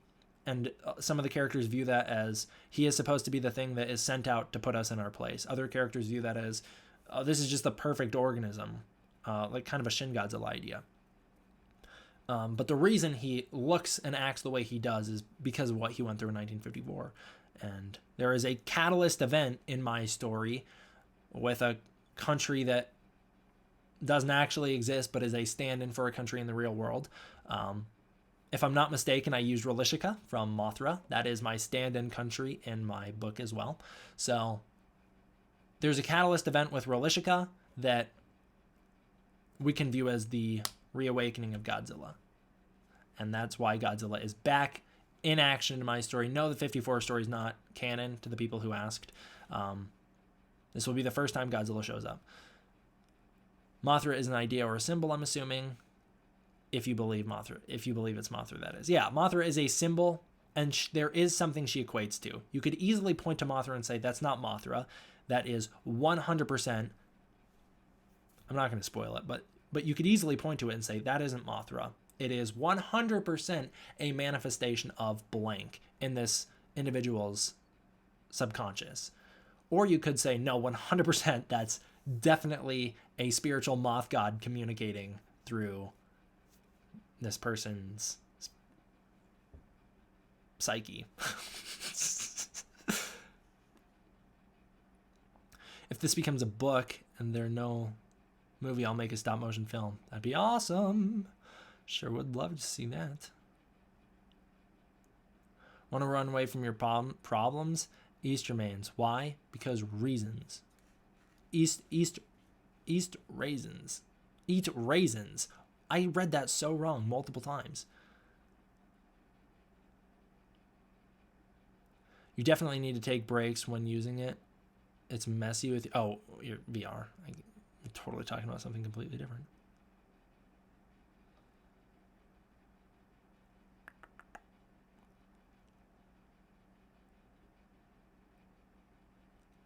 Is history being rewritten, or am I thinking too much about it? I don't know what you're talking about. When does the setting take place? In the near future. So he looks like Shin looks falling apart. No, he's not got the red bits through his skin. He's not glowing red like Shin Godzilla. He's just, I don't know how to describe it. He's deteriorating, but it's not like in a way that flesh is being exposed. It's just in that his skin is morphing. I'm assuming Godzilla starting out as smooth aquatic animal who's scarred like in 54 canon. Exactly. That's exactly what the origins I went with. And Godzilla is somewhat connected to the idea of a hollow earth. There is... Because, like I said, I'm trying to pay tribute to the whole franchise with this one story. It could 100% be a 100th anniversary idea, assuming they made no more Godzilla, which I hope that's not the case. But if there was no more Godzilla, this could definitely serve as a full franchise tribute. In the vein of Final Wars, but handled very differently. So there is... The Hollow Earth plays a small role in this story. It's not a hollow earth like it is in Godzilla, King of the Monsters. It is small pockets of an underground ecosystem, which was introduced in the 54 movie. Yamane introduces that during a press conference, and I think a lot of people overlook that, but he definitely talks about it in the original 54 film. Do you have to put down YouTube income on taxes? Yes, I do, and I pay so much money. A lot of people get tax returns, which means they get money back to them. YouTubers have to pay money, and oh boy, do I have to pay a lot of money. It'd be like $5,000. I'm gonna head out. Have a great night. All right, see ya, Fallen. I appreciate you tuning in. What is this book called? The book is called Prayers for Peace. I really want a detailed description of this design for Godzilla. From what I can gather, it's the 54 redesign, but it has been scarred further with changes to his morphology. I don't know what morphology means. You want to see the design? I showed you the design. It's the gemstone design. I can't see the camera. I turned my camera off. There we go. It's the gemstone design. This is pretty much what my Godzilla looks like, is what I'm drawing here. This is what he's supposed to look like, and this is what he winds up looking like. It's basically just the gemstone design. I really like that design. I take inspiration from every era. Taking inspiration from every era, I see. Absolutely. All right, I'm gonna head out. All right, see ya, Al. Allah? See ya, Allah. His skin bumpy, exactly. Will you pay tribute to Gigantus the Fire Monster? Well, yeah, of course, I already did. If you remember chapter 1, we're introduced to Kobayashi and Tsukioka, who don't have a role in the story outside of that. That is their only appearance. But yes, those two characters are my reference to Godzilla Rise Again or Gigantus the Fire Monster. Might write a book with dinosaurs in it because, you know, everyone loves Jurassic Park. Well, go for it, man. Hello again, my friend, D-Man. How are you doing? And what are you and the fans talking about? Also, on this website that said Warner Brothers talked about the trailer release date for Godzilla vs. Kong. We are talking about the book I'm writing called Prayers for Peace, which hopefully someday will be an official piece of Godzilla history. Do you think they'll ever make another Godzilla after Godzilla vs. Kong? Absolutely. In fact, I can 100%, I guarantee you guys, I'm going to let you in on a little secret here. They're making another one. I'm not saying a legendary. I'm saying there's going to be more Godzilla. You can take that quote out of context if you want and claim that I'm saying that there's going to be more legendary Godzilla. I'm not. I'm saying that the franchise is going to continue in one of many ways going forward, but the common denominator of all those ways is that we are getting more Godzilla. Do you think there ever... Oh, I just read that. I can work with that. You can work with my Godzilla design? I hope so. I like it. I like the gemstone design. I know it's not very original, that I just stole someone else's design, but it's awesome. Don't blame you. I'm apprehensive too, but still be all over it. I'm sure it'd be a hilarious sight to see me go through that game. I think they're talking about Doom or something. How the F do they make you pay that much? Can't you decide whether you're paying? No, you can't decide whether you pay. You can't decide if you pay taxes. You have to pay taxes. I have to pay taxes. You weren't here for chapter 1? We'll wait for the replay, Snake Squad, because I read the prelude and then I read chapter 1. Godzilla will continue no matter what. Absolutely, bottom line.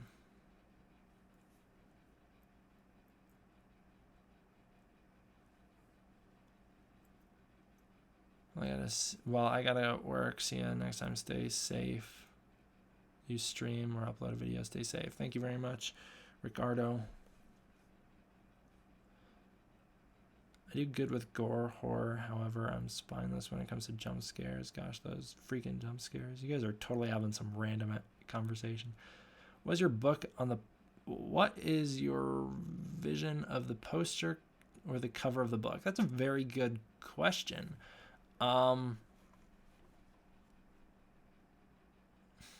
There's some Godzilla 54 fan art.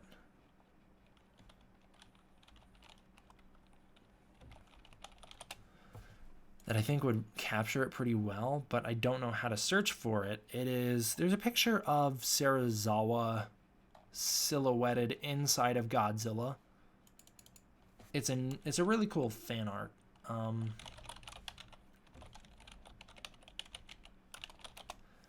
It's a really cool fan art, but I don't know what to call it. I don't know what to search to find it.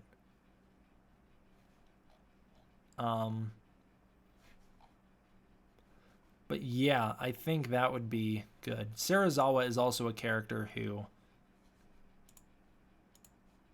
has an incredibly small role in my story, all things considered.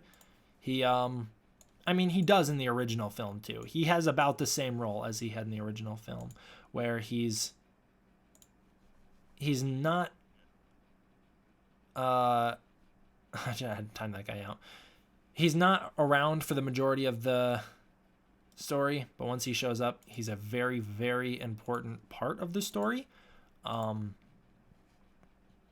guess that kind of idea. So Serizawa would probably be the one I'd want to put on the cover with Godzilla. And even though both of those characters don't have the most screen time, even though neither of them are the main character, those are the characters that I'd kind of want on the cover.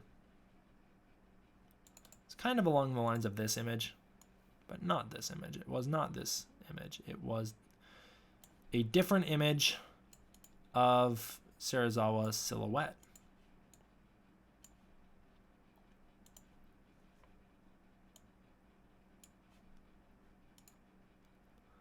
Did I just mess up my camera? I can't tell if I did. I don't think. Did I just mess up my camera? What did I just do? I don't know what I'm doing. Whatever. Here we go. Kind of along the lines of this image, but not this image.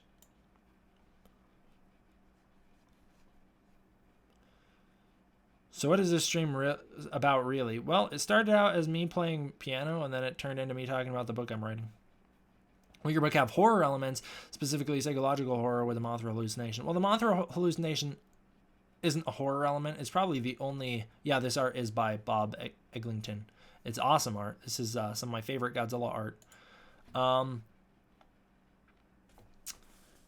You found the Serizawa inside of Godzilla. It's kind of like boxy art. It's kind of very boxy, where everything is very geometric in the art that I'm talking about. And I think it has the word sacrifice written in Japanese.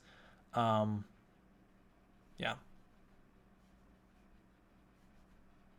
Hankering for some good old-fashioned 3 a.m. shredded cheese.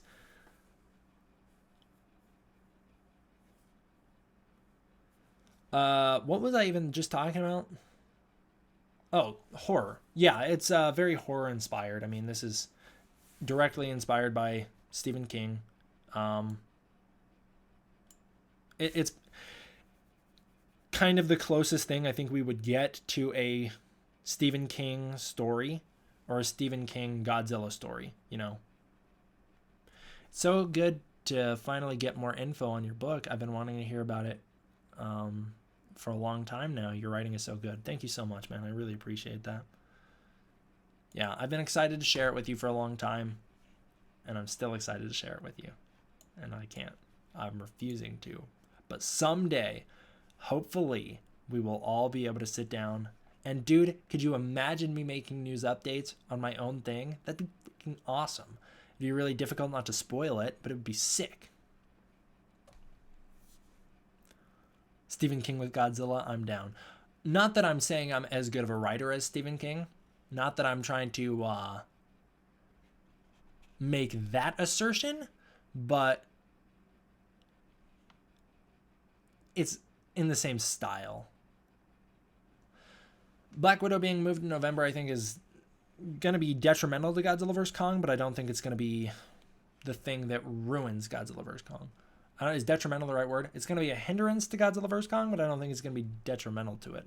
I think that's probably the proper way to word it. I think it'll impact the movie quite a bit, but I don't think it's going to ruin it. You've avoided spoilers for things you knew in the past. Yeah, and people got real pissed at me for it. Write a book where Pennywise grows kaiju size and fights Godzilla. No thanks, not my kind of fanfic. News and updates for your own product? Hell yeah, it would be really interesting to see how you handled it too. I'd probably handle it the exact way that I'm handling it now, where I'm being incredibly vague about it, and I'd probably be even more vague about it if it were going to be a real thing. Especially, like, if this were to be adapted into a film, I would 100% cover it, because of course. But if this were to be turned into a film, I would very much have to dance around everything. And I could definitely do it, especially because I'm editing the videos, so I get a second chance to rethink what I say. I probably just wouldn't talk about it on live streams. It's definitely crazy times, turning things all upside down. It is crazy times. I know you're having a totally different conversation right now, Omnidol, but I feel what you're saying. All the same. 4-hour stream. Boring, am I right? You're so right. It's almost a 5-hour stream, silly goose. Make Godzillaverse the thing, but make it actual about Godzilla fighting the theme from John Carpenter. That'd be pretty crazy.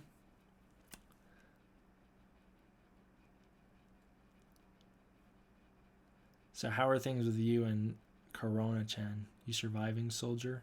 Silly goose. Mr. L and Omnidol are they're a little duo in the comments. Look up Godzilla 54 fan poster. All right, I could look that up. It's been a while since we had a live stream this long. All the other mods are gone. Yeah, well, they all left because I was just playing music and there wasn't enough to moderate. Godzilla 54 fan poster. You are 100% correct. This was exactly the art I was describing. Damn, how'd you figure that out? How'd you find it? Where's this is a good one too. Where'd it go? Where'd it go? These are I'll save these so I can show you guys.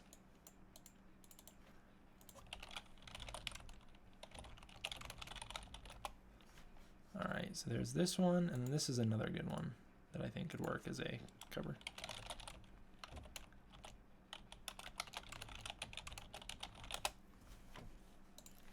All right.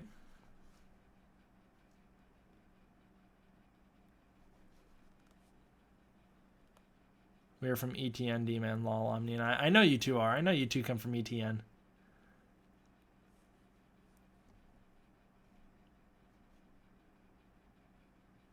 How the hell did you grow your mustache faster than mine? Well, I've been growing it since September. I just trim it every other day. Let me put this on screen.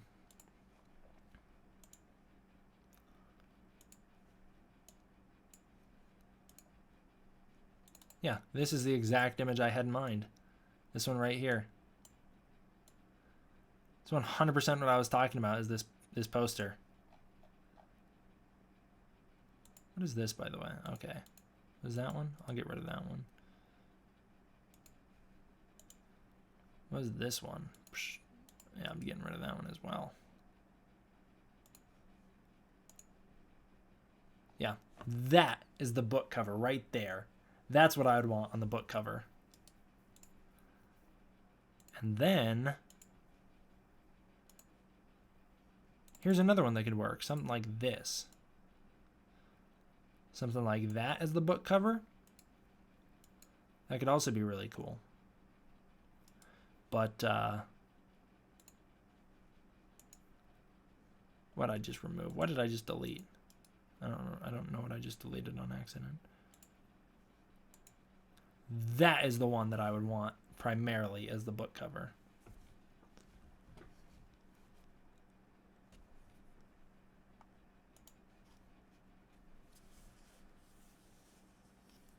Might be old. What do you think of World War II with dragons or Civil War with werewolves? This is one that might be odd. Those are some interesting ideas. I could actually get behind both of those.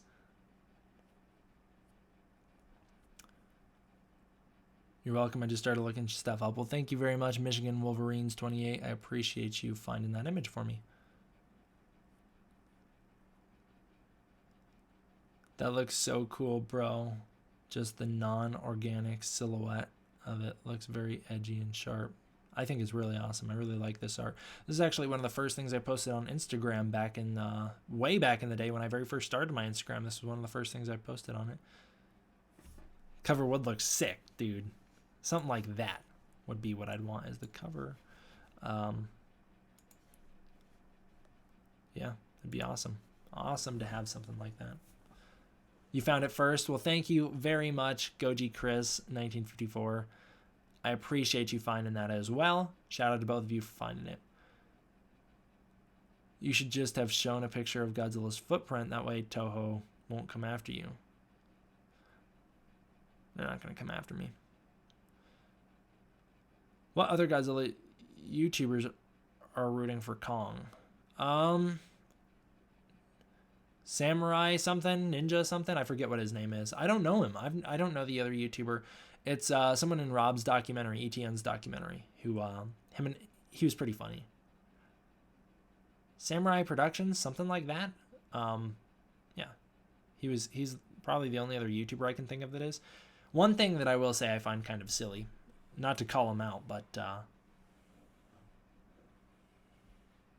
Kevin the Left Head on Instagram, right? If you follow Kevin the Left Head on Instagram, good dude.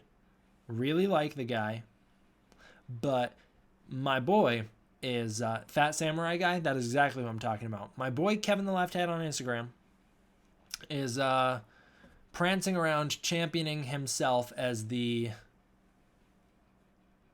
leader of the Team Kong movement, as the founder of said movement, and I think we all know that's absolutely not the case, because there was definitely a time when I was the only person on Team Kong, and I'm definitely the only one who's been booed on stage at a Godzilla panel for wanting Kong to win.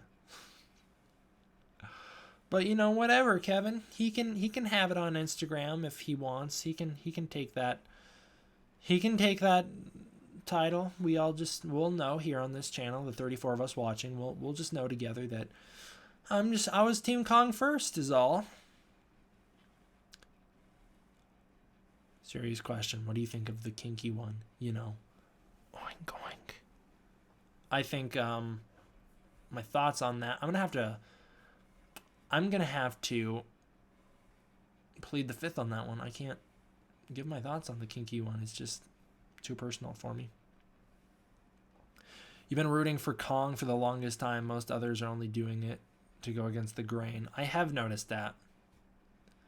You ate very bravely, D-Man. Stating your opinion. You are very brave, D-Man. Stating your opinion. D-Man is the man. I don't know if brave is the word I'd use, but I'm definitely not going to sugarcoat my opinion. When can we expect Godzilla vs. Kong Part 3, Story Pitch Part 3? Just finished editing it today, and you can 100% expect that on Wednesday. And I will say that, not that the 33 of you here are going to make up for the fact that that video is going to definitely get more views than 33. And those 30, the more people that watch it are not going to know that I said this. Only you guys will. And no one's going to watch this live stream this long to find out. But I have also written out an extended kind of novel form version of my Godzilla vs. Kong fight, because when we get to the fight in Part 3, which is not the only fight that they have, it's the fight they have in Part 3. There's 2 fights that they're going to have. And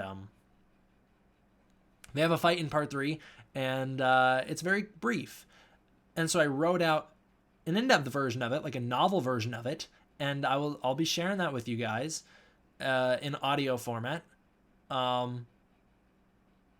But yeah, I know a lot of people are going to be super disappointed, because in the pitch video, in Part 3 pitch video, I basically, it comes down to me saying, and then Godzilla and Kong fight. That's basically all I say about it. And I know people are going to be like, well, what the hell happens during that fight? I got you covered. There will be a bonus episode, so it will be 3.5, and it will be the fight. It will be the entire me running down what happens in the fight. Not necessarily beat by beat, but broad strokes. This is what happens broad strokes during the fight, and that'll be cool. I hope you guys enjoy it. I'm really excited to share part 3. I have to say that this series is the one I've been the most excited to work on, because it's kind of me getting to flex my creative muscles a little bit, where Prayers for Peace is something that I have to keep very secretive, and I'm planning a long game with that one. This Godzilla vs. Kong story pitch, I can just do, and I can just do it, and I can share it with you guys, and you can finally get a sense of kind of my storytelling, even though I put so many parameters on myself that I very much box myself into a corner with this Godzilla vs. Kong story pitch. But I just get to, I don't know, I have a lot of fun with this series. It's not fun to edit. It's a monumental task to edit that series, to find footage that somewhat resembles what I'm talking about. For whatever reason, I decided to start doing that in part 2, and I took it to the next level with part 3, and it's difficult, to say the least. It's a very time-consuming process, but I'm also having a lot of fun with it.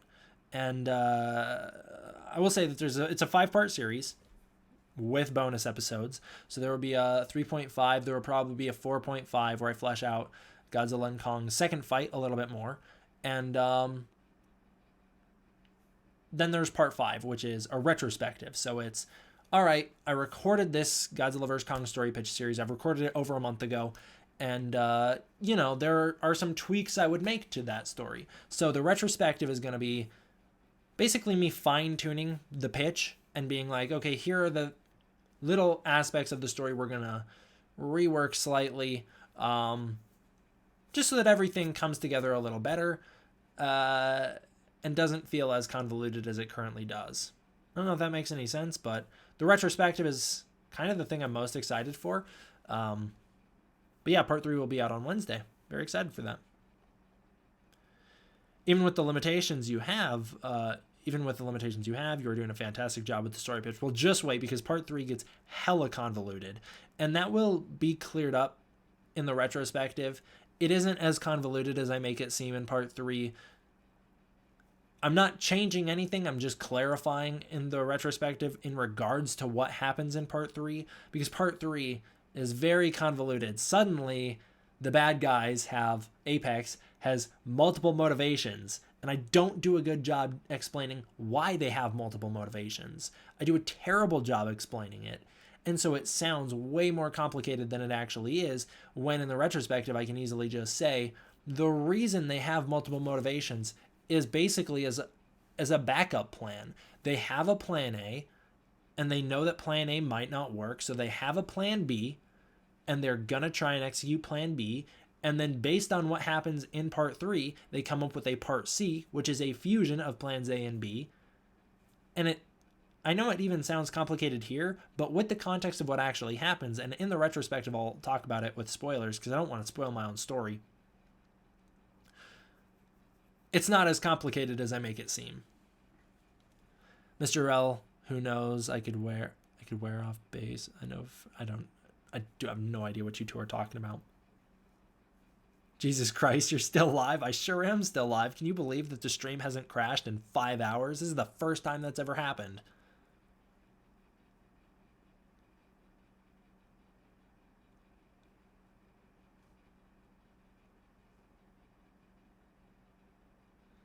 It's not like Palpatine in The Rise of Skywalker. It's way less convoluted than that. Too many motivations that keep changing. It seems like that, but there's not. They have one motivation and 2 different ways of going about that motivation, and they I don't know. They make a plan C based on what's happening. I can't say it without spoiling anything. Unless I should just spoil it for the 38 of you here. When did you and Rob first meet? So I gotta put chapstick on. My lips are hella dry. Rob and I first met back in 2017. I don't remember why. I messaged him maybe about a collab. And then we messaged back and forth, did a collab in 2018. And yeah, we've been friends since. It all started with, I've been watching Rob since 2013. So I've been watching Rob's videos for almost a decade. And so I've known about him for a very long time, back in the G14 build-up days. Maybe it was 2014 when I started watching him. Either way, 2013, 2014, I started watching him before Godzilla came out.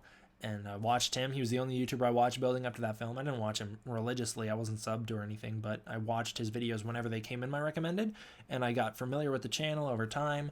And then in 2016, World War D happened. He kind of called me out and made fun of me on a live stream. And so I started live streaming and fired back at him because he made fun of me. And so there was a little bit of a rivalry there that he was never conscious of. Me and my subs, we were all conscious of it, but I don't ever think it even crossed his radar because we were only 1,000 subs at that time compared to him, and he had like 5,000 at that time, so he trumped us by 5 times the size of my channel. And I don't even think we crossed his radar, but over time, we actually got to meet, and it was, we've been friends since. Pretty epic. Came back to tell you to go to bed, child, but it looks like you've been talking about your book, so I feel I've missed everything. I have to go back and listen. I have been talking a lot about my book. I read a fair bit of it, more than I probably was comfortable reading, but I also did it because I was excited and I wanted to talk about it. Yeah, we've definitely been talking a lot about Prayers for Peace. Can't wait to hear the context for this, for the Godzilla vs. Kong stuff. This quick explanation will probably clear any confusion up when I watch part 3. Yeah, and if you have any confusion in part 3, you can always just comment it. If you have any questions, just comment and I'll answer them. Here's your crown for almost going 5 hours. Thank you very much. I appreciate it. I'm 100% ending the stream at 5 hours. World War D is exactly what I'm referring to.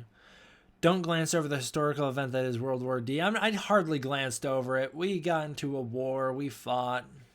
He didn't even know that we existed.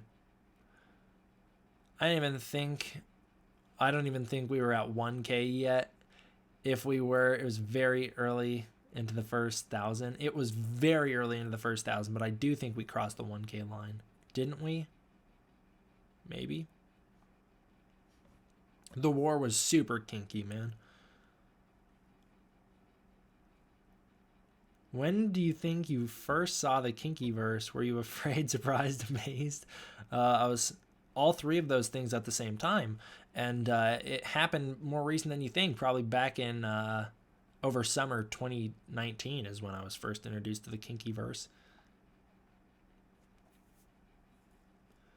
What's your favorite kaiju not from Pacific Rim? Who is your favorite kaiju not from Pacific Rim? Godzilla?